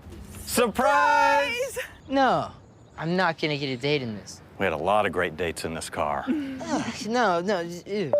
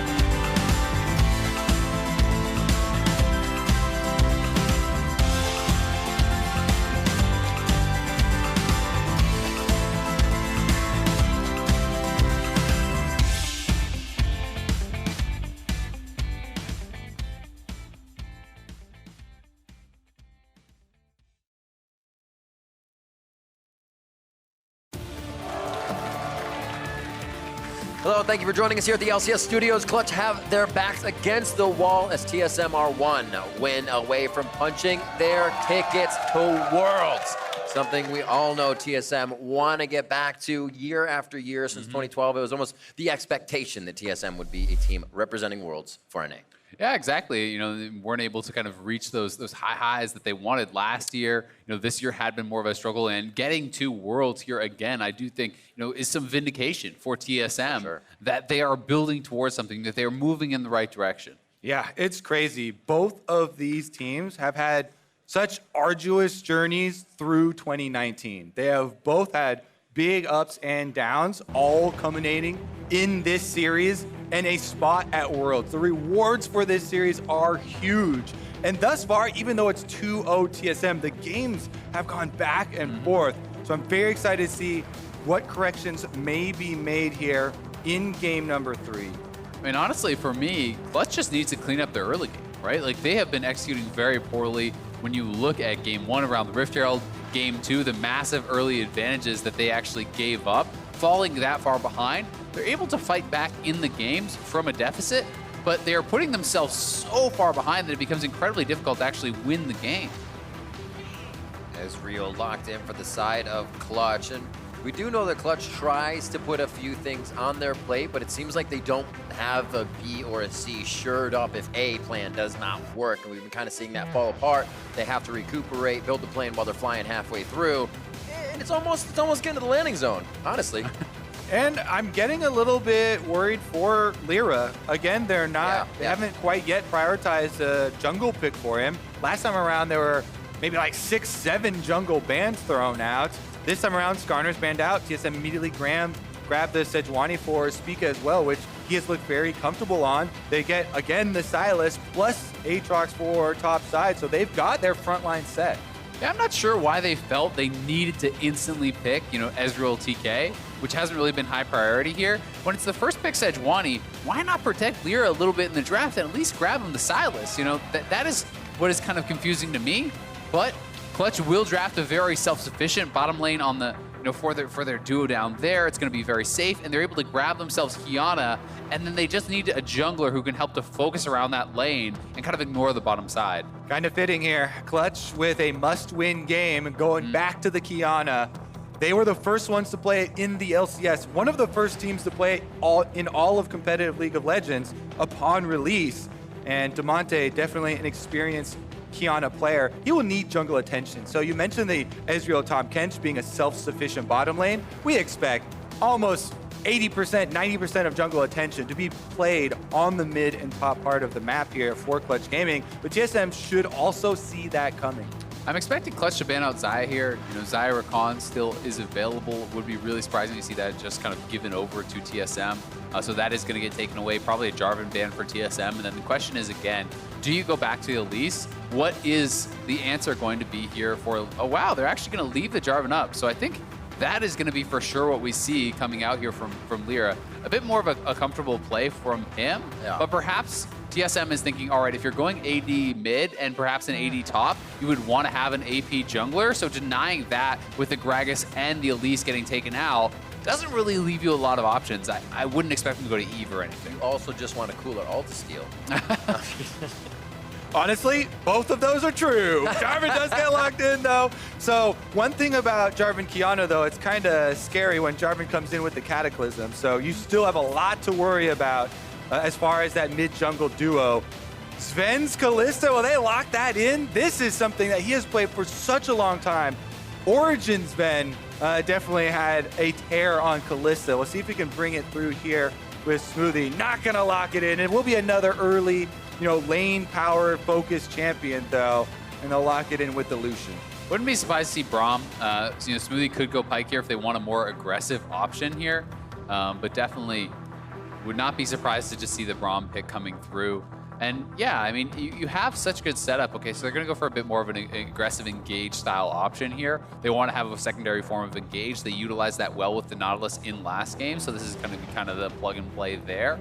But you have the guaranteed route here, essentially, with the EQ from Kiana to set up for that Jarvan EQ. And this is going to be extremely heavy physical damage setup here. Yes, potentially later, Ezreal could go into some AP. But, you know, if you're Aatrox, you're rushing Tabbies, you're rushing, you know, perhaps Zonias or at least the Seekers for Sylas. Sejuani can just stack armor. And they have to get things done early and often probably through the 1-3-1.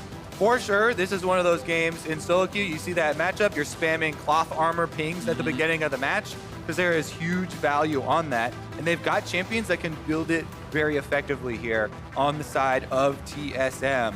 All eyeballs are going to be on Clutch, and if they can extend the series, though, TSM looking to punch that ticket to Worlds already so early in the day.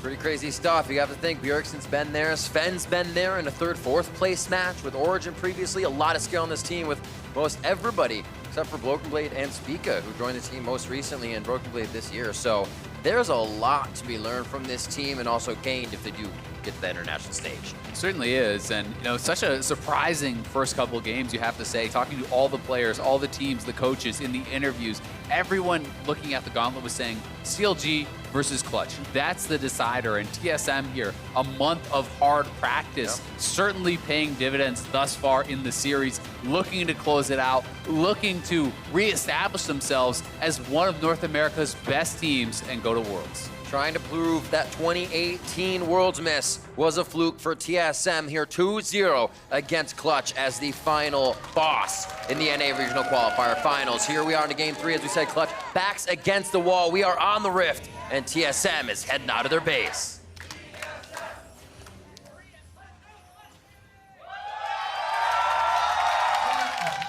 Hometown crowds for both here trying to cheer each other on, and Clutch definitely wanting to stay alive in this series. Saw a lot of action towards the mid lane early last game. May expect to see it here again, but it looks like it may just be a 2v2 bot that stays down there. Yeah, so last game, I started talking about, all right, Elise can go fast level 3 off red, Krugs, blue, and then gank. However, he did 4 camps, got out ganked by the Sejuani. This time, I'll one-up it. I'll say, all right, Lyra can go red buff into gank. Jarvan is very good at level 2 ganking and can snowball even earlier with a pass like that. It can possibly set you behind, but we'll keep an eyeball on Lyra to see if he is more aggressive in the pathing to try and affect the map early, because I do think that Clutch are going to need to get money early on Aurelia, on Kiana, in order to win this game. Yeah. But it is going to be Jarvan just going down to that bottom side, so it will be at least start on the blue. So it will not be that level 2 gank you would not expect without that red buff. And we'll see where exactly he's going to want to go from here, because, you know, Spica has been kind of in his comfort zone, playing this Sejuani every game, you know, being able to kind of have a little bit less pressure on him, playing comfort, playing a more forgiving, tanky style champion. You can afford to kind of just be more on the defensive end of these jungle matchups. But still making plays where he needs to be for the team, which is definitely super helpful. Speaking of not having that much time kind of on the big stage or even an international stage for that matter. So all of this preparation is going to be fantastic for him. Looking at Bjergsen and Damonte here in mid, was mentioned about a bit of that gank pressure we were seeing. Damonte, 35% minion of his chances in that first blood is what he accrues here for the regular season. 35% of the time it kills and assists are for Damonte. 11% of the time it's for Bjergsen. So to see TSM come mid lane last game definitely shows that they're changing their play style. And we might have that Jarvan gank after all. Really awkward path from him, but it makes it work with the timing. Lyra comes in, level 2 blue buff Jarvan gank, not the most feared, gets the flash though. So he's the first one to visit, and now you're in a situation, Kiana can constantly pull the water elements from the river and threaten Bjergsen for the snare combo. If you land that, it guarantees an EQ from Jarvan, and they gain pressure. And it is so interesting as Bjergsen, the Ignite was dropped there, not gonna have the damage to kill him, but you know, Bjergsen is a player who is really methodical with timings, with knowing exactly when to ward, which angles the jungler should come from at what moments, and sometimes doing these weird paths can pay dividends as they're gonna try to TP back in and punish Damonte as Spica is here. I like it, he's got a huge wave. Why would Damonte leave? He tries to take Terra from the right side. That was clean. He's out of that one beautifully on the other side of Spica. Nicely done by Damonte to get out. Steals grass there. Yep. Lyra comes in to help push the wave as well. He doesn't want to leave it in a bad spot here, so they're going to be able to finish this one off. Meanwhile, that opens up Spica to go get the Scuttle Crab in the duration. and he's going to get the top one, secure that for Broken Blade, who's pushing ahead on Aatrox. See this gank once more. Yeah, and this is just an unexpected path, right? Bjergsen was actually going to ward there to head up and probably ward up near Raptors, very likely, and instead does have to have his Flash Force. And the reason Bjergsen has that timing is because he knows it was a blue start, because they saw the bottom lane, head to lane afterwards, and timing for a full blue half clear, trying to get his ward out there ahead of time. Meanwhile, that does leave the bottom lane here for a little bit of an exchange. Cody, Sun, and Vulcan doing quite well for themselves thus far. Early sweeper to that bottom side. They do not want brush control in any form here for the side of Clutch Gaming, so Smoothie's going to be sweeping immediately on the side of TSM, along with Spica. Yeah, and I think that's actually really smart when you're playing Rakan specifically into a Tahm Kench lane, because your engage actually has to catch the Tahm Kench as well as the AD really to be effective there, as Huni and Broken Blade trading so heavily, and this is because Lyra is actually trailing him.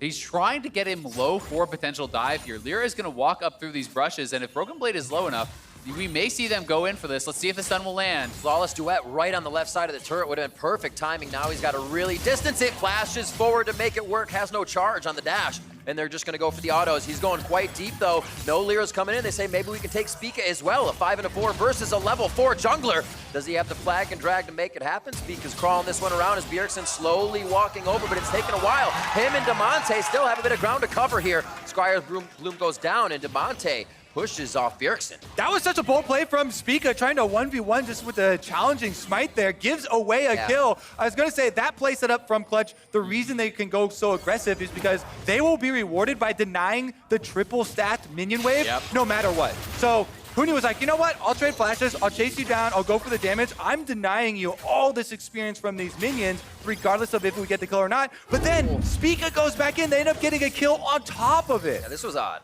Yeah, Spica decides he's going to re-engage, and one of the kind of worst parts about this is it actually baits Broken Blade into staying around to try to help him. So Broken Blade does not actually complete his recall to TP back to get any of those minions. So it's First Blood going over. That's Broken Blade put way behind with the wave pushing against him in the 1v1.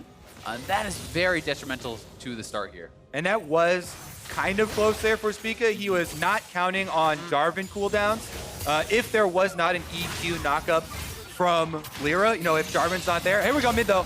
Demonte could be going down. Spica, it's a 3v1. Demonte is going to walk out of this one with the grass invisibility. Beautifully played to get out. Yeah, and that was really nice. He actually held on to his flash there, knowing that no one could get that last stack of the passive from Sejuani. Summoners were down for Spica, Broken Blade, and Bjergsen, so there was no possibility of a flash follow for last stack into that Sejuani stun. So intelligently tracks those cooldowns, holds on to the Summoner. You see the result of the top lane back and forth. That huge minion wave just cleared by Huni, and maybe 4 or 5 there to be picked up by Broken Blade. 51-28 after that entire top fiasco. Yeah, that's the result of those triple stack minion wave we're talking about. Gonna be felt by Broken Blade here, and it means early executioners from Huni. He's got the extra money to work with as well, so it feels quite good trading in this matchup. Yeah, it definitely does, and it can become pretty difficult, you know, when you are against an Aurelia who is ahead of you. As the Aatrox, Aurelia has a lot of mobility, you know, the ability to actually dash around and dodge the sweet spots on your Qs and look for those potential all-ins. And if we incorporate that into the overall game plan that we looked at for this team composition, you know, having the Ezreal Tahm Kench as a safe bottom lane, allowing a lot of top lane focus, that is going to be right on target for Clutch Gaming. You know, they've got now a super strong Aurelia for Lyra to work off of. Kiana in the mid lane as well. Demonte's been playing very well, dodging out a lot of the pressure. So I think this all goes according to plan for Clutch, and they're feeling so much better about this game than the start of the last one, where TSM absolutely crushed them. And we'll see if Clutch actually wants to start up this Infernal. Would be pretty nice for them to grab, but you know, is somewhat of a risky proposition to be going for without anyone taking off the map before. Monte's a grass puller. Yeah, it looks like it. He continuously loves that terrain. It really makes it hard to kind of follow up on anything for Bjergsen, but this one, quite follow-upable, if you will. Supreme display of talent stolen from Demonte, and they use it against the jungler. And now it's going to be, or the top laner, now it's going to be a quick fight here. Spica could go down. Spica lives! He gets the HP back as well, and Lyra's going to have to flash out. Talk about everything coming up TSM. There can only be one true Supreme display of talent. And Bjergsen actually gets the better one this time around. Even when Clutch going to answer, they can't do it. Spica timing here is so good.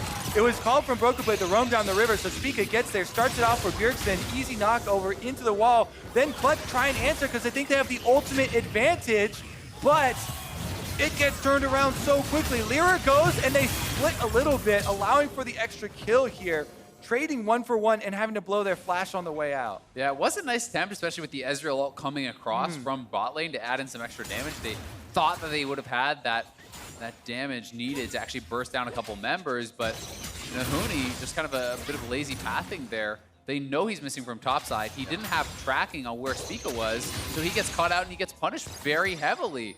That's one aspect of TSM that people have really been looking towards since they've rotated through so many junglers.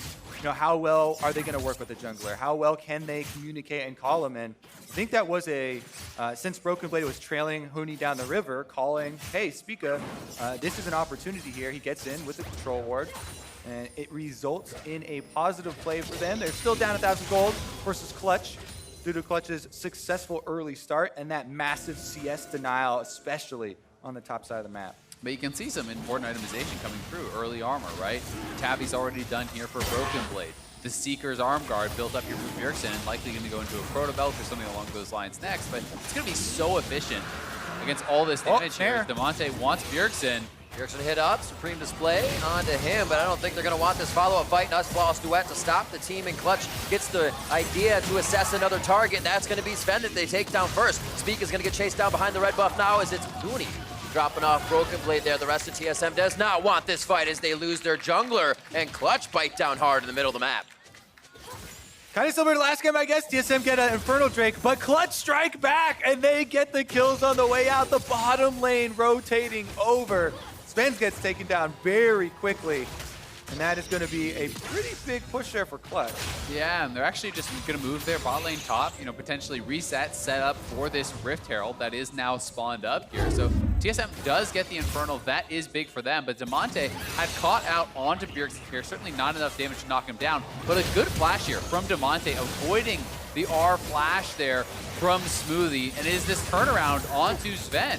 When he gets caught out, separated from the rest of the team, TSM won't have enough damage to actually continue the fight. Yeah, you can see the communication there. Sven was trailing, thinking that he was going to be the caboose for this gank on mid lane, and yet the Ezreal was behind him, so he ended up getting pinched and gets killed off in the aftermath. Both bottom lanes answer with the switch up to top side, so everybody well aware Rift Herald's the next prize. There is no objective on the bottom half of the map pulling anyone down there, so it is all Rift Herald all day now. Is this our latest Rift Herald this year? No.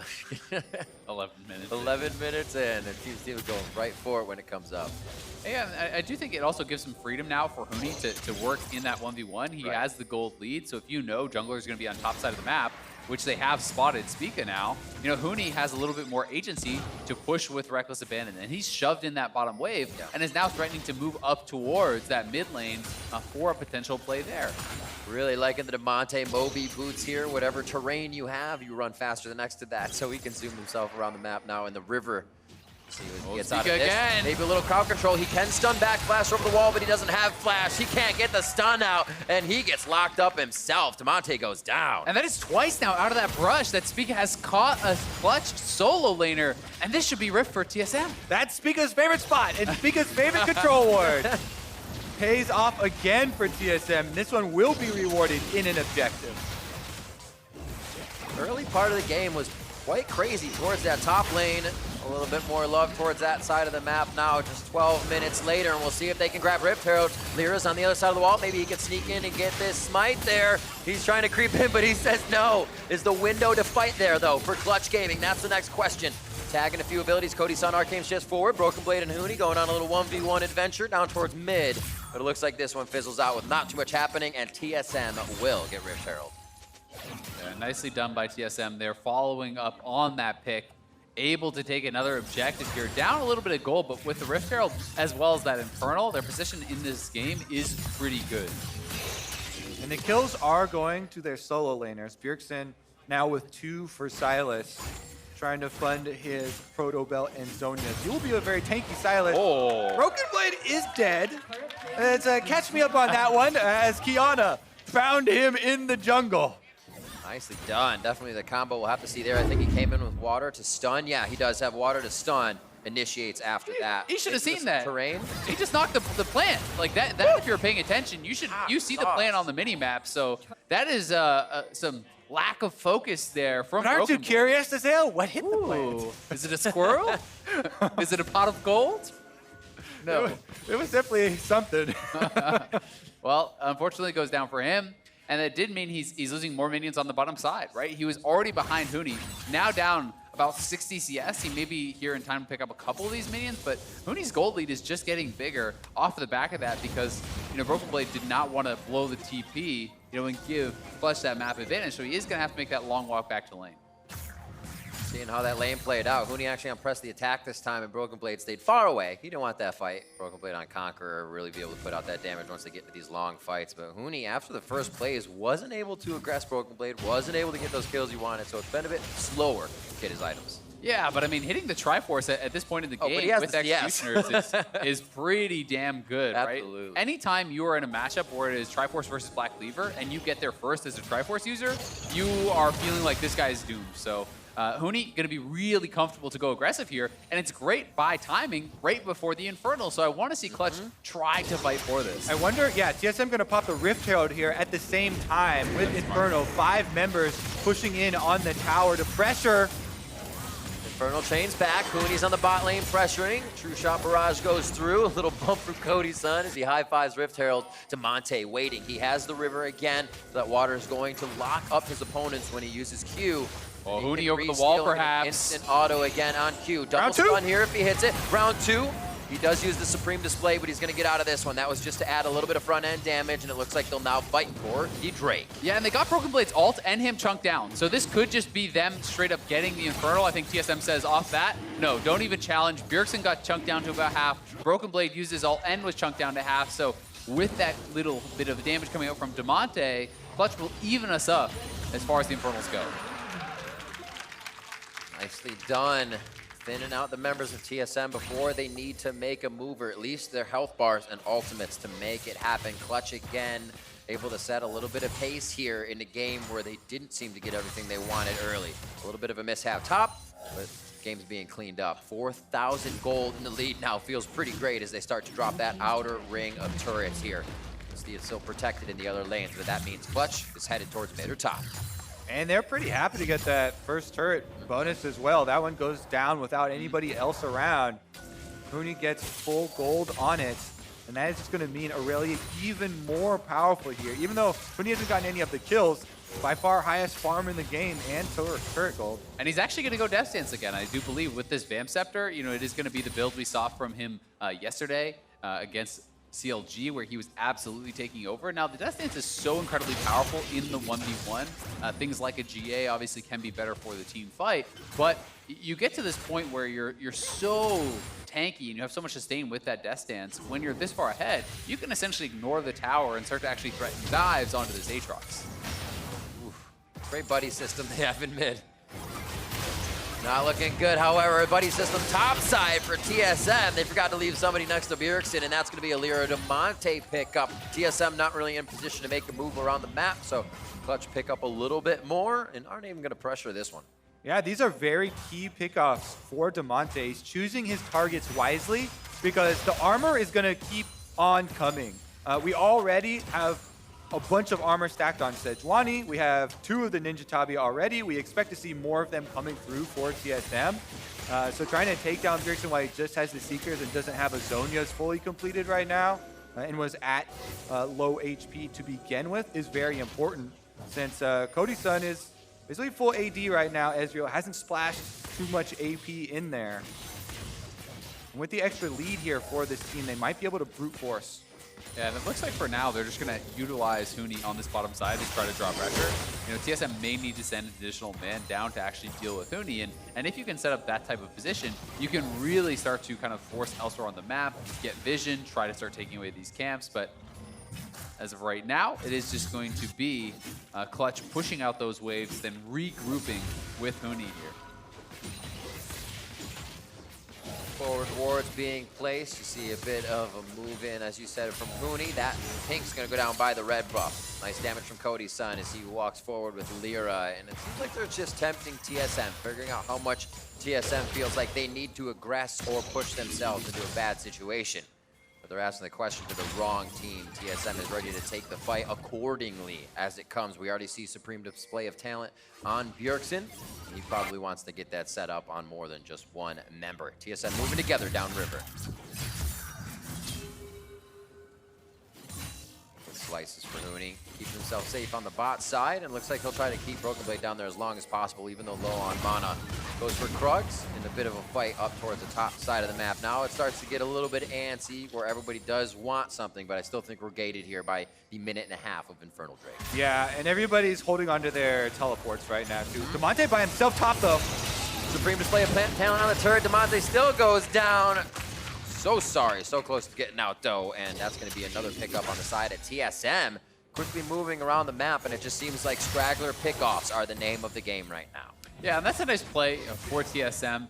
Didn't hit the supreme display of talent, but are able to actually lock him down with Smoothie, blowing the summoners, blowing the ultimate, getting in on top of him, and that's an easy setup for Spica to then follow up with that Sejuani ult. So TSM, getting picks of their own back, this is certainly something they need to do. They are on the back foot a bit here and want to try to pull themselves back into parity potentially before this next Infernal. Yeah, Kiana's a very good target for them to go after. They knew they had the numbers advantage there and are able to walk through that previously set control ward to make that dive happen.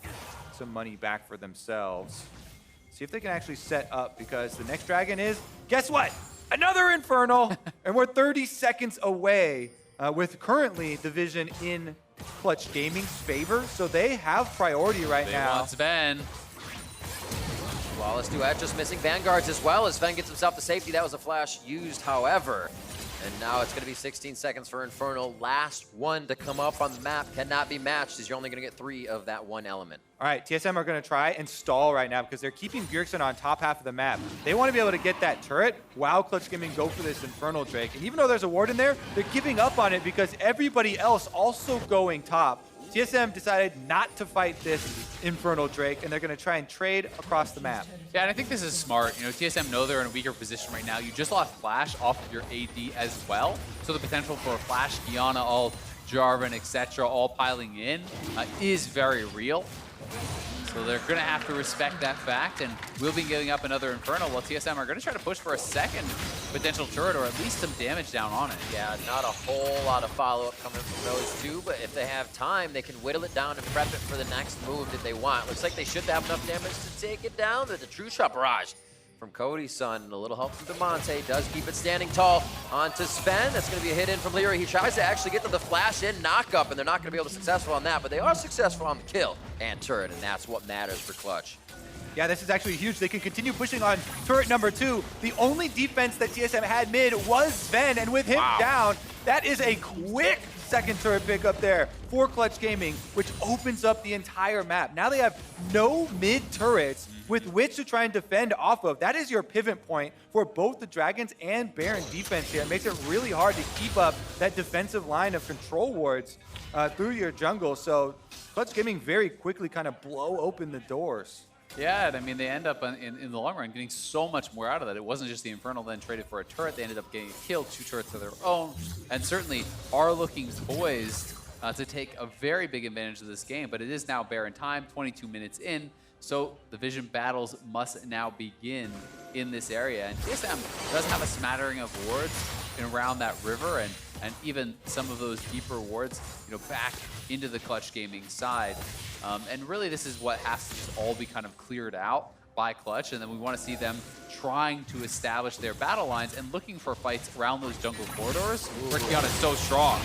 Vanguard's edge is down. They'll take that fight. Double Vanguards, and who's going to get this one? Hooney's now at a 3v1. Smoothie doesn't even come to the fight to go in there. Baron is up right now while they put 4 members bottom. All right, they're not going to go for anything fresher here. Really good play then from TSM to quickly kill off Hooney, and no response really except for the top turret trade. So it's going to be the extra advantage here, an extra gold going over to TSM. They can dive 3v1 as well. Yeah, and honestly just kind of preying on Hooney's aggressive tendencies, right? Just waiting in that brush. Aatrox shows up and is like, I'm here, bro. And he just immediately goes right in on him, wants that 1v1 kill. And Huni gets punished for it.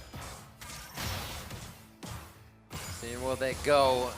Huni wants to dance with death, and they will give it to him down towards that bot side of the map, and that focus is now towards the top. Spica doing what he can to place a few wards, as you see the ones that have been placed by TSM are wearing out quite soon, so they need to recap here and get some vision down. Great job by Clutch already to get that light bright of security out as Cody Sun continues to farm. This is where it seems like it's really hard to break Clutch when you don't exactly know what they're going to do next, and it could just be Damonte coming out of the woodwork. Yeah, Damonte specifically, because the Kiana is going to have a very difficult time assassinating any of these targets on TSM. They all now, in addition to armor, have things like Stoneplate and Zonias available to them. And Lucian is one of the tankiest marksmen just by default from the Black Cleaver build. And Sven has been able to complete that. I would expect for Clutch, well, they're going to try and catch smoothies. I would expect Lyra to also build a Black Cleaver, try and continue to shred more armor for his teammates. The Dragonlance level 5 Jarvan already shreds 26% of your opponent's armor, but he's going to also try and build a Black Cleaver to help soften up some of these armor-heavy targets for the team. That's why both of these teams are kind of slow at the moment, choosing their opportunity. Monte roaming down, possibly into the jungle, but looks like he's just going to get a little bit of assistance with his team. They do see him on the outside, so they're not ready to take this fight on the side of TSM. And TSM will back off through their jungle. Looks safe, though. They are ready to go over the wall. Smoothie camped out in the wolf pit, looking to try to get himself over, but Clutch doesn't want to give him an easy engage here. Yeah, Spica's got to be a little bit careful about getting chunked out too hard, because this is a double Infernal 25-minute game, right? Like, you can just go on to Baron if the jungler gets too low and look to potentially rush that down. Huni, though, moving up towards this mid lane, is spotted out by a ward, so TSM should be backing off. Talked a little bit about those Zanyas earlier. Not as easy to take down Bjerg. So now Gargoyle onto Spica. He can take a few hits. Has to be a perfect entry from Broken Blades Aatrox if it happens. And they're allowing Clutch in ever so slightly here so they can get that false sense of security. It looks like TSM really wants to get in. Yeah, TSM only have that one super deep ward that, as Dale pointed out earlier, does get replaced, though, as Spica places a new one in their own jungle. Clutch have complete control over the vision around the Baron at the moment, and they're closing in trouble. Cody Sun over the wall. He could possibly get devoured. Oh, they got a flash over for him. This is not what they wanted. Now devoured by Vulcan. Supreme display of talent twice across the wall for both of the mid laners. Spica's getting pretty low here in the middle of the fight. He can't get out because of the Cataclysm, and Lyra's going to go into stasis. Everybody's looking for the next target. The first one to go down. Who's it going to be with a low HP? They skitter away from each other, and nobody has gone down except for Bjergsen in this fight. No more follow-up after the mid laner falls. Yeah, the health is too low for Clutch to start the Baron here, though, so thankfully for TSM, it was a close enough fight to prevent that follow-up. And Cody Sun just initiating it, dashing over the wall into the Silas's face, getting things started here for Clutch. It looked like they wanted to devour back over the wall, and then he just created a little too much distance. You saw Vulcan have to flash over for it. Can't wait to see it again. Here it is. All right, this is the start. Yeah, they know they're got their eyes on Bjergsen. Immediately, though, from the brush, Smoothie jumps onto Cody, and he gets a little bit worried. But Vulcan flashes over, even after getting knocked up, is able to get the Devour off. And then the re-engage there, they'll jump down, Jarvan ultimate the rest of them, but Speak is able to Q flash out on Sejuani, so no further casualties on either side.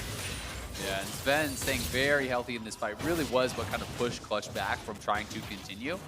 We can now see that Cody Sun is going to build towards some AP. He already had the Sork boots, and it is going to be this Gunblade as opposed to going straight for that Blade of the Rune King. And we may see something along the lines of Illudens next. That can be pretty popular with these kind of poke style Ezreal builds, where we see them putting both the red buff and the blue buff onto this Ezreal and allowing him to really get a lot of work done. 3 strong in mid. Kiana coming down the top side of blue. Huni flanking now onto Sven, out of position. Sven is down. Rest of TSM has to find their way in through their own front door because they cannot base to the fountain. That's an ultimate stolen. Only Vanguard's Ed for Bjergsen isn't going to really do too much against Clutch as they are now inside the base. Spica in the eyes of the team of Clutch here, locked up in Cataclysm. How can TSM answer? They can only watch their jungler fall. Clutch has control of the Rift. Yeah, they knocked that door right down. Once again, Sven was the only member of TSM in mid lane, so they kill him. They take down the inhibitor turret plus the inhibitor. They abyssal voyage towards Baron as well, and they will be able to pick that up. Yeah, Spica trying to cut the minions, it looked like. They're coming from behind from Clutch, but there was no way they were ever going to be able to take that team fight for TSM once Sven was already down, so Clutch kill off the jungler, taking away any chance really of a steal here. And Bjergsen wandering over to the area, but he will be far too late. The Baron is going to go to Clutch. Looking like we're going to get another game of this series. Here's another eyeball on Huni with the flank. He knows he has flash advantage over Sven, so he makes it stylish once again with the R flash Aurelia, able to finish him off with the stun. And then this is what you're talking about, is, where Spica flanked from behind, but they are already down on members. Yeah, I mean, I don't really see what he was thinking was going to happen here, right? Like, how is TSM going to follow up? And I'm not sure if he was trying to cut the wave. It didn't look like it. It looked like he just wanted to engage, but throws away his life and guarantees that this Clutch Gaming team will be getting the Baron. Guardian Angel purchase for Demonte. He and Huni can dive in even harder now with the ability to be devoured by Vulcan if he is behind them. And here we are towards the bot side of the map. Objective free across the board, just the turrets left, so that means it's bot side time as Clutch looks to put the finishing touches on the outer tier turrets. This one's gonna fall pretty fast. Nobody's on the top side of the map, so expect this engage to last quite a while here in the bot. Oh, teleport behind. This is a teleport flank deep from TSM. We see on the minimap, it's Bjergsen Silas coming through. They'll have to go through control wards. Who's he going to steal, though? Demonte's going to be his first. Kiana ultimate would be huge here if he can get a flash over the wall. Bjergsen's flash is still up. If he can get the rest of Clutch, as they are, backs against the wall, it would be gigantic. The turret's only got about a fifth of its HP left, and that's a few shots from the Ezreal. One with that W lock up, and now they're going to be on to Spica. Comes through. Nice job by Smoothie to get the quickness on the rest of Clutch Gaming members so TSM can try to stop the offense, but I don't know if it's going to be enough. Clutch has already taken the front end damage that they're going to. A Broken Blade has to sheath the sword. That's going to be it here for Game 3, and Clutch looks to seal the deal and keep the series alive. Huni is a monster! He just soloed Sven with Sejuani right next to him, diving in on the Aurelia, and Clutch! What a game, and Game 4, here we come. Clutch Gaming knowing exactly what it's like to be in TSM's shoes, and maybe a little bit of how to fight against it. Definitely the case. I mean, TSM, this time they don't get the early game advantage, and Clutch show us what they can do with the lead. Huni was so far ahead this entire game. Big advantages up on that top side. You know, that one play where they're actually pushing Broken Blade off the turret really had huge effects on the rest of the game. He was never able to catch back up to Huni. Huni got ahead in itemization, and at the end of the game, he was almost a full 100 CS ahead. This was also our most calm game of the series. A lot less frantic. It felt like they, the gravity of the situation had fallen on Clutch, and they're like, you know what? We cannot lose this game. So even with the early lead, they were doing the homework, step by step, trying to move it up and not give that opening.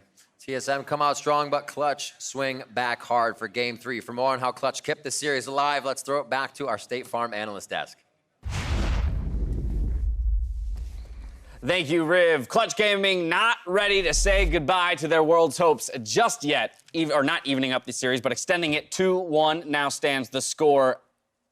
I know there's some confusion, though, on the desk on how exactly TSM didn't win that game, or rather Clutch winning it with the draft that they came away with. I tweeted that it was going to be a 3-0 after I saw that comp. They had a full AD team into Sejuani, Aatrox, Silas with no CC, and somehow they won. I don't know. Well, the part you're overlooking is that they actually have a fantastic win rate with Kiana, There it is. and they can win all those games. Didn't work with the GPE last time, but they got the Kiana. It's over. That's all that matters. Their win rate was higher with the Kiana. Yeah. Yeah, that's a good point. I retract all my previous It doesn't matter what the statements. comp is, Medios. They got Kiana.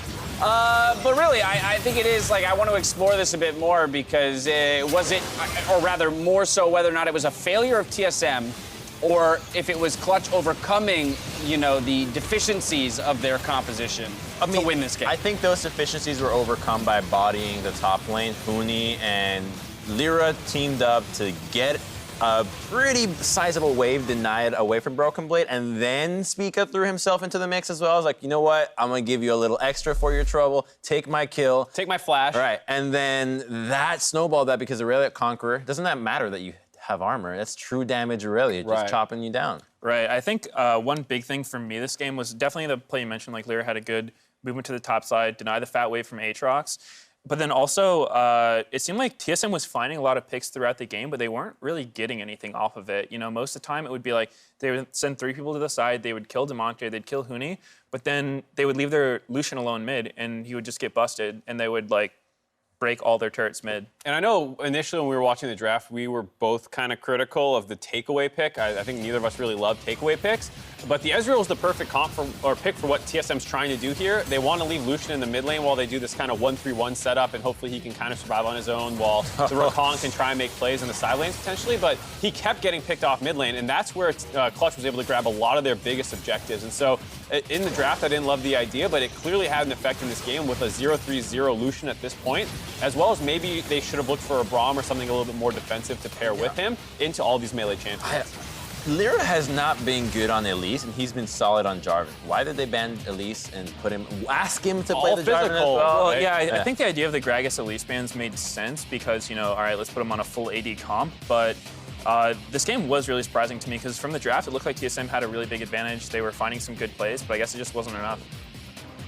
Yeah, I think this is one that TSM is probably going to be kicking themselves a little bit depending on how the rest of the series goes, because this feels like one of those games where you did it, you did a good draft, you should be able to execute on this. And they even had, you know, a relatively close game. As the game goes on, it should actually get harder for Clutch because that armor factor comes in where it's all AD, and they just got snowballed on too hard. Right, I do think that a Braum last pick instead of Rakan would have gone a long way. Even a Thresh, just to give Lucian that additional safety. You know, if you try to go for a pick on Lucian and he gets a Lantern, then all of a sudden that death and 2 mid turrets turns into Lucian just clicking the Lantern and getting out. TSM definitely felt lost there in the mid game and into the late game in terms of where their resources should be spent on the map, leaving Lucian out to die a few times and ultimately leaving a pathway for Clutch to come through and take victory. So the series has extended. We were sitting at 2-1. Clutch still needs to put 2 more together. So for Clutch, with side selection, I haven't received it just yet, but my expectation is that they'll go to blue as each of the teams has done so far in this series.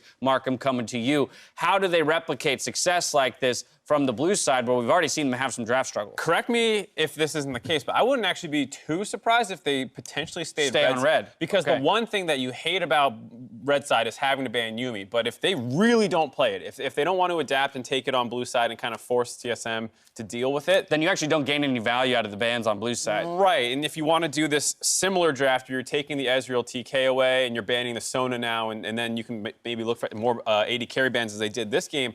Maybe that's worth staying on red side. You know what? I'm curious to if Clutch goes to blue, just heard. Okay, just so forget they that. Will go to blue. Maybe they play the Yuumi this time. I like the concept, but then I'll turn to you. They are going to blue. That is confirmed, Crumb. So what are you thinking here? I think that what worked in the previous game is not going to happen again, but you need to get Spica off Sejuani. It's a very powerful pick. That's what he played the entire first time they played as well. We haven't seen anything out of this player, and clearly he's still not 100% up to speed with the rest of the team. If you take him off the easy or the hardest to punish jungler, he's going to have a worse game, which should favor Lyra, who hasn't been having the stellar performance he's shown in all of the playoffs. I'd be interested to see if Clutch decide to try to pinch Sven again, because in that last game, you know, you took away Ezreal and you banned Xayah, Kai'Sa, which are pretty much Sven's main champions. And on that Lucian, he was pretty much a non-factor. It didn't look like he could really get much happening. Looked very uncomfortable, to your point. But do you think the Lucian, you know, next to a Braum or a Thresh, like you said, does that solve the issue of his underperformance on the character, or do you still don't see a lot of value in Lucian for TSM? I think that Braum would definitely make it a stronger duo. Lucian Braum has just been, you know, such a strong bot lane for the longest time. So I do think that would have been better, but I think that, you know, you want to play to your player's strengths, and Sven typically does better on those other champions which weren't available to him. What's been the biggest mismatch so far in this series in terms of positions? I think Huni's been really good. He did kind of get taken to task in the Jace Pantheon matchup, but his GP and then the game, this game as well, he was absolutely crushing people, as well as being on fire yesterday. So I think Huni's been the key factor for Clutch this series. He let us know that their 4th champion is the Irelia now, right? 3 games in a row for Huni, if you consider yesterday and today having that champion. Clearly another big threat in the top lane that can be flexed to the mid lane. The team has expanded their champion pool. TSM has seen it, so I feel like it shouldn't be too hard to figure out what they need to do to prep against Clutch. Well, they found moderate success so far, having the series lead at 2-1. Only need 1 for the side of TSM. The reverse sweep, though, is still on the menu. See if Clutch can deliver in Game 4 when we return.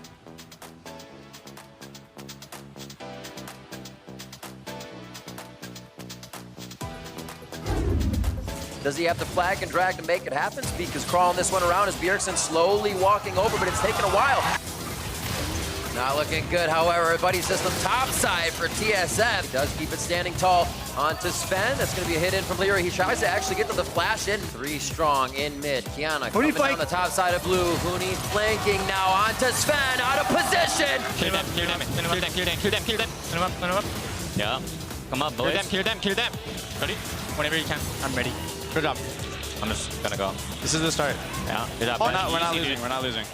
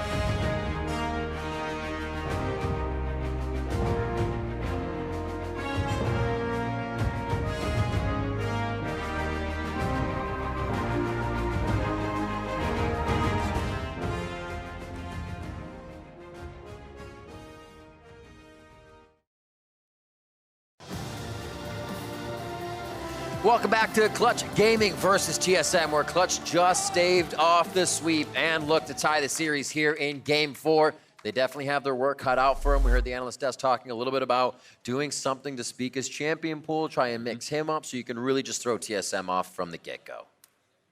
Yeah, and I think it's going to be interesting to see exactly where they decide to go in picks and bans. I mean, I think that, focusing Spica does make a lot of sense, but also at the end of the day, I think this has been a series about execution. And I think that Clutch failed to execute in the early game, both games 1 and 2. And in game 3, we saw what they can actually do with an early game lead. Even from those huge deficits in the first 2 losses, they were able to battle back and keep it close. So it's going to come down, I think, more to just which team is actually playing better in the game. Yeah, there's been a lot of scrutiny for Champion Select. I know Mitos on the desk as well had his eyes towards pinching Sven's champion pool and his Lucian in the last game not really having an effect for TSM. So see if they can set up their bottom lanes as well. Sona right off the bat once again. Clutch Gaming get her out of the game.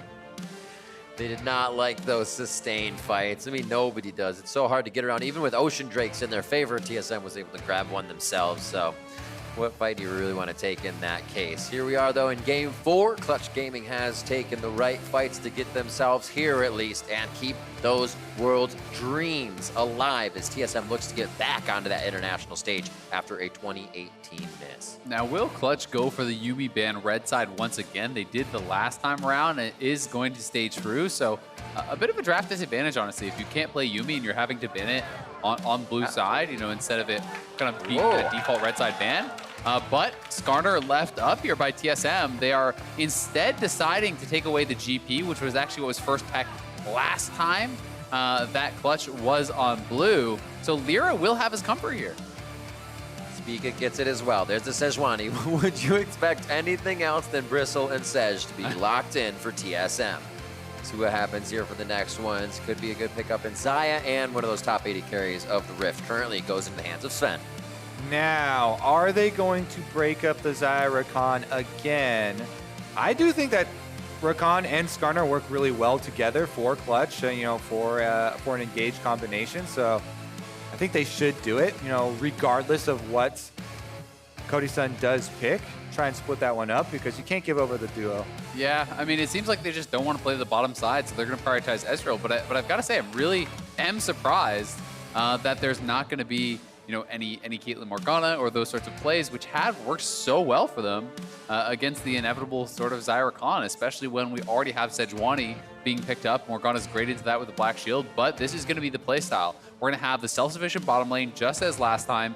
Clutch is going to go for powerful solo laners and try to play heavily through them with Lyra on this comfort pick of the Skarner. The thing to me this time around, too, though, while it is super comfortable for Lyra, Skarner's early impact is not the same as Jarvan. Last time around, Lyra actually played the Jarvan well, got the flash off of Bjergsen. They were able to attack mid lane and find some success. So Skarner is a bit more delayed. You can go for, once you get your boots, you can get your Predator gank. But besides that, you pretty much got to get to 6.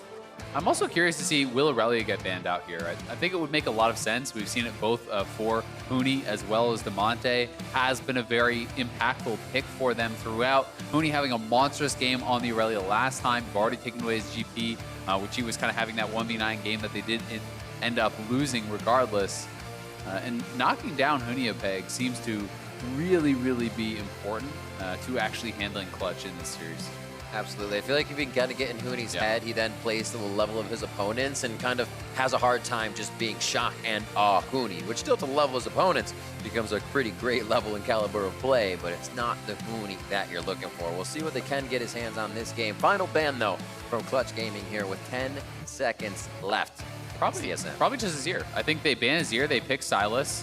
Wow, Camille, interesting. So they are going to leave up the Azir. To me, that's like very conspicuous. That's like asking them to take it. Aatrox probably then, because Camille's so good into it. Maybe they're trying to protect the pick, expecting Sylas or something to come through. Among like 3 main favorites, Broken Blade loves Camille. So that just kind of works out as a champion. He would always want to play against a good matchup in the top lane. With Camille gone, Aatrox rises in priority. There we go. What is the answer going to be? Sylas, I think, super high priority here. They definitely need some sort of AP damage.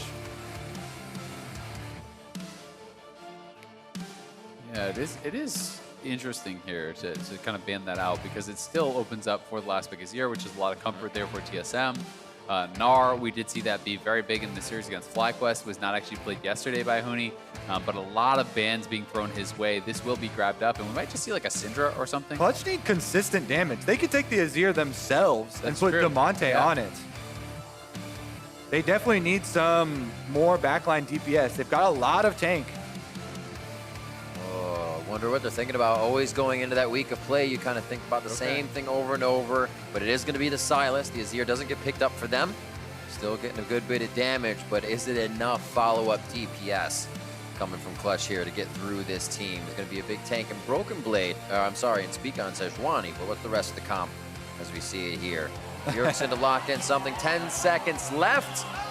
And we'll see what he has here for Clutch Gaming. It's probably going to be Azir. Yeah, that is a self-counter pick into Sylas. It's for There's sure. no way, yeah. I mean, people love the memes from Bjergsen's stream, but it has to be Azir. There it is. TSM going to have some front-to-back team fights set up for themselves. And Clutch Gaming need to get that Skarner first pick value out of Lyra. It has been so good for them all year long. By far his best champion, most played, most successful. And now, when they need it most, it's going to have to be a victory, or else TSM are making their way to Worlds. Yeah, Lyra, though, I believe sitting at 14-4 on the champion, throughout this split, throughout playoffs, so it has been, incredibly good on this champion here. And yeah, I mean, I just think TSM, when you're looking over at their late game, that is so terrifying. Their team fight with the powerful front line of the Sejuani and the Aatrox. Great engage here from Rakan. Powerful DPS in the backline from the Azir and the Xayah.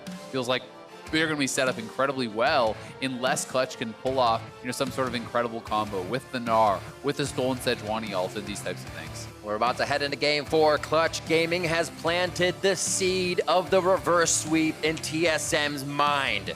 They know everything about it, and they would love to make it happen against TSM. We'll see if Clutch can do it, or if TSM is hungry enough to find themselves back on the world stage, or does Lyra pull Clutch Gaming into a game 5 with this 4 Skarner pick?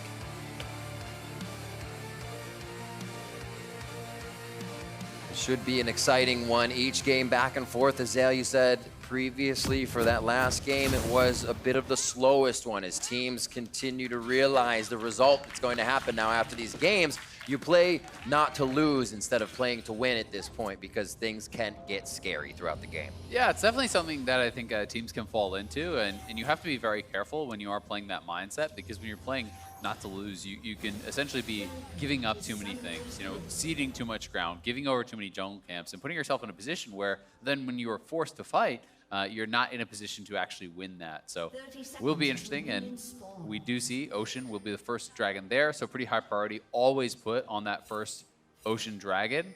So going to be excited to see which team can actually get priority down around the bottom side, because Clutch did not draft to actually play to this Ezreal Tahm Kench lane. They drafted to kind of leave this alone and have success elsewhere.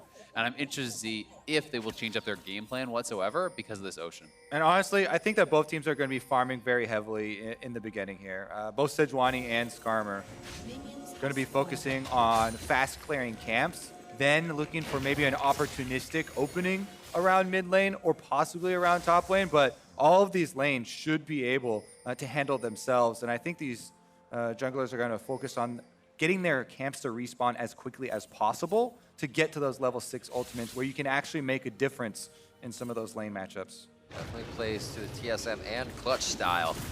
As soon as you get ults, you hit that R button and get into the fight. See the slow going early game. We'll see who can get the better of it as we get your lovers duo bot lane versus the Ezreal Tahm Kench here on the other side. Cody-san gonna feel pretty good on the Ez. We thought it was just the Kai'Sa he would initiate fights with, but we saw him going face first into TSM last game with arcane shifts, showing them that it could be done. The fights were messy, but man, it seems that that is promoting Clutch's style right now. Big shouts as well as he gets the Mystic shot threaded through the range minions for some harassment. Keep your eyes if he gets that sly sack of gold. But a lot of this early game, again, is going to be, Huni trying to push in Broken Blade, using the range advantage of Mini Gnar. You spam out your boomerang.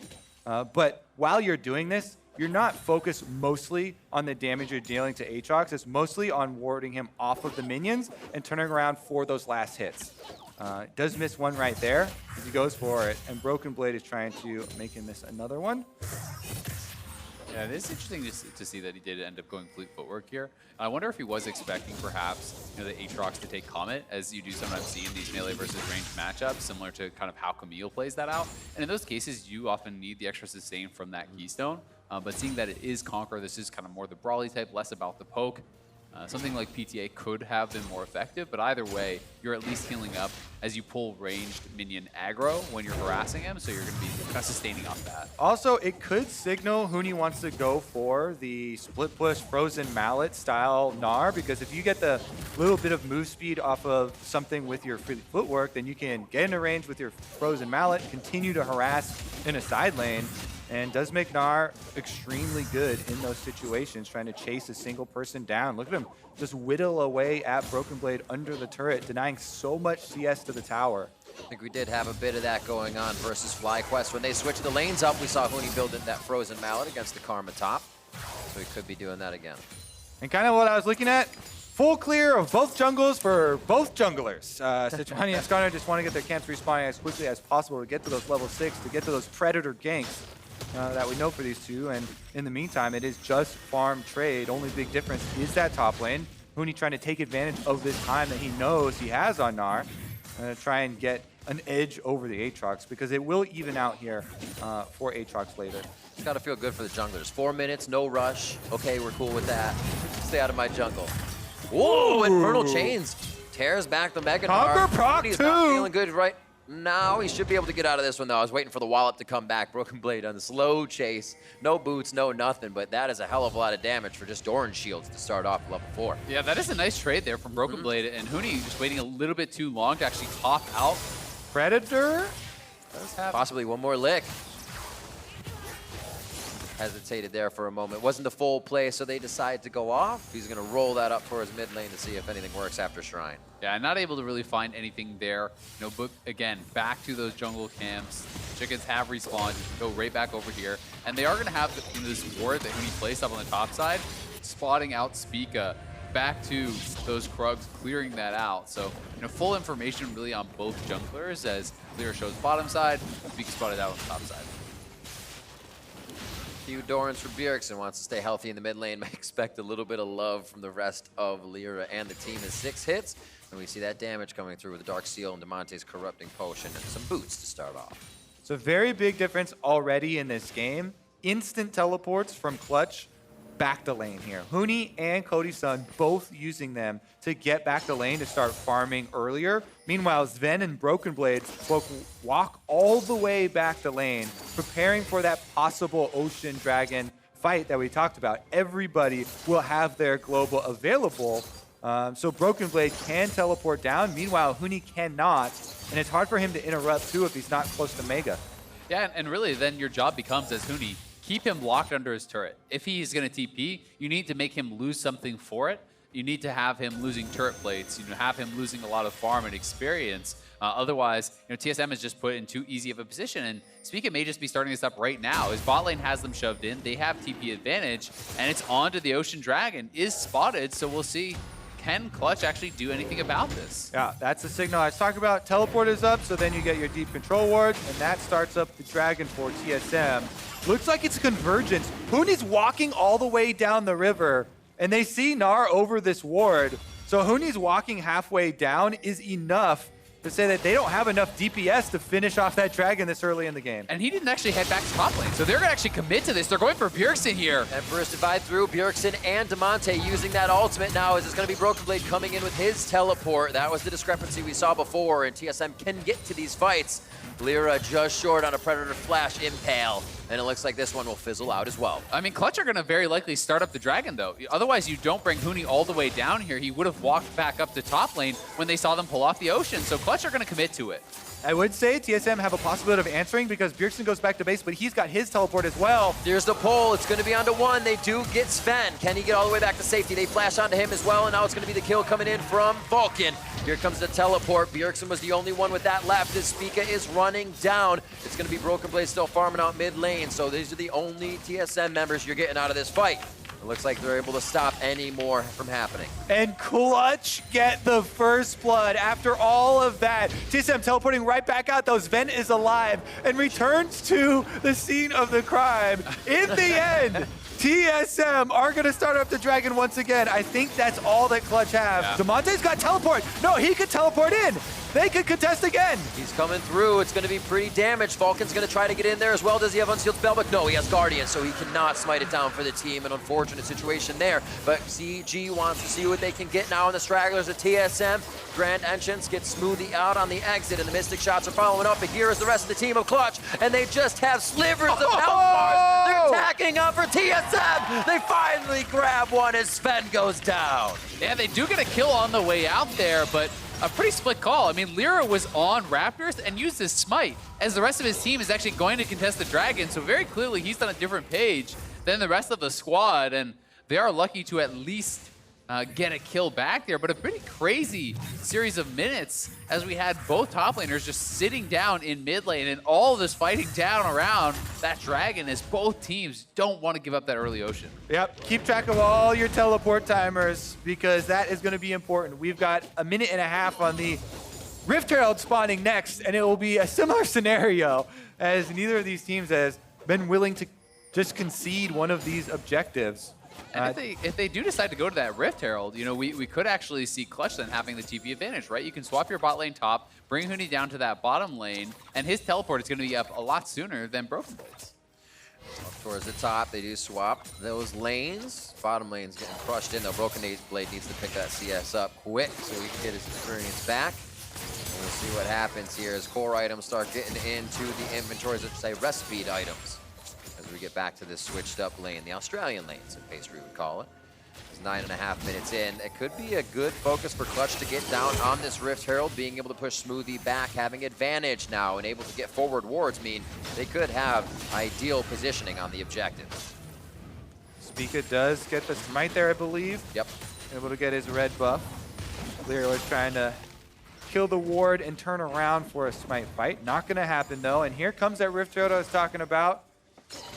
15 seconds upon arrival. Since Lyra didn't use his smite, he's got plenty of charges, but Spica had 2, so they'll be ready as well. And already on your mini-map, you can see Aatrox walking up for it. So both teams going to try and make a play on it.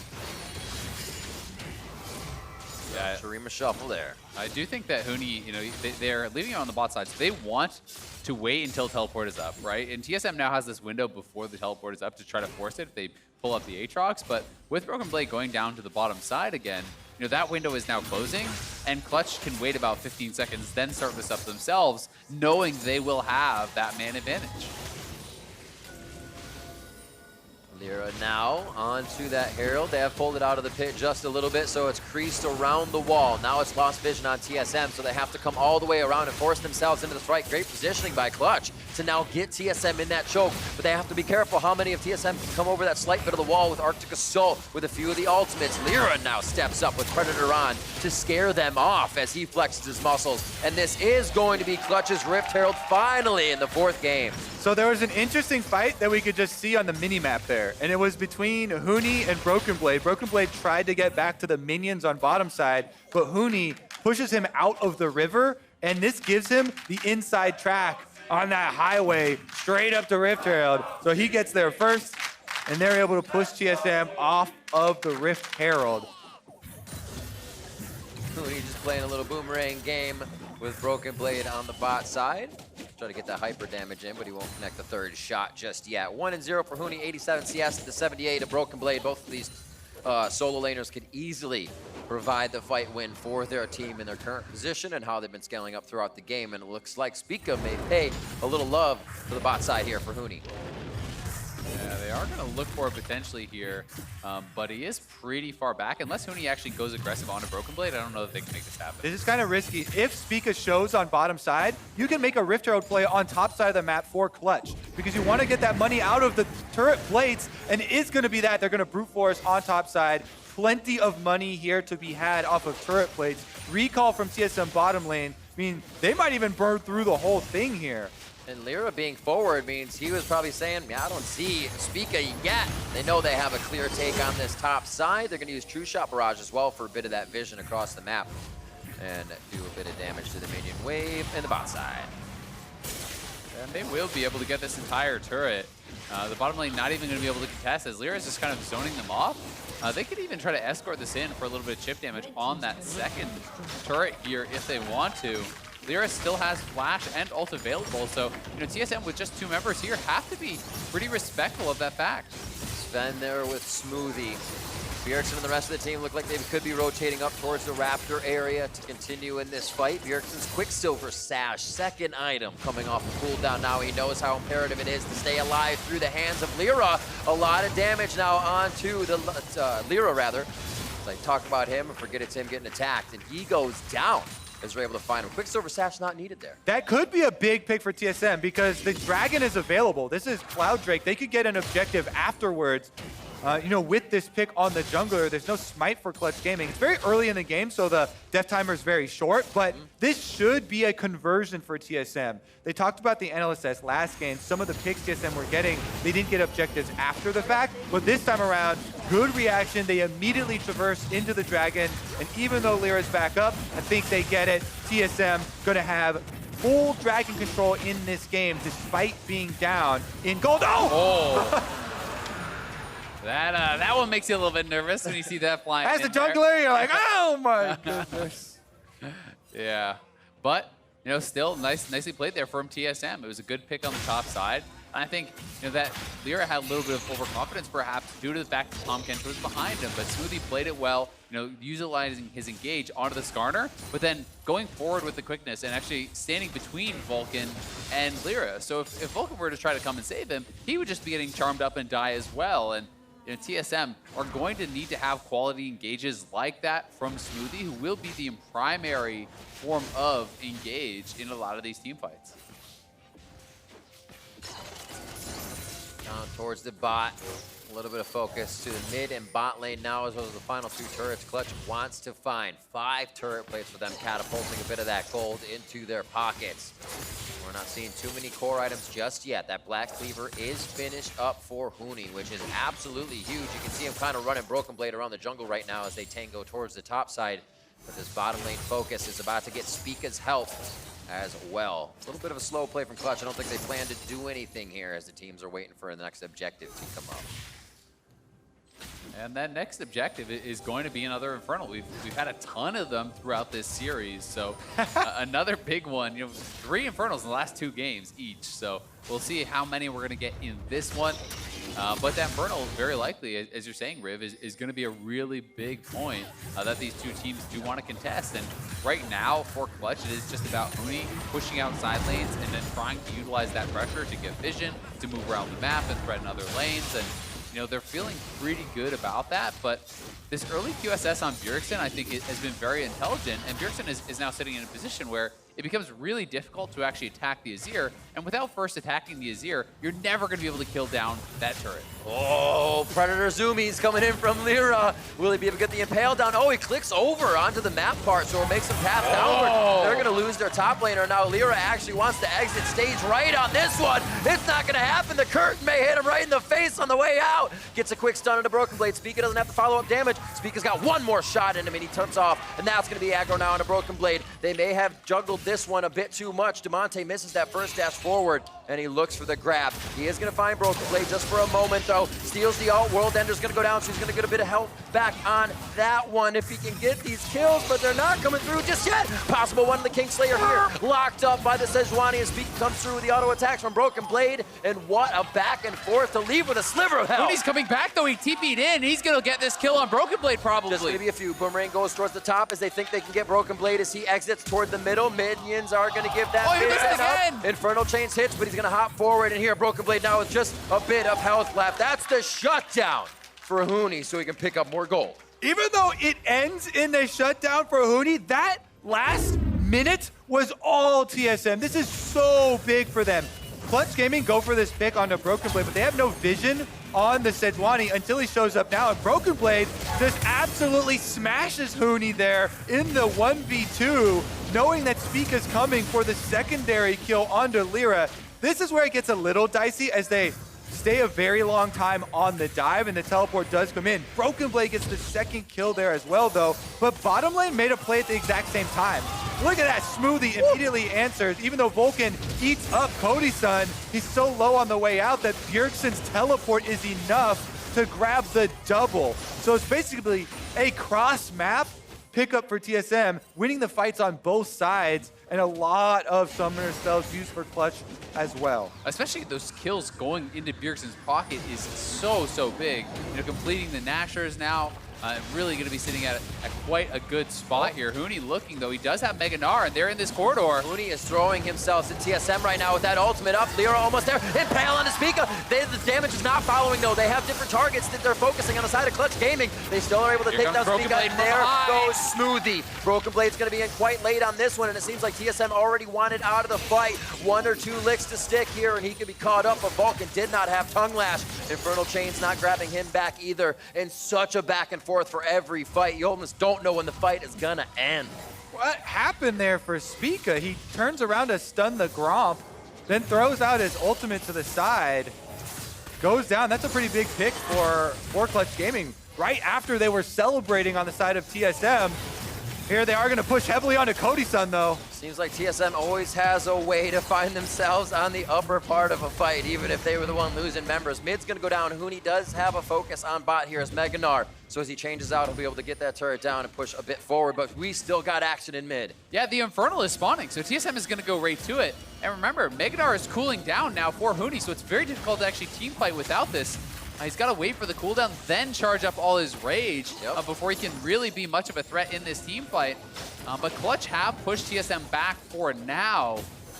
A lot of key ultimates kind of missing here, though. No Mega Gnar right now for Huni. No Skarner ultimate as well. Yeah, they're out of there. It looks like Bjergsen heading top lane. That means no fight for TSM, and Clutch will pick up this Infernal.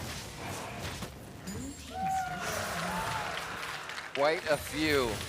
Kind of fits the theme of the game for Clutch here. All right, See if they can is going on with play Spica one here. more time. He turns around, he stuns the Gromp, then he gets ulted into the wall, yeah. Oh. Yeah, I didn't catch that the first time through. That's just a straight up mistake. Yeah. Right? Like there's no reasoning for that. Very good pick there by Clutch, though. You know, they jump in on the opportunity. They take down the enemy jungler. So that is a big strike right back, and they still have a very big gold lead to work with here. Now they've got the Infernal Drake on top of it. So basically back on game plan here for Clutch. Yeah, and it does feel to me like that's a little bit of nerves. You're panicking, you're in the stun, you're trying to mash to use your Q to go away to the right side. Your cursor is still there, and then you're slamming ultimate, right? And this is something that certainly can happen. Spica does not have much stage experience whatsoever. You know, in last game, certainly had some mistakes. This time around in game 4, showing a bit of nerves, says this is an incredibly important match, and he is the least experienced by a country mile. Absolutely, and still being able to get his champions, he's kind of expected at that point to play a little bit better than average, I should say. So for him to kind of have that thought in his mind here coming into game 4, doesn't want to get reverse swept, he hasn't had the chance to be in this situation very much to understand how to fix it or just say, hey, this is the game, we're still fine. Hopefully the players around him, as we talked about before, world contenders have been on that stage are helping to ease that for Spica. Now this is pretty interesting, seeing a Warmog second here from Huni. Very atypical, honestly, for the Gnar. And I'm not really understanding the idea behind it, other than, hey, if you trade really heavily, then heal back up, and you can threaten he's going in. Looks like he gets himself out of the Infernal Chains. It's a bit of a dance now until he takes the utmost of the damage, and there it finally comes through, but Cody-san and the rest of the team are here to fight. They're surrounded by TSM members, and Clutch has to work quick if they want to make this one come out on their side. Vulcan going low, throws down the gray health into the stasis, and now he's going to come out, hopefully staying alive. Flashes from the quick Oh, sweet Sven spot is of low. Broken Blade. Featherstorm comes up, and he's going to keep himself alive. Broken Blade with the Broman as he takes a shot there for his marksman. And now TSM is going to limp away from this one. Get kind of dicey there, and you heard the big shout go up from the crowd when Huni went in for the 1v1 perceived there, and TSM were able to get the kill on him. But it could have been worse because Clutch were trying to arrive in time to help out Huni. With TSM getting the kill so quickly, they almost collected a few more here, but it is just going to end up with the 1 kill going over. But here's another look at how they pulled it off. You know, Broken Blade once again on the Aatrox. As soon as Spiga is able to arrive, they finish off the kill, and then Lyra flashes for Broken Blade to try and get him under tower, but they don't have any damage backup. Yeah, and part of the problem there is the minions were still alive. So he flashed to pull him under the turret, but there's no turret aggro going out. And this is back-to-back games where Huni has been kind of baited fairly easily by TSM. You know, that wasn't even a close fight whatsoever for him. It's not as though he was almost about to kill him. Broken Blade still had 100% HP. So, you know, Huni has to be a little bit more careful, and they're going for the play again. Broken Blade's just going to walk at him and say, oh, Huni, come get me, with Spiga sitting behind you. So, you know, they're trying to play to these tendencies that Huni has where he wants to outplay his opponent. He wants to go for these 1v1 fights where he feels so confident. All right, the next level of that mind game is Clutch need to always have Lyra behind Huni so that if you try and bait our Huni, yes, he'll take the bait. Baiting the baiter. But we also have it. All right, not going to be the case this time, though. It's just Huni versus 2. That Black Cleaver and Warmogs hopefully keeping him alive long enough for the rest of the team. That's the idea with the build, and now they're finally here. The cavalry has arrived, but stopped dead in their tracks by the icebox coming out of Spiga. Lyra caught that one in the kisser. I do not think that Clutch Gaming is going to get too much of a grip on Dragon, but TSM is going to fight for it. That is for sure. Yeah, it's like everybody in this game knows there's going to be a fight around Huni, so now everybody's jumping in. As soon as it starts out, everybody bottom lane. And this is being said with another Infernal coming up. So if you use your flash in one of these fights, if you use a big cooldown, we've only got 40 seconds left on the Infernal Dragon coming up. Yeah, and that was the teleport out of Diamante to help bail Huni out of that. You know, after TSM had set up that play once again here. You know, Huni does have the Warmog, so he can obviously stay out on the map, so that is an advantage there from the build. And it's going to be about this mid lane control now. You can see that Clutch is trying to push this up. They will now head over towards that dragon, try to clear out vision from this area, and see if they can really set themselves up well for the second Infernal, which would be a really big advantage for them here. But, you know, it is really only 2 people who are heavily stacking AD and AP, the Ezreal and that Silas, so not as big as it is for some comps. Vulcan standing tall right in the soldiers. He's got to be careful. Bjergsen has all 3 up, so he gets that attack speed buff for the current level he has on W. Huni dives in with a bit of a jump there to try and get a boomerang stop, and now they have Sundisk up in mid. Clutch Gaming, Diamante uses the Glacial Prison just to deter TSM a little bit more, see what else they can get. And they drop the second tier turret nicely, now trying to engage onto TSM, smoothly to the back line. Grand Edge into the quick, oh, the trying to trap them up. And a great job by Huni as he gets himself into position and spit out by Vulcan for more safety. The Sundisk is keeping TSM alive, but only for so long. It looks like Clutch wants to grab down one more time on the team, or at least go for the Infernal. Yeah, TSM is able to kind of out-rotate their opponents there. Really nice use of the Sundisk to try to cut off Clutch and get that tier 2. But this late in the game, I'm not sure that I actually like that trade of a turret for the Infernal. I do think the Infernal becomes worth more when we're 25 minutes in. So TSM losing the kill and getting chunked out here.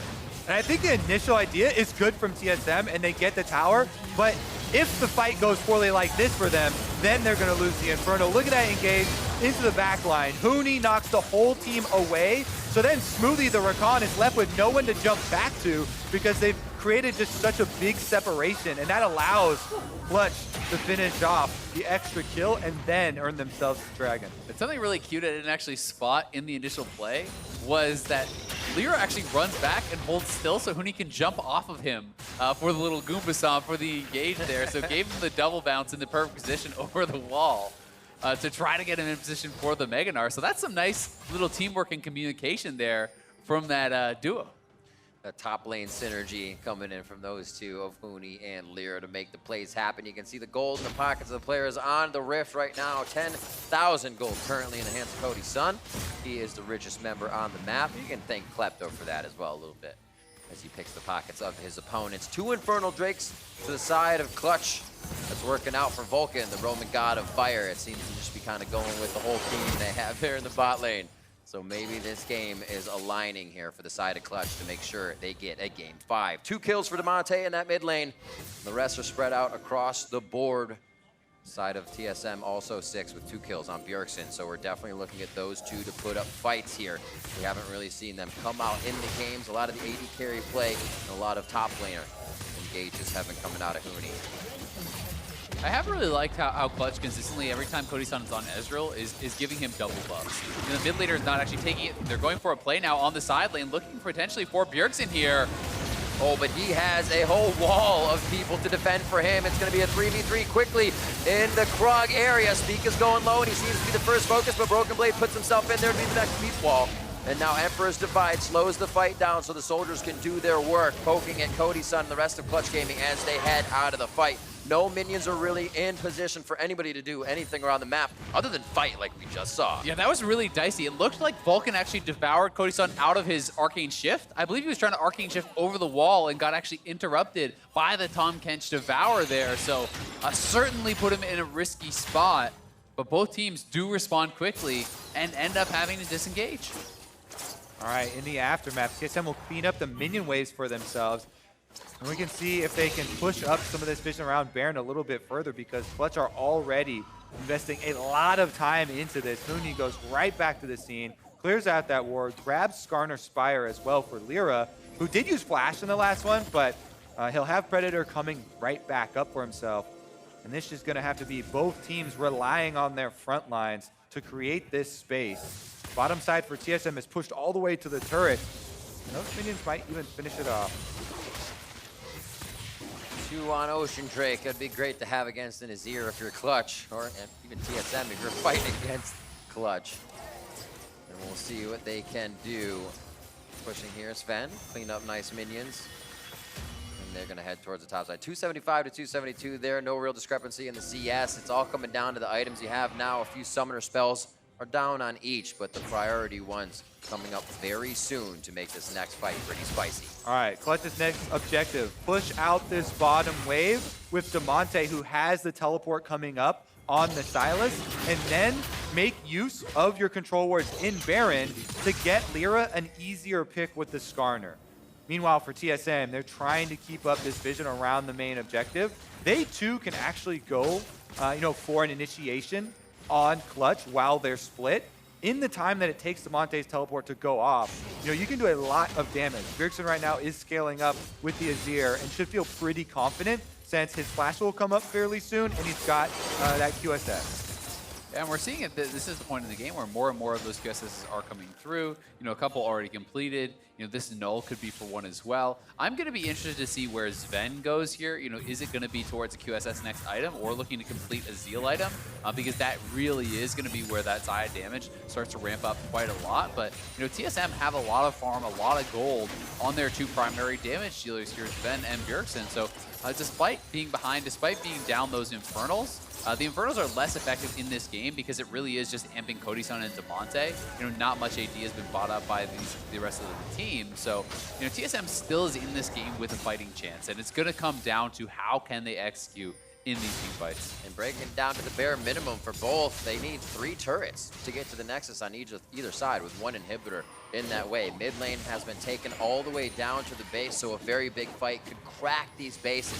TSM on the cusp of returning to Worlds after a 2018 miss. And Clutch Gaming wanting to keep this series alive so that dream is a possibility of Worlds. Yeah, TSM has been kind of chasing this. They are trying to return to glory. They were so dominant in North America for so many years, 10 straight finals. They lost that. They missed out on Worlds, for the first time really last year. And now are opposing looking like they want to try to go for an engage here. As soon as he's going to have that Mega Gnar expiring, and maybe TSM could look for a move. Predator pops there. No full engage found though, so that is going to time out. TSM pull up the Sundesk to defend around mid lane as well. You have to fight over these minion waves because it's very dangerous to go walk in and try and get vision around this Baron. So you're trying to get vision off of pushing a minion wave up into enemy territory and use that as an area of safety to then spill into the river here. goes down. That means they're going to have LCR and Demonte into the fight quite quick, but TSM is positioning now to get that Baron side to make sure they can show Clutch Gaming into the river before anything happens on that side of the map. A little bit of clearing of the minions on the top by Bjergsen as no fight comes of the mid lane positioning. Yeah, they're actually just going to start up Baron. They do have this Azir with Triple Soldier. Oh, Ember is down quick. But Huni's about to go Mega. This is dangerous. Huni is almost on Meganar. He throws the clock out to give TSM the time of day, and they're going to have to back off on this one. Baron's at half. Huni hops forward just to kind of get the aggro in, let him know he is not kidding. The rest of the team is going to head back to clear out the minions. They don't feel like TSM is going to start that Baron, but will allow them to tempt it again. It's like Clutch and TSM both want to tempt this, and they're going to go for it. Yeah, TSM is starting up this Baron here. Spica's already really low, though. He's got to be careful. Got to watch out when those resistances are cut from fighting the Baron, as well as the damage that you're doing to it. Lyra's coming in. They get Spica, but that's a big impale on one of the members. Now they can get that smite down onto the Baron, but it's going to be the fight first onto TSM. Demonte looking for the perfect ultimate to take, as he does have hijack up, but it looks like TSM is just going to waltz out of this one. It's going to be a 32-minute Baron, but it's going down quite slow, and we'll see if TSM reconsiders, but I think not. Slow and steady wins the race, Riv, and that is going to be a Baron for Clutch Gaming. Spica got so low on that Baron, it absolutely shredded him. He doesn't really have anything if you look at it.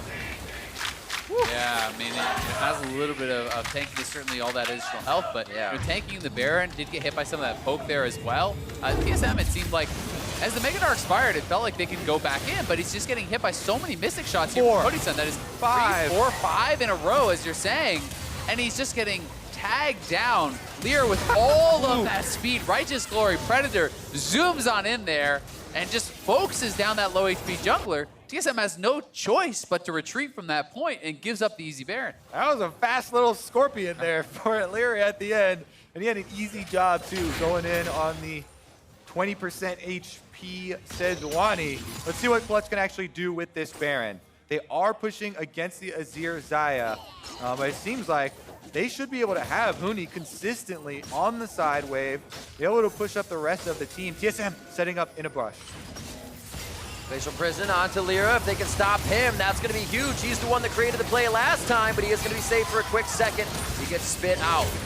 Looking for that damage coming in from the true shot barrage as Demonte is on the back. Hijack still available to use as Bjergsen's looking to kill Huni. Soldiers forward. Huni just gets the drop out. That's going to be the Morellos, not an ignite, so Huni stays alive. Here comes Demonte. Glacial Prison in his hands. They're going to get one kill there, and he uses it to take down the rest of TSM. They're finding him under the turret now. Great shots coming in from Cody-san as his Mystic shots are finding every target. Yeah, they're looking like they just want to keep pushing. Huni with that Warbox barely survives. He's back to full health, and they are looking to push for these Nexus turrets. Absolutely insane play from Clutch Gaming here. They are going to have eyes on the prize. Only a few members of TSM are alive with Broken Blade and Lovers Duo bot lane. Nexus turret number 1 is going down. Nexus turret number 2 in the rise, but they're going to be stopped up here. TSM on the Iron Lung for game 4, as they do have game point, but now it's going to be for both teams. Clutch Gaming come all the way back. Like I said, they planted the seed for the reverse sweep, and man, is it starting to grow.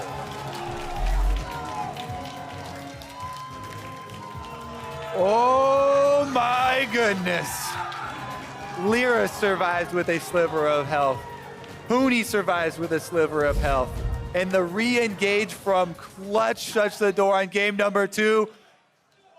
Game number 5, Silver Scrapes, here we go once again. Oh my word. For Clutch and TSM for a spot at Worlds. There is so much pressure on this next game. Yeah, there certainly is. One game to go to Worlds or to spend the next couple months watching from home, regretting the mistakes that you made. The pressure is immense.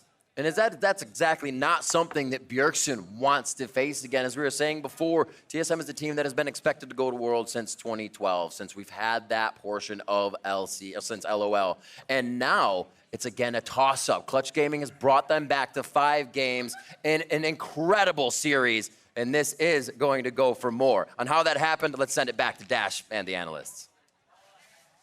Thank you very much, gentlemen. We have arrived at Game 5 yet again. I feel like we've been blessed with 5-game series in this postseason, all postseason long. Clutch Gaming is seeing it all. They're getting all the steps of what it means to play in best of 5s. You get to be reverse sweeped. You get to be on the verge of reverse sweeping. You take Team Liquid to Game 5, and it's going to be pretty tough to take down TSM. I'm pretty sure they'd rather be home right now being like, we made Worlds already, though. No, clearly it's strategic. They want more stage more time. practice. Right. Yeah, more pressure in that. And I guarantee you they prefer this over having lost with a 3-1 scoreline. That's true. Exactly that. Okay, so 26 games in now to the postseason is Clutch, and they only need to win one That's more. longer than the normal season. That is longer than the normal season. It's absurd, actually, how many games that this team has played.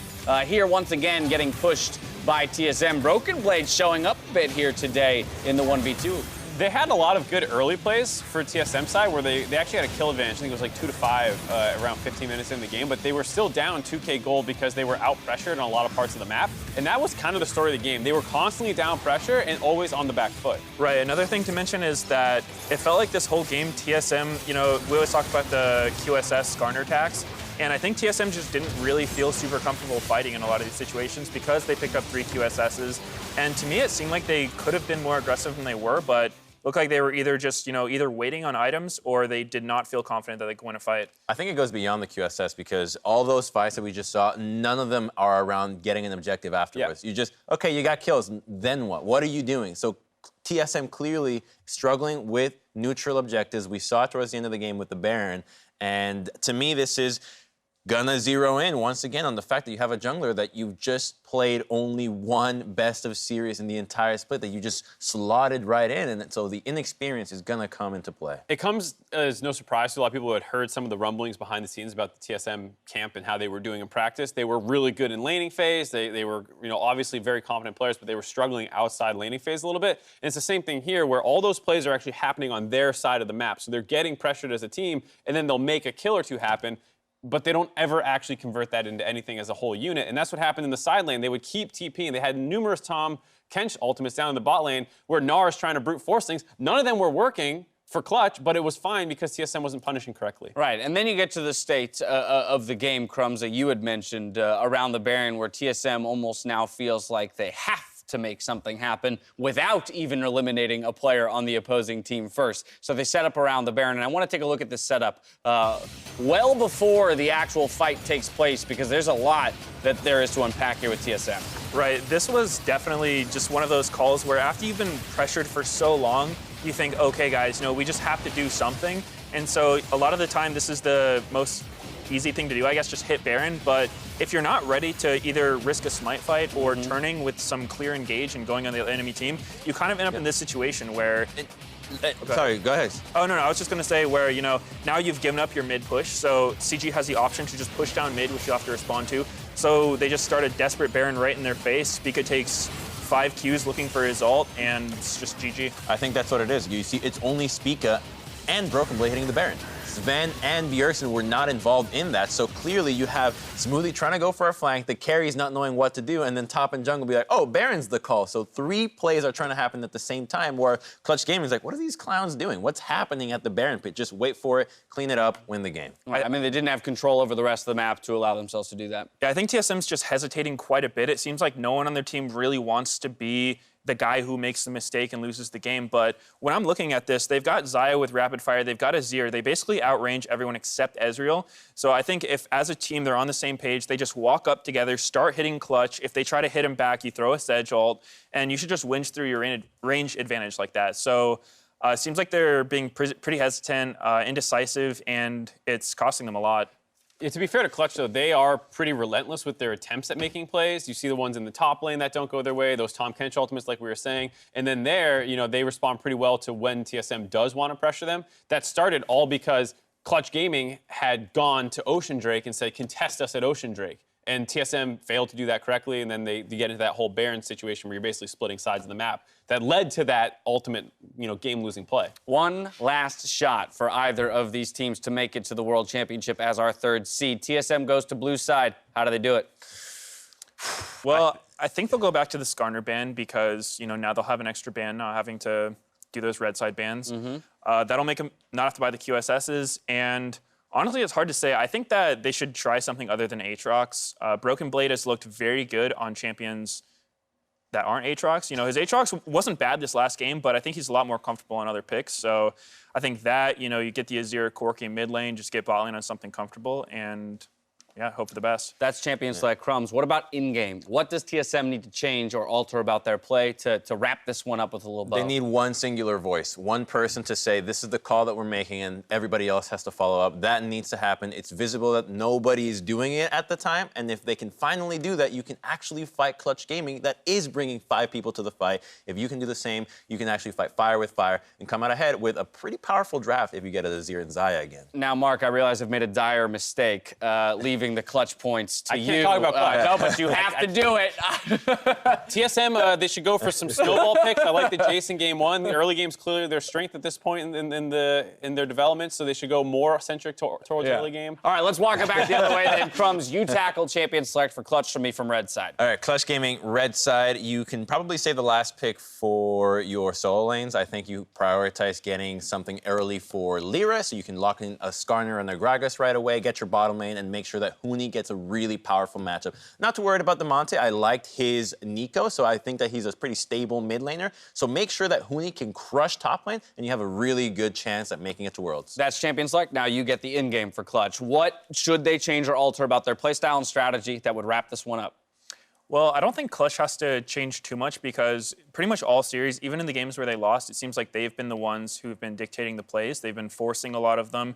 Even the plays that don't work, a lot of the time it's them forcing. Okay. So I like that aggression. I think it's really good. TSM's feeling a lot of pressure, which you can tell by their play just watching them. And so I don't think they have to change too much. You know, just stick with the early game aggressive champs and keep making TSM feel it. Keep it up, but clean it up. There it is. Worlds is coming down to one more game. Can Clutch pick up a reverse sweep of their own? We'll find out after some silver scrapes.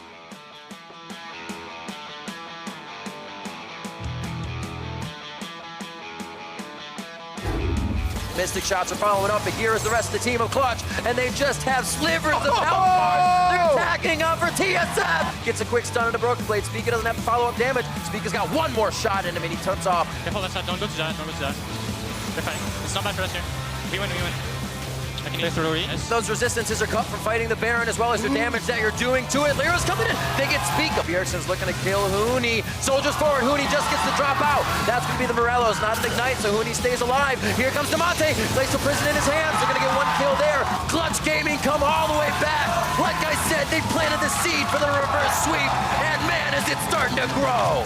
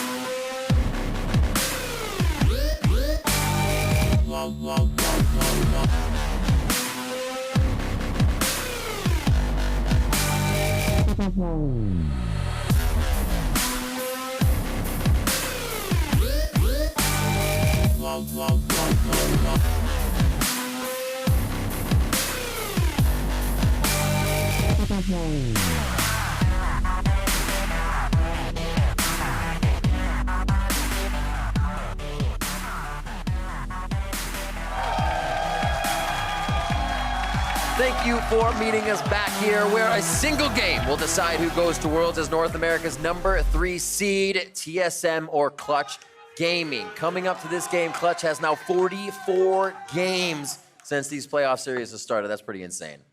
Actually insane. That's way longer than I thought it was going I think to that's be. regular season as well, but still, I was like, give me playoffs, and they're like 44. I was like, wait, that's all season. I mean, it's more playoff games played by a significant margin than they played all split long. So you want to talk about experience? They packed a year's worth of experience Absolutely. into a month. And in the end, it all comes down to one single game. You win this one game, you are in Worlds for either team. That is going to be insane pressure. Coaching staff needs to set them up with a good mindset. Head into the game with the level 1 prepared off of this draft. This is where it all comes down to the line. And you have to think the only team that's ever gone through this is Cloud9. So we're now going to get a first one through the gauntlet who finds themselves getting prepped up and showing what they can do all the way to Worlds. Is it going to be Clutch for their first time around to find that and be the NA representative, or does TSM find their road back to Worlds and regain that composure that we know them so much for? It honestly feels a lot like a battle of the old and the new, right? You know, Clutch has been on the rise so heavily this split. You know, such an exciting team. People really starting to stand up and take notice of this play style. Really explosive team fights. The Kiana, the Rumble, getting so much popularity for that. But coming into the gauntlet, people thought they were figured out, and they have brought out new picks and constantly tried to innovate and continue to push the boundaries there. Where TSM, this has been the most successful North American team ever. And they are now trying to get back to Worlds and really do need to have, I think, an incredible performance from their star player, Bjergsen. Absolutely. You kind of think of them as the kind of the Yankees of the LCS. They'll always be somewhere towards the world title, have the most world titles. Well, a bit of that's falling away now, and not so true anymore. So we'll see what they can pick up as we're finishing off bans here for Clutch. And they opt to change it. They want to ban out the Ezreal, the safe AD carry with the poke. I mean, Cody's son landing all these skill shots was so detrimental to TSM. That was a big part of chunking down Sejuani in the Baron pit, but they steal away the Skarner instead of banning it. Mind you, though, this is the first time Spica has played not Sejuani, right? You know, so he's on a different pick here. Who knew a little bit of what face there? But you know, I'm going to be interested to see: are we going to see a grab of something like the Zyra Khan? Are they worried about TSM? You know, having a counter ready for that. Sejuani is available, but Clutch feeling more comfortable with a more proactive jungler, a more early game jungler. they are just going to go straight to that Jarvan, and Lyra has been solid on it. Able to get the engages. We know he's not afraid to go in as he does on the Skarner, and this will be Spica's first unique pick for the season on that play. We know him for, as you said, the Sej and the Jarvan. He's looking at the other champion he plays across on the Rift now. Second pick up here for Clutch. They are using all the time they have for each one of these selections, and it is going to be the Tom Kench locked in. All right, they really value that Devour, trying to keep Cody's son safe. And since the Ezreal's not there, they're still going to pick up a possible save here. I mean, both Saya and Kai'Sa, a very, very high priority marksman down here. Looks like TSM might opt for the Kai'Sa side of it. I wonder if they go back to Sivir. You know, Sivir had been really big for them throughout the regular season. I do think that there's a possibility to go back to something like that, you know, play it more just for the wave clear rather than the additional range. I do think that would also make sense alongside the Tom Kench. The obvious extra pick there is the Xayah if they wanted to go Xayah TK. But that being said, I feel like Sivir may fit better. I like it. I remember the game right after Cody's son and the team won that, where he just played Sivir and over, and they asked him, why not more Sivir? And he's like, I just didn't want to play it anymore. I played so much Sivir, so man, we know he's good on it, and maybe he will lock it in this game. That Corki finally gets through for Bjergsen, and that is a huge pickup for the man in the mid lane. I think this is actually super smart. You pick your mid laner here, now you're forcing Clutch to choose. Do you want a priority marksman, or do you want to counterpick the mid lane? Because if you don't counterpick mid lane right here, TSM can ban some of the tougher matchups out to try to protect that Corki. And if you do go for your mid lane matchup, which it looks like they are going to go for, then now you're going to have Cody's getting pushed down further and further, and maybe he's not going to have a good pairing alongside that Tom Kench, because you can ban out things like this Xayah, you can ban out things like that Sivir, and then the question is, where does he go? Caitlyn's always an option as well for Cody. See if classic Tristana makes another appearance. Definitely has a few more in the bag. Yeah. High priority there, though, on the Aurelia. It has been so big for both Damonte and Huni. Key part about getting that in the first round, and I really do agree with Clutch's choice here, not to pick the marksman and grabbing this flex pick Aurelia for themselves. It's going to provide a lot of extra pressure. Cody's son does have a Jinx under his belt. Jinx Tom Kench, a great bottom lane to have, as well as setting people up in that Jarvan Cataclysm, just shooting fish in a barrel. Bans are coming from both sides still, though. Yeah, I think we're going to see Xayah banned out. So they've already banned out the Sivir. TSM certainly going to target that. And really, you know, most of his most played by far are going to be taken away. You know, you look at Xayah 12 plays, Sivir 10 plays, you know, Kai'Sa 7 plays coming into today. And then beyond that, it's down to like 2 for Lucian. It is his next most played with the Ezreal banned out. So, you know, that does become, you know, falling down pretty far in your champion pool. I don't think you want to go Lucian because that's not super aggressive. You could look to something like the Caitlyn, but generally Caitlyn wants to be paired with someone else who can help to push and attack the turrets. Jinx, yes, that's an option, but certainly not a tremendous amount of safety. Can be vulnerable to something like the Skarner. So going to be interested to see where they decide to actually go here. But Xayah is left up, so TSM not worried about it, and I think that's the obvious choice now for Clutch. You just grab Xayah here and you save your solo for last. Still have that Kiana, but that's no fun against the range in the mid lane to start things off, even if you can get out of lane there. And looking around, 4 seconds left, not a pick, just a hover, and they're going to wait on this one. We'll see if it does get locked in. It is getting locked in. The Kog'Maw for Cody's son coming through. A unique pick on the season. As Azale was just saying his picks, we did get a Zed on him, but not a Kog'Maw. And a big part about Kog'Maw, too, is he's got a splash of AP damage in there. So it can help to balance out if Clutch want to run more AD everywhere. They've already got Jarvan and Aurelia locked in. And this is going to be a big, big source. I also kind of like the read. When you're looking at TSM's comp, you're saying, all right, Corki, Kai'Sa, you want to fight front to back, right? And if they're going to fight front to back, well, guess what's great into that? Kog'Maw can slay frontliners. A lot of percentage HP damage with the W, with Blade of Rune King, built up early on. That can be very powerful. You have some protection here from the Tom Kench.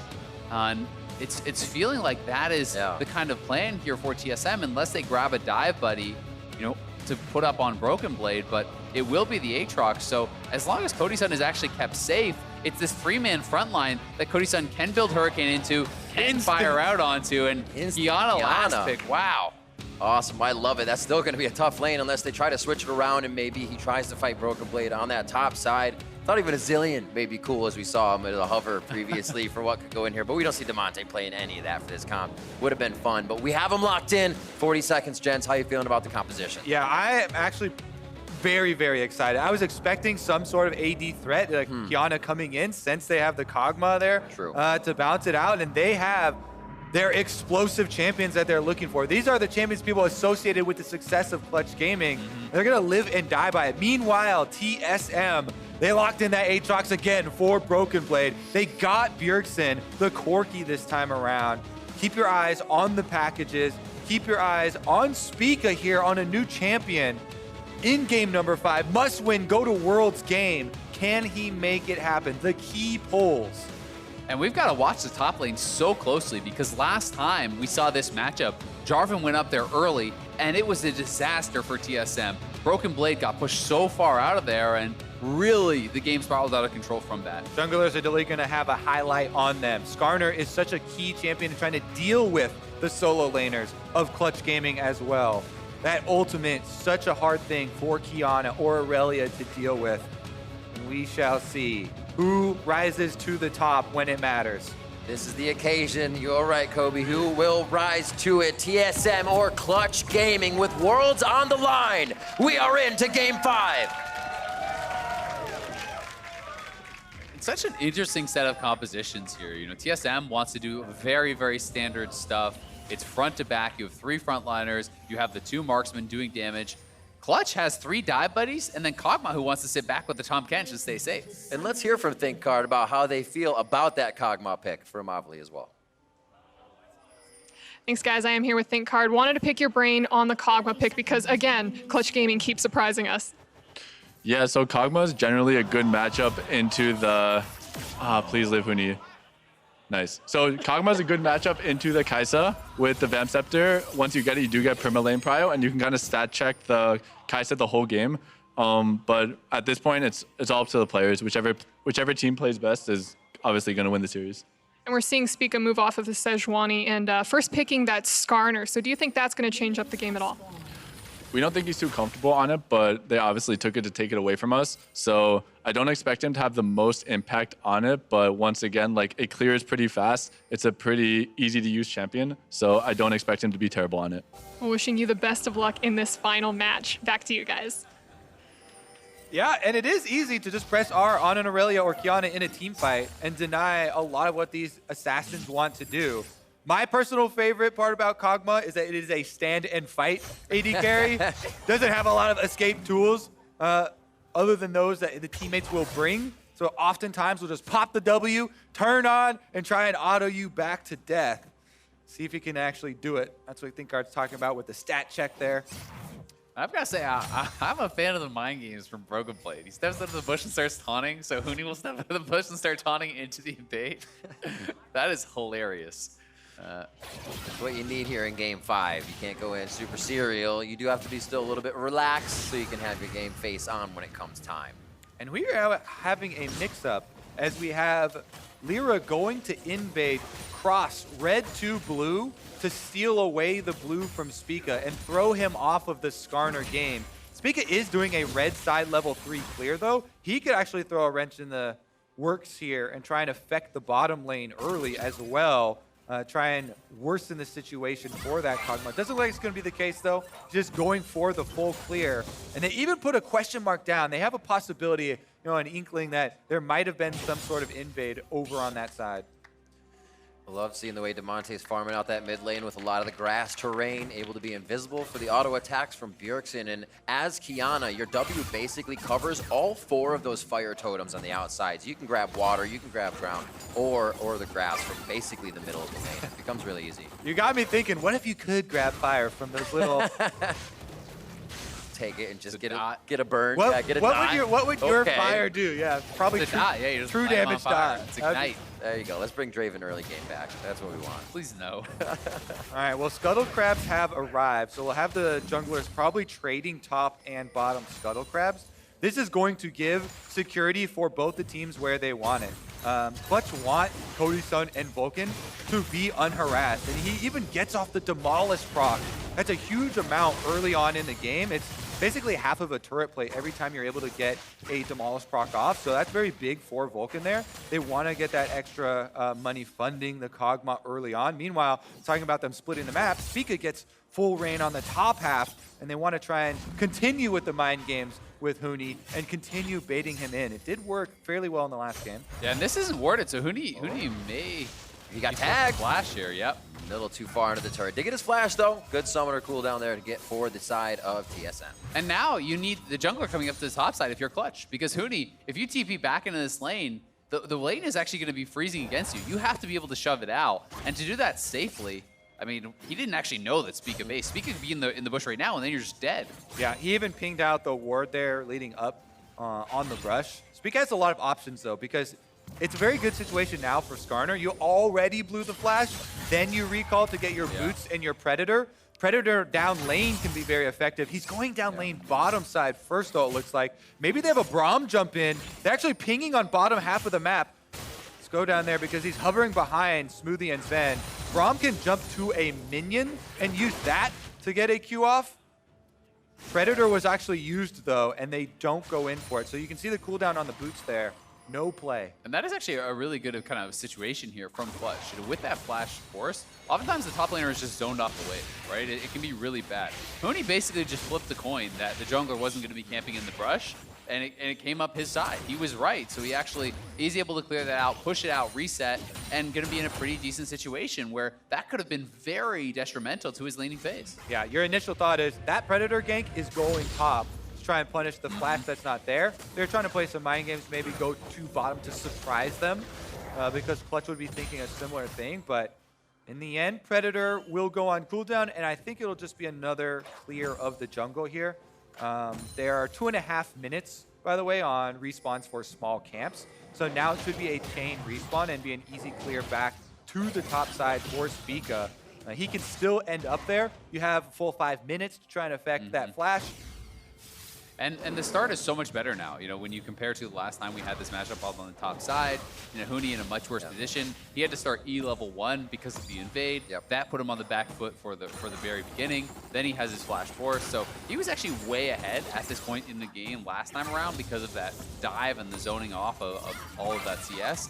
The shoe is kind of on the other foot here now, as you know, Broken Blade is sitting pretty comfortably, and we'll see if Huni can try to create his own lead from this position.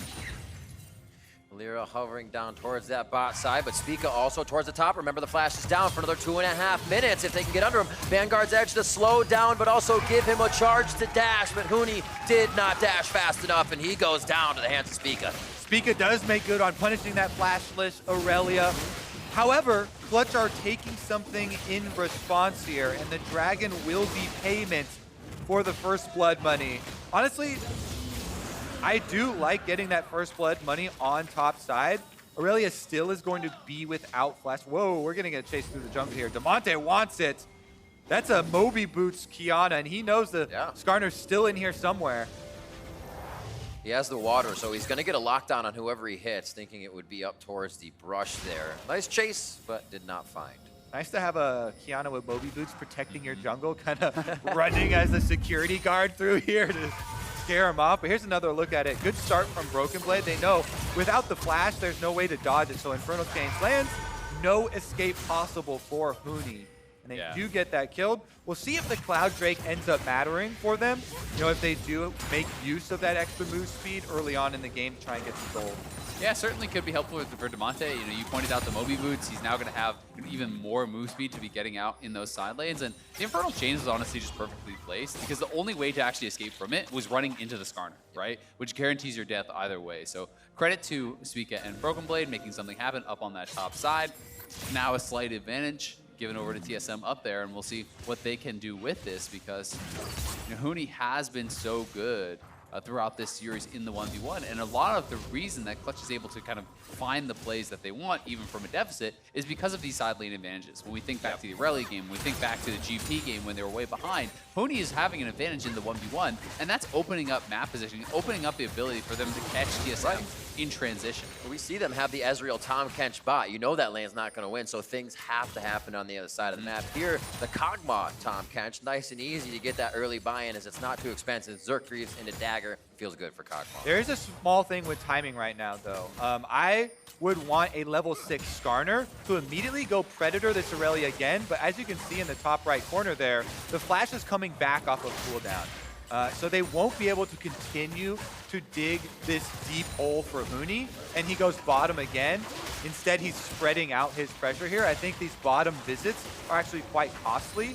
A lot of the super effective, First Blood part of that trade I was talking about with First Blood for Dragon is because you could continue to try and dig away at the top lane and try and build on that success, but not using that level 6 immediate Predator up there means Huni will not have flash. Yeah, I agree. I mean, even if you don't kill him, but you push him out of lane without TP, that's very costly. That's plates going down. That's experience and gold lost from the minions as well. So, the rinse and repeat, often so effective. When you're trying to actually go down to bot side and gank a Tom Kench who has flash exhaust, Cody Sun has his flash and TP, it's, unless they're way overextended, it's a wishful thinking. Plus, you get the added benefit, it super tilts top laners when you camp them like that. Oh, you just camping me? Want to cook some hot dogs? 300 gold in the favor of TSM. The grab! Oh! Got it. That's going to be Spica's. Nicely done as he smites that one away. And no, actually, Rift Herald does come up. So now they can't complain if he doesn't smite for it. He doesn't have it. So now we got to check in, actually, on how this 2v2 is going to go with the Kog'Maw Tom Kench. Because ThinkCard specifically called out, once he has Vamp Scepter, you have priority in the 2v2 forever, essentially. You can stat check your opponent, you're winning in that 2v2. So I'm going to be curious to see if they can utilize that pressure now to try to push out the Kai'Sa and get access to this Rift Herald, because it is TSM setting up in that area right now, but with both bot lanes up on that top side, whoever has 2v2 pressure is going to have the first in on the objective. And we can see that in the map right now. Already, everybody is heading up for TSM to the Rift Herald. Huni does not have teleport on Irelia, so it looks like FLICKR making the call not to contest this time around, and they're actually seeding it. Because if Huni starts walking up now, it'll be a long time before he gets there. He's got plates to take too, so that would be a decent trade. All the plates and the turret is about equal to 4 kills if you get it yourself. He's not going to be doing that on the bot side. He's actually deciding what to do and missed quite a bit of what would have been gold. Yeah, I actually completely agree. I think this was just a misexecution here from Clutch. If you want to contest, you have to be there way earlier than that. And if you can't contest, as you obviously couldn't, he could have probably knocked down 2 plates here, right? One plate is 1 auto away, he'll get that. But the second one is quite a big injection of gold. How the turntables turn. Who's the Rift Herald team now, Azael? I love you. It's actually TSM who did it. Oh, man. Where are they going to go from here? Map's kind of fizzled out a little bit with 17 seconds to the Cloud Drake, and that's really not going to pull priority out of anybody to get there fast. Maybe Demonte. He wants to go a little bit quicker as he's laced up his shoes this game with the Moby Boots real early. The lanes have swapped, though. We will get those duos to the top side here as we're 12 minutes in. Love the dog mob. It's so good. I guess a pug mob. Really? Can't say I'm a fan of that skin. It's a low tier skin for me. Used to be friends. Yeah. What about 3 versus 1 situations? With a Vanguard's edge missed, and how about a Demonte? Supreme display of talent. Nicely done. Demonte's definitely a fan of 3 versus 1 situations. Flashes in on the Kiana. They are able to get the kill. Let's see what Clutch do with it. That's a mid lane plate for Bjergsen and a Dragon number 2 for Clutch. And more mobility going to be coming through. It's a second Cloud Dragon here, so they are going to be very, very quick moving around this map, which will make TSM have to play that much more carefully in those side lanes. And when you think about Corki, champion that loves to be out in the side lanes later on in the game, this does make it that much more difficult, knowing that you could get run down by some of these Clutch Gaming members.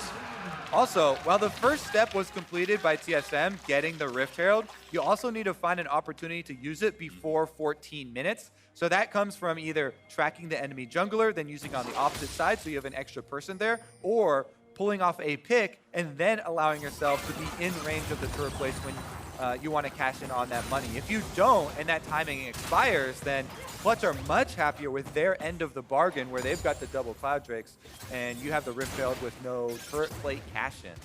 And you can really just see the kind of priority that's being put for these two different teams, right? You look at this line of vision across here for Huni trying to protect that area. And then TSM, it's all about this top side kind of line of wards across the map. Both teams setting up on opposite sides trying to protect around where they want to play, right? TSM had the vision up on the top side, gets Rift Herald. Flush has on the bottom side, is protecting Huni's split push and grabbing that dragon. And it will be this Rift Herald getting dropped, but 20 seconds till plates fall. I think it'll probably get up. Yeah, it should. It's going to get a charge. Let's see if anyone's in range, because you have to be very close. Bjergsen's making a beeline for it. He's got the money. He says thank you very much. Package as well for him. He's got the biscuits. See if he makes a trick happen. Going to be one more plate on that turret. It will fall without going down, but it does not matter. They got quite a bit of gold out of that. Equal money on the scoreboard along with kills and turrets. What a final game 5 to have as a start. Yeah, certainly very, very close thus far. And like you called out, Kobe, that is a mistake we actually see in Pro a fair bit.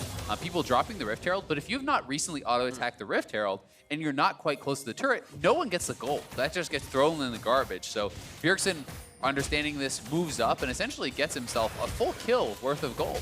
Yeah, your general rule is you want to get as close as Shelly is when she's doing the charge to be able to be in range if you haven't autoed the turret, and you will get the payout. Let's see if this turns into anything on top side. TSM and Bjergsen are moving up there. Glass cone separates Demonte. Vulcan doesn't want to be there anymore now, knowing he lost his partner in crime. Demonte should be able to guard the turret. Supreme display of talent seems to be up for him if he wants to fire back, but no backs against the walls for TSM. Looks like top will go down in favor of TSM as they're moving power in numbers right now to keep themselves safe. Yeah, and Clutch had no play going on elsewhere to actually punish this, right? It's a 4-man move from TSM up on the top side. Huni was actually resetting during that time. And since they actually tried to move up and stop this, they're not even losing turret damage in the mid lane at the same time. Huni does now have a very good buy, though. Again, quick to that Triforce here and is on the Executioners as well. So Huni going to be running that 1v1 if he can actually get some space to work. But he's not so far ahead that you can just bully Aatrox under a turret. I think right now, Clutch need to have a very high priority on having Demonte roam with someone like Lyra or Huni trying to create a play there and get that pick off. He's got Moby Boots with double Cloud Drakes. Like, they are so fast right now. If they're able to rotate quickly to the side lane, you push the minion wave, then you move on over. Anybody in the game at this stage without a stopwatch, which is only Bjergsen right now, is definitely a viable target for that combination. There's just too much CC and burst damage. At level 11, you know, Kiana getting that level 2 ultimate is a kill if they just catch you out anywhere near terrain. Yeah, and I think we actually might see Demonte going for that sort of play. You know, he just has his stopwatch now, so he can look to play very aggressively, you know, set up pretty well for that. And yeah, that move speed is actually ridiculous, moving around the map. Gotta love it. A little bit more passive speed, as you're saying, from everything else, along with the Cloud Drakes. Gotta go fast is the name of the game for him. And we saw him doing it before on the Nico to find very tricky spots to engage from. With that much speed, it won't be that much harder to find those openings to engage again. It's interesting because the speed also makes it easier for them to run away from the Skarner. We just saw Predator popped from Spica looking for a pick on the Skarner. He does, you know, get his Spire here and get some control for TSM back around the Dragon that's about to spawn. 40 seconds on this Infernal, so they are setting up for the Infernal Dragon, try and put a stop to the Chain Dragons of Clutch. And they have a lot of good tools to work with here. Skarner probably wants the ultimate on the Tahm Kench and actually just draw him in. You can combine a Skarner and Braum very effectively in a team fight where Skarner pulls back the Tahm Kench and Braum jumps forward with the Unbreakable to section off the rest of the enemy team, allowing you to focus fire him down. I do have to say, I really like how Cody-san is actually using the Living Artillery to just be checking all these brushes and using that as that scouting tool. But TSM maybe going in here. Lyra gets pulled back.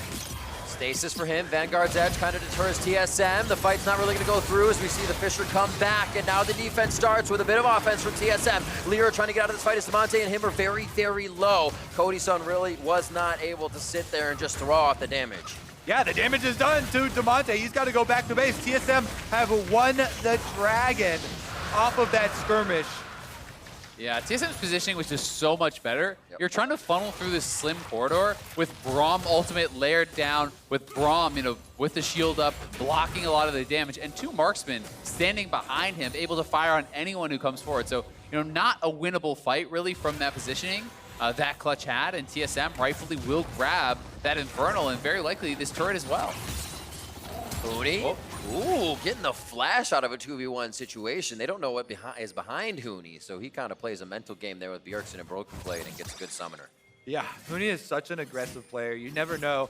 Is he trying to 1v2 us right now? Because he could very well believe that he could take that 1v2 all by himself. Is he baiting us, or is he baiting himself? Or does he have teammates there?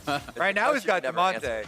Damonte's got his eyes on Bjergsen. Will they dive for this? Oh, he sees that ward was just placed. That actually gives it away from Spica. Good call by Damonte to notice the timing on that one, as well as the Dust Blade, giving him a privy information. Quickly clears up the minions here. And what a slower paced game, but you can see the same intentions from each team. They're continuously in each other's face. They're not stopping these fights. They continue to test each other. Yeah, and you can tell sometimes in these game 5s, in these all-important games, teams become a little bit more passive. They're very nervous to actually be the ones to make that final mistake. This is going to be one of those games, win or lose, that you remember for a very long time. And I do think you still have to maintain that killer instinct, especially when you are playing something like the Qiyana. You're facing over against a Corki. You don't want this Corki to just be chilling, farming, and trading farm with it. You gotta make plays. You're so right that mentality about they'll remember the game stays. I was just reading an article from Broken Blade that says there really isn't a day goes by when he doesn't think they should have won Spring. So that mentality does stick. Becomes difficult. Obviously, he's not going to let him tear down any game. Broken Blade always playing to that top caliber, but it means a lot to get these victories when they count for these players. Clutch trying to stall for time for Huni to finish up on the bottom tower. Broken Blade gets here in time, though, and both of them have teleports. The map is definitely balanced right now, and they're just trying to finish out the resets here. What's Kaiser grabbing for Sven? Doesn't even have a completion. Yeah, we do see the QSS coming through from Huni. And if you're looking to teamfight whatsoever, it's really a must-have for these melee champions. You're diving in onto the Skarner, so you have to have the ability to actually continually move around in these team fights.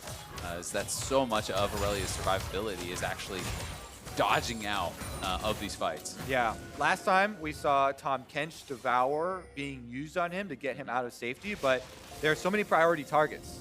Tahm Kench also has to be watching the Qiyana and the Kog'Maw, so they want to get at least one more answer out of them. Tahm Kench with a QSS, of course, means that Vulcan can be up there and devour somebody and being able to QSS himself if he's the target. And you can take a look at this buy here from Bjergsen. He actually has the full chain vest. So I'm not sure if he's going to complete his GA right now or just sit on the chain vest stopwatch to be able to counteract the lethality that will be built up here by Damonte. But I think it's actually a very intelligent buy when you're looking at Aurelia, Jarvan, and Qiyana. Those are 3 champions that are going to want to try to dive onto you and zero you out. And just having that chain vest alone really does mitigate such a tremendous amount of damage that even if he just goes into SV or IE or whatever from here, sitting on that is a great efficient buy.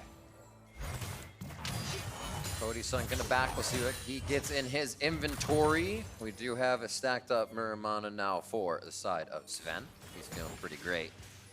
We'll have to see where they decide to go now. Huni's holding off on this turret. He knows it's a bit scary with that 6th sense down, but he's still going to try to go in. Broken Blade doesn't seem to want it too much as he wants to get Huni off the turret before Spica comes in. They call out Spica as he's got aggro right away on this. Flag drag over the wall possibly. He's got the blast cone to do it, but Lyra holds. As Clutch is being very tentative on their engages, knowing when they have aggression on the position. Yeah, didn't have much of a way to kind of continue to follow up on that. And I do think that the game state is just favoring TSM more and more, right? They're sitting on the Infernal, they're scaling up their Corki, and it will be just sitting on the chain vest for Bjergsen as he picks up the call field. So he'll be going SMG per second here. So I think TSM are very comfortable with this passive play style. And Clutch, I feel like I've lost a little bit of their aggressive edge.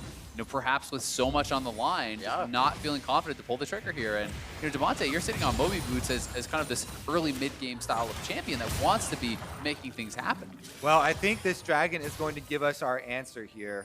They're trying to keep some vision on Baron while it takes place, but this is going to be the setup. There's already a lot of wards in place for Clutch this time around. Will TSM does brute force. Last time around, they move in, get the Skarner Spire is very important to start out with so that Spica can have that extra move speed. He grabs it now. Kiana looking for the flank, though. Oh, they're actually, I think, trying to set a trap here. Draw Broken Blade down to defend the turret and then kill him off if he comes here by himself. Wait, Huni wasted his stun, though. Worth the CS. Hashtag worth. Getting out of Infernal Chains there. Dragon's going to be started up. This Mountain Drake will be your first of the game. 2 so far in Cloud in favor of Clutch. 1 Infernal for TSM. And the Dragon is started up. They have a ward. TSM sees the Kiana flank, so Broken Blade goes to head him off. They get the Dragon. Still looking for the engage. Glacial Fisher goes back. Flag and drag in. They're going to be on to Smoothie. He should go down in this fight as Bjergsen tries to fire in the balls from the outside on that. Vanguard's edge goes in. And Demonte and Huni and the rest of the team are going to try to do all the damage they can now to TSM. A great answer back by Sven with the killer instinct, the Cathian Rain. Lyra beautifully Cataclysms out of that to keep himself safe. Demonte on the stasis. He's going to be able to grab the Terror. No, he doesn't have the Q up, and Cody's son comes up big with the Kog'Maw. Woo! It exploded with all summoners and all stopwatches used in that dragon fight. Everybody popping off, and Cody's son flashing forward on the Kog'Maw is the winner of it all. Red buff, and he's going to be able to take the tower. Here's another look how it started. Broken Blade flanked around and try and head off Demonte, but then Lyra engages on the other side of it, past the Braum ultimate for the whole team. Smoothie is the first of the stopwatches, and he times it out, then flashes away, but Huni follows. Yeah, Huni's going to be diving in. One of the critical things here, Cody's-san already had his Rage Blade stacked on the Dragon before the fight even started. So he sits back, he waits for that W cooldown to come back up, and then he knows, you're going for Demonte, I am going for you. Flashing in. Kog'Maw, unrivaled as far as pure damage output if you can free fire like that. Yeah, Lyra goes for the re-engage. Demonte gets the snare there for him, but doing all the work from the back line. It's when your best defense is a good offense there. Everybody creating chaos in front of you, and the Kog'Maw just gets the auto and move on forward. Huni's got a stun from the brush, but there's a package. Flawless duet in with the charge, and yeah, you're right, package, good call on that, Kobe. Quickly getting that passive out of Bjergsen, and they are off and running to protect this bot lane turret. It should go down with a few more shots here. Broken Blade and Bjergsen. Yeah, a lot of TSM members were cheating down towards the bot lane. Even the bot lane duo was moving down there. And this is Clutch on the top side of the map, having the opening. You have to respect Kog'Maw's Baron killing potential. With the Rage Blade, with the W, and a Mountain Dragon here, they can two-man that. So TSM has got to pay a lot of attention and not send too many members down to get Huni. And there is still a stopwatch on Bjergsen here. He actually was able to flash away and never used the stopwatch in that last team fight. So while there isn't a lot of surprise factor, there still are a couple things that you really have to check inventory for this team fight, because this is the big one. Baron available to the Victor. Clutch Gaming already with full vision control over the Baron, and TSM have to get something down. They're going to start it. They're assuming that TSM is going to be sending members down to Huni. The blue trinket just expired. Spica's going to have to check this, and this is going down fast. Huni's coming up from the bottom side of the map. The only one with flash right now is Vulcan from the fight last time. Spica has to Zanya's. Huni's going to be on the backside of the fight with Vanguard's edge. He's going in. The Quicksilver Assassin is going to keep him alive for a little bit longer, and he does take down Spica. The rest of the team is going to, or Huni goes down, sorry, as Spica goes down, and the rest of the team is going to continue fighting as Smoothie falls quickly. Cody's son's able to just put out so much DPS right now with the protection of the rest of the team. And Huni having the flank there really offset TSM. Yeah, they can start Baron again potentially here. It looks like they're not comfortable to do it, but I mean, they have a lifesteal on Cody's son, and it's 2 members down from TSM. But they are going to play this a little bit safer. Broken Blade has to be careful. Coming back in, TSM doesn't want to give up too much ground on any of the minion waves, as they really need to do some ward duty here. They realize it as the fight went down in this area. It was a ward. It was a ward war, and it was a war of champions. We'll see it one more time right here. Okay, so they turned on Spica. Lyra uses everything to keep him in the Cataclysm. Meanwhile, there's 2 flanks here. Huni on the right, Demonte on the left, and it completely pulls the team apart, allowing Clutch to focus fire down both Smoothie and Spica in exchange for Huni's life, getting the 2-for-1. Meanwhile, Demonte, Drew, Bjergsen, and Broken Blade, both solo laners of TSM, off to the other side of it. That being said, it is a very small victory, only with an extra kill going over. So it's very much about the setup once again as they try and move into the river. Yeah, one thing to note is the added TP advantage right now for Clutch. They do have that TP on Huni. Bjergsen will have to match him because his is up. Cody Sun's is available as well, but that is somewhat less impactful.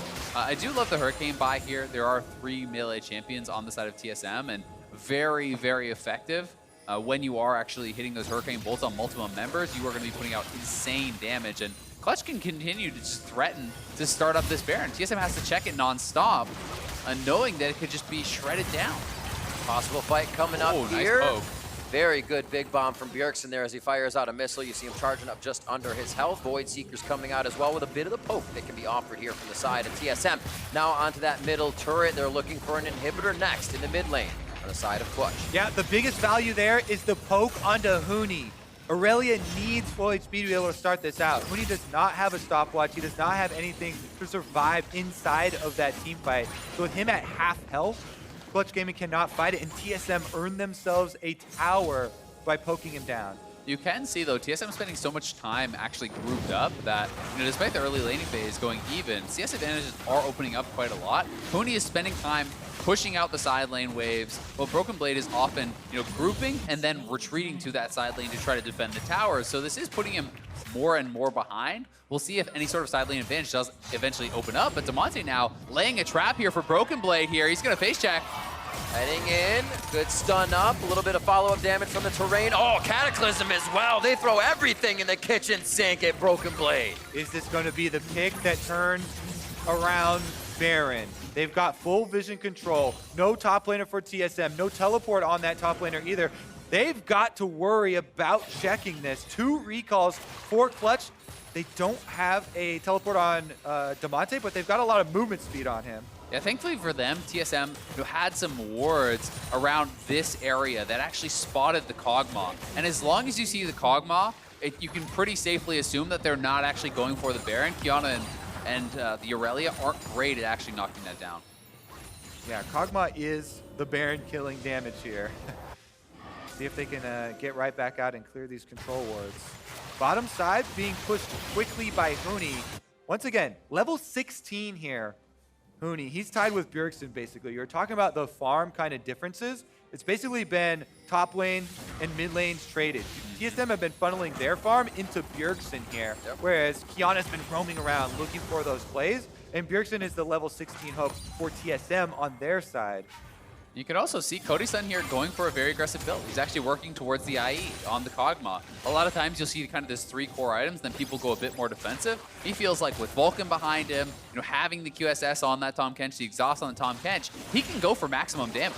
And not even trying to, he's the KDA player for Clutch. This is the guy that stays alive while going in with Killer Instinct, engaging with his arcane shift. So why not put him on the Kog'Maw, who has to stay alive in the fights? 402, a 700 gold bounty. We're going to be on to Baron. Yeah, TSM has to start this because Aurelia is unchecked on the bottom side. Is Huni not going to TP? Lyra over the wall once again to possibly get that. Glacial Fisher comes out. Cody can sit in the back. He did just lose his support though. His friend comes up with a kill. Damonte on the right side. That's going to whiff the ultimate. And now they have to go back in. A good kill coming in. 1-2 now on the side of Clutch. Cody's able to get some space. There's another one coming in on the Broken Blade. It's Sven running for the hills, but it's not going to be enough.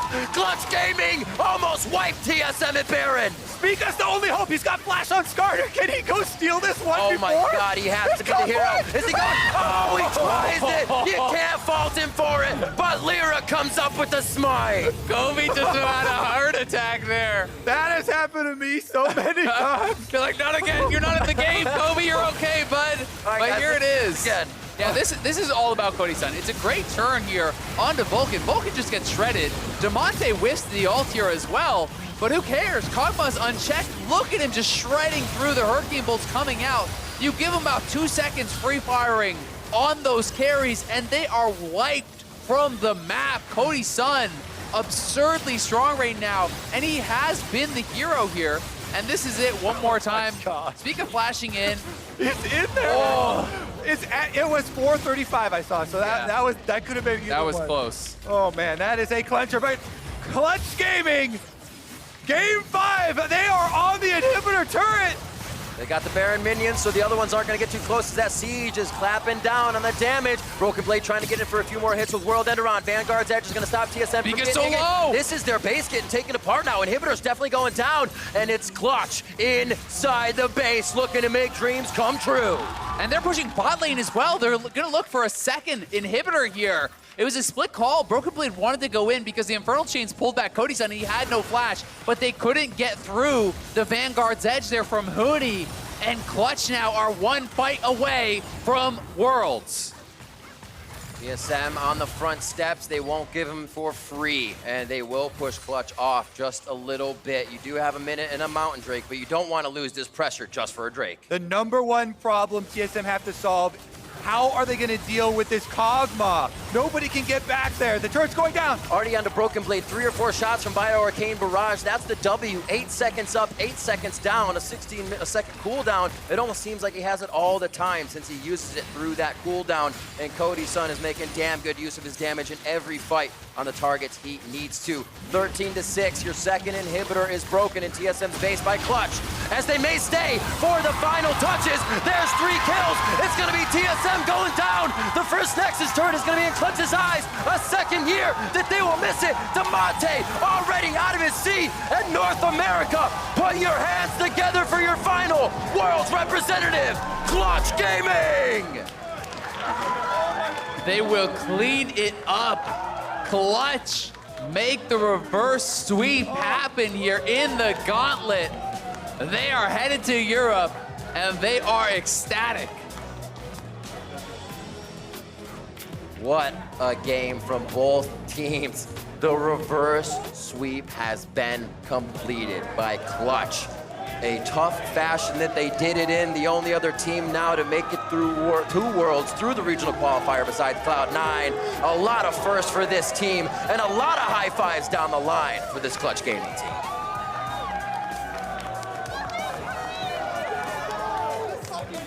Huni, the first player to make Worlds in 3 different regions. He made it in Europe, he made it in Korea. Now finally, Huni has accomplished that goal of making Worlds in North America. People thought it would have happened years ago with him on Immortals, so dominant, but it comes from the unlikeliest of teams. It comes from this Clutch Gaming team that was counted out so many times and has battled back and improved week in, week out to just barely scrape by TSM here.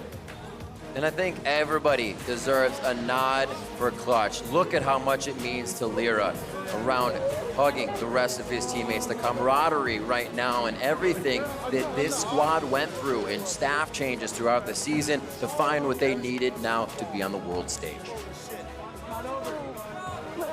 The emotion on both sides of the field here. Everybody pouring their hearts out into this series. Absolutely devastating for TSM. Fought their hearts out. You can see the improvement that they had over these past weeks of practice. Certainly a tighter series here against Clutch, but just not quite enough from TSM. Clutch had what a run through the regional qualifier, having to get a victory in every game, showing each team what they were capable of and still able to pull out all the stops. I got to give a lot of props to, as I said, everyone. Cody's son bringing out multiple champions when the team needs something different, but everybody able to organize around a different champion in the moment. That's actually hard for a team to do. You can put something else in, but people have to know how to play around it. And they have played in a lot of high-pressure situations now. You talked about the practice earlier on playoff stage, Riv. Yeah. This team is putting it into overdrive and definitely putting overtime in. And they're going to have a lot more games to play because they'll be going to play-ins at Worlds. So they're going to have all of that ramp up as well, you know, and we'll get to see how they perform there and how much they can learn and grow, you know, when playing against some of these other teams from around the world. A fantastic play all around. We'll have an interview with the players shortly, obviously, to see what their thoughts are, thoughts from the State Farm analyst desk. But to recap the series, to get a best of 5 out of this, when the reverse sweep is what happened before, Clutch wanted that revenge, and it's absolutely amazing to see all that come to fruition here today in a Game 5 for us. For more on how he booked his first trip to Worlds, Avali is standing by for a little bit of Tanner time. Thanks, guys. Demonte, you guys just took down TSM and qualified for Worlds, and it wasn't just a normal series. You pulled off the reverse sweep, so just tell me what's going on in your head right now. I mean, holy shit. I don't know. This is surreal. Like, I don't know. I just feel like this split, there's just been so much shit that us as a team has had to go through. So much shit I feel like I've had to go through. And I mean, it feels crazy. I don't know. It's just crazy. Well, I know, and this is clearly an emotional moment for you and all of Clutch, but I just want to say, regardless of your performance at Worlds this year, Clutch Gaming has already accomplished so much just over this entire year, going from 9th place all the way to qualifying for Worlds. Yeah, I mean, just huge shout out to Dignitas, our CEO, Michael Prindivil. Like, this guy, he came in, he changed the entire atmosphere of our team. We went from having like this like team atmosphere of like, yeah, we're just playing LCS. Like, if we lose, we lose. If we win, we win. And now it's like, we're here to win. We're here to like actually do good. You know, like we're going to Worlds. Yeah, buddy. And I spoke with you yesterday, and you said that you were incredibly motivated to take down TSM after the scrim disrespect that they had showed you earlier in the week. But you told me that Clutch Gaming wasn't the only team that you were aiming to take TSM down for. You told me that there was someone else that you were trying to win this for. I mean, it's a little BM, but I mean, obviously I got to do it for my boy Acadian. And I just want to take a second to look at the crowd right now, because there were people in TSM jerseys, there were people in Clutch and Dignitas jerseys, and yet the amount of support that we heard from Clutch Gaming fans was just overwhelming. So is there anything that you'd like to say to the fan base and maybe some of the fans that you have in the front of the stage? Yeah, I mean, it's been absolutely insane. We got these people over here screaming Tanner time the whole entire time. Everyone, it's just, the support that Clutch has gotten is just absurd. I've never been on a team where the fans were so far behind us, and I'm so glad we could go to Worlds for you guys. Demonte, thank you, and congratulations again, and I am wishing you the best of luck moving on to Worlds. That is it for us here on the stage. Back to you guys at the State Farm Analyst Desk. Thank you very much, Avli. Congratulations to Clutch Gaming. 27 games in the postseason. They ran the entire gauntlet, and they have secured themselves a spot at the World Championship. They got another split's worth of practice in one season. Hey, we've seen what that can do for Cloud9. Just imagine what it can do for a team like this that is riding off of the momentum. Yeah, the number of teams they had to beat to do it as well. 4 different teams along the way, I believe. Right. So that's just pretty much proving that they're the 3rd best team in North America. They've played Team Liquid as well, took them to 5 games in a really close series. They've pretty much demonstrated hands down that they deserve to go. There is no doubt in my mind that this is the right team to be sending as the 3rd team for the region, but I do want to identify how they were able to complete the reverse sweep here and close it out to book that trip, because this did not come easily for them, like many of their series before, and yet they persevered. Yeah, and one of the things that was interesting about Game 5 was that they busted out a new pick for Cody's son. He was never playing Kog'Maw in this season. Turns out, pretty good matchup into the Kai'Sa, and when you have a Kog'Maw that gets to build a Rage Blade and the Blade of the Ruined King, if he's left untouched, pretty sure you're going to win that fight. Yeah, I think they have the Tom Kench as well, because this is a very scrappy game around him. Aatrox, Aurelia, Kiana, Corki, Kai'Sa, everyone has all these insane gap closers and are very scary. Even the Skarner can sprint right at you. So very well done by Vulcan as well all throughout the year, and especially in the postseason, to step up alongside Cody's son to make sure that they can win these games. Now, we've already heard from Demonte. In just a bit, we will be able to hear from a couple more members of the victorious Clutch team. But Meteos, I want to come to you here again on this 5th and final game. We saw TSM jump for the Skarner takeaway of all things. We talk about the new pick in the Kog'Maw for Cody, but we talk about the takeaway for the Skarner, and yet Lyra was able to, to perform in this game without that signature pick. How do you feel about his performance in these waning games of the series? I think Lyra stepped it up a lot after the first couple games. I think that when he's been on Jarvan and when he was on Skarner, he played really well, and a lot of their early game advantages were off of his ganks.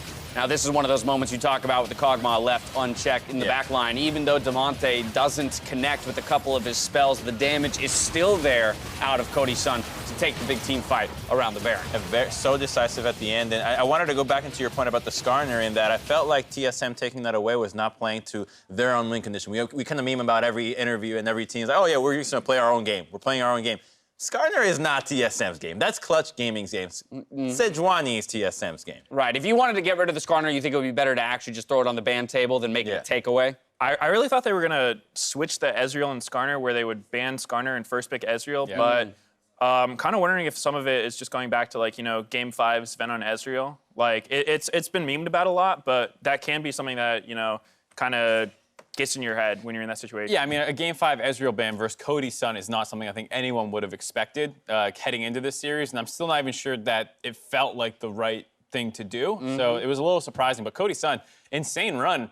This is his third year in a row qualifying for Worlds. That is, I think, probably the only time that's ever happened, especially in North America. That's insane. Yeah, no, it is. It is a remarkable achievement, and I think one that very few people would actually have been aware of if you were to not bring it up just now, because he is very much a player that has flown under the radar in a lot of cases. We'll come back to talk a little bit more about Clutch and their prospects towards Worlds, but let's go ahead and send it over to Avli for an interview with Clutch's top jungle duo.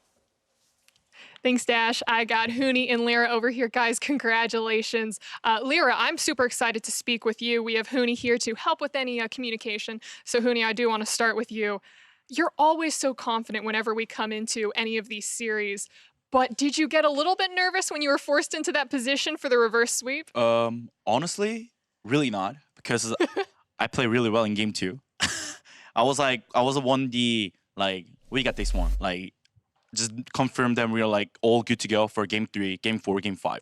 Like, I just had some conversations with our teammates that our first goal is going to game 5, and the game 5 is gonna be coach's job that is we're gonna just outdraft, and I think we're just play really well around that. And speaking of draft, tell me about that game 1 Pantheon, because a lot of people were interested in that. Yeah, we practice a lot with the Pantheon that just really good into Sona TK, just like either only pressure dive bottom, or just like as a team fight, like we want to explosive the team fight versus Sona TK, because Sona is of course is out-sustain one of the champion that like really annoying if you're not actually killing first. And I think we actually play really good like around Sona TK. Even though we were super behind, like early game we kind of messed up like lifters, those kind of stuff. Like would have been really bad. It would have been really good, and I wanted to just pull out the Pantheon before. Like it was probably the last game of the rework Pantheon, so that's why I think pull up, and it's just good. Like I also been practicing a lot, and pretty sure I've been playing Pantheon on the stage previously too, so I was really confident to play it. Yeah, leave an impression with the old Pantheon. But Lyra, I do want to ask you, what were you expecting in terms of competition today coming out from both Spica and TSM? Like to me, I never lose against TSM on VO5 games, so I thought we were gonna win like pretty easily, but very hard. And then I thought after game 2, we are like they are better than us, but we were very solid. And then after game 3, we will win. So tell me, what was this split like for you? Because we just talked with Demonte on stage, and he said that Clutch Gaming went through a lot of hardships. You guys went from 9th place in spring all the way to qualifying for Worlds today. So reflecting on this split, what were the high highs and the low lows for you? Can I ask Tuhuni? What was the biggest moment for Lyra? For this year? 이번인데 가장 기억에 남는. I think this moment, because I played for this moment like 6 years. Like I never been world, but now finally I got chance to play on world stage, and then I want to prove who are we. Yes. You want to prove who you are. You want to prove you are Lyra from Clutch Gaming. No, just our team, not me. Not you, just Clutch Gaming. That's so modest. Is there anything that you'd like to say about Lyra, since he won't talk himself up?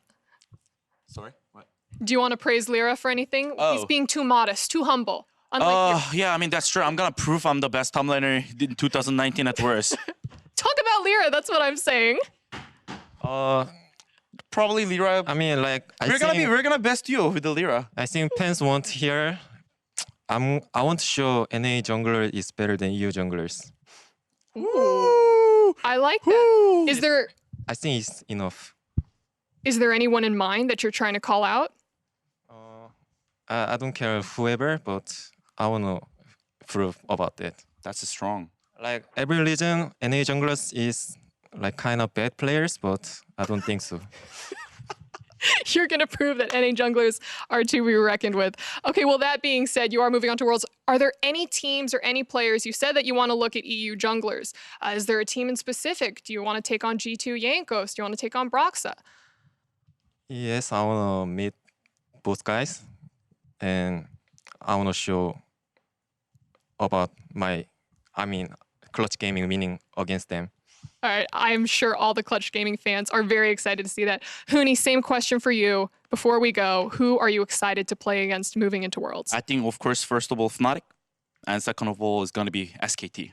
I wish we can have same group, and it's going to be pretty fun. Now, you've actually represented so many different regions. So is representing NA, is that the best? It's not the best, but I mean, it could have been better, honestly. Like, when I was at SKT, I went with the second seed, and then when I was at Fnatic, I won actually the summer finals. So it was a first seed, and this is my first time as a going third seed. So kind of like nervous. Like, the group is not gonna be like easy as much as when I was at before. So I need to see the group, but for sure, I would like to beat Koma. I think I said last year when I was at Fox, like I really wanted to beat SKT and then make sure Koma be mad to his teammates or his player. Okay, so then that being said, you guys do have to go through play-ins. Is that something that you're worried about, or are you excited for that? I'm really excited to see it. I really want to make Koma mad, and I'm gonna crash the con and clear. I think we can, right? Yes, NA jungler and top best. Juggler Thomas, both of you guys, congratulations. Best of luck to you getting into preparation to going into play-ins. And Koma, you better watch out because these two are coming for you. Dash, please take it away. Thank you. Thank you very much, Avli. That may have been the greatest interview of all time. Lyra, going to the World Championship for the first time in his career, said he's been trying to get to this moment, this point here for 6 years. And I think it is important to recognize this man's career and how at so many different points throughout his career, he has been recognized for individual skill or greatness, you know, all the way back to the Envy days. And that due to any number of factors, he just was never equipped necessarily with everything he needed to make it. And here he has overcome that in a 5-game series. Things did not line up for his teams before. It really felt like there was always something missing, a deficiency in a player or in the management or wherever. And now that Clutch Gaming has come in and really restructured everything in the last half of the split, it has been exactly what Lyra was looking for. And it's really nice to see that his most memorable moment of the year was actually just now. Mm-hmm. I mean, it's really cool that he had like 2 opposite years on Clutch Gaming. The first year, it was a great spring split. They took down TSM. It was fantastic. And then they kind of tanked out in summer. It's the opposite. They started 10th this spring, made that one roster move for Cody, and then they take down TSM to actually get to Worlds. It's actually such an insane story for Lyra. Very cool story. When it came to booking a trip to Worlds, though, the player most crucial in stringing together the all-important 3 wins was Hooney, Clutch's player of the series. The only man to win and get to Worlds in 3 different regions. Hooney played great this series. He played phenomenally in this series, very deserving of this award. I'm going to reiterate what Mark just said. The only player in the history of competitive League of Legends to qualify to Worlds in 3 different regions: Europe, Korea, North America. And that's why the 2 teams he wants to face are Fnatic and SKT. The former 2 teams, he wants to make everybody mad, to be like, you know what, there's a reason why I'm here. And that is just so awesome because his confidence just, you can tell it seeps through everybody else, but he's got a fire in his own that I'm just so curious about, because why does he want to make Koma so mad? I mean, because Koma made him play Maokai for an entire year, Crumb. That's why. Yeah, but I just love how it's a different story this time around as the underdog. I feel like that kind of suits Hooney so well as like a scrappy player to come in as the underdog, not on like the, you know, buttoned up SKT favorite look. I really like the look of Clutch as that kind of wild dark horse. I feel like Hooney never sees himself as the underdog, though. One thing that's true. One thing that's really respectful of Hooney is Con. Yeah. He always is so confident through the highs and the lows, and it's great to see. Really happy that he made it. But I think that veteran, you know, aspect is going to be very important for this squad because, again, you have Damonte, who you can see the excitement on his face around the idea that he now gets to go represent us, you know, on the world stage, but also kind of the trepidation and anxiety that comes with that. You know, never having been on a stage that large, Lyra will be in the same position, and so it will be Cody Sun and Hooney, of all people, who need to step up and lend that kind of support to the rest of the squad. And to some degree, maybe that's why the play-in stage will be a blessing. They do get that opportunity, just like here in the Gauntlet, to really ramp themselves into the competition. Yeah, I mean, the fact that DeMonte is going to be the first North American mid since Pobelter to qualify for Worlds, like, that is pretty crazy. It's been a really long time since we've had one, really step up, and you can see how much it means to him. He was seemingly on the verge of tears of joy after, taking down TSM in the reverse sweep. So really excited to see him, and he probably will need a shoulder or two to lean on with how crazy play-ins can get. A fantastic showing from Clutch today. Ahead of the draw show, though, let's go ahead and take a look at the teams who Clutch may face as we look towards Worlds. This is all of the qualified Worlds teams up to this point, so not all of them would make an appearance, of course, in the play-in stage, but you've got some of the big favorites like G2 and Fnatic. From Europe, as well as SKT and the likes of RNG and some of the other Chinese squads. Yeah, Fun Plus Phoenix, the champions of the LPL. This team is so good mechanically and has such a ridiculous champion pool when you have Noemi playing Nautilus middle and all these kinds of champions. The entire LPL region right now, very exciting to watch play when it comes to the meta and the different champion picks. Again, earlier in the week, citing the lack of Kaisas did appear a bit today here in North America, but a high priority pick in both Korea and the LPL. I would love to see Huni get to face off against SKT and Fnatic, his former teams. Oh, yeah. That would be cool. He said that would be quite an interesting group, right? Is that even... It could be possible. SKT's first, Fnatic got second. Yeah. Oh, no, Fnatic has to play against the third place team to figure out if they're second or third. Oh, you're right. So that has to happen. Yeah. But assuming a Fnatic victory there, they would be a second seed. So that actually is a potential group that we could get, and boy, would that be spicy. General thoughts then, gentlemen, on the three teams that we are sending to Worlds as North American representatives. Honestly, TL is my biggest thought. I have all my hopes on Team Liquid. I think everybody else I'm looking at for entertainment. You're going to discount C9, the perennial North American international performers?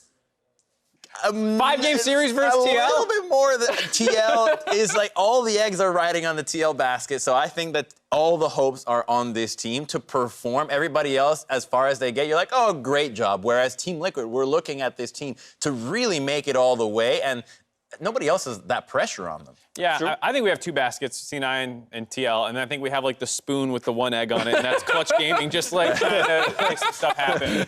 I think they have a decent chance to get through play-in stage, and then they have that kind of explosive, well-practiced play style that not everyone is quite used to with some like the Rumble priority and things like that, they could probably find some wins off teams in group stage. I'm really interested to see how Clutch does, because one thing that's usually happened to North American teams at Worlds is, just being too uptight, too tense, just trying to play to not lose, very reserved play. But Clutch has proven, again and again in this postseason that they're just an extremely aggressive team. And I don't see that changing too much going into Worlds. Being in a Game 5 isn't that much different pressure-wise than just a game at Worlds. So I think they'll be good. They could improve so much off that European boot camp where they just scrap all the time, right? A month there practicing, I think they might actually expand their champion pool and evolve. Yeah, that's another very interesting development kind of in the international scene, is that a lot of teams this year will be looking to boot camp in Europe as opposed to Korea, as has been tradition in the past. And so even just how the solo queue environments,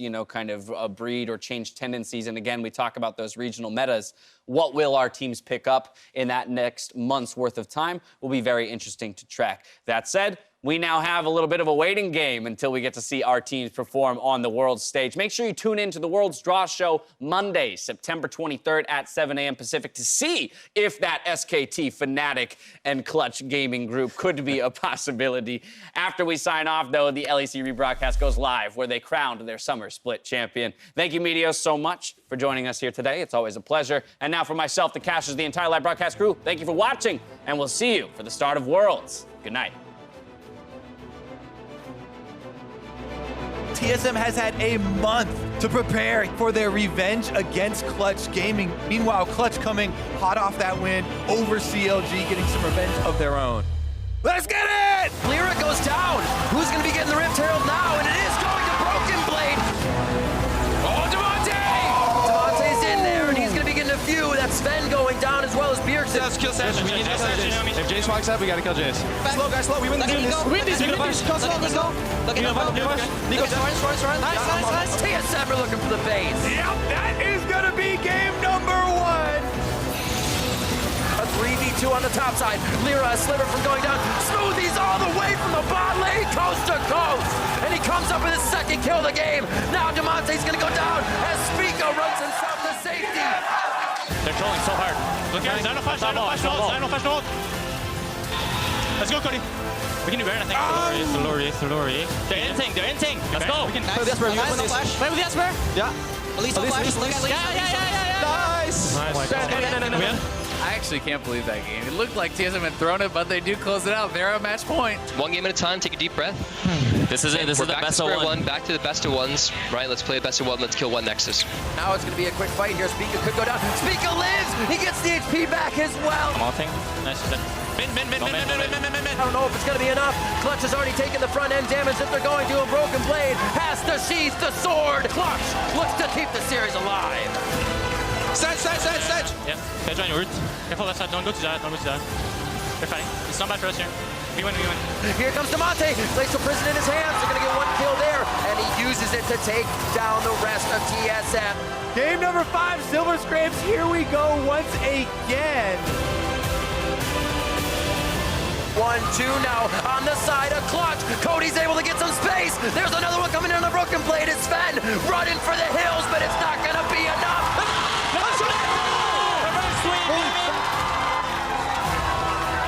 North America, put your hands together for your final World's representative, Clutch Gaming!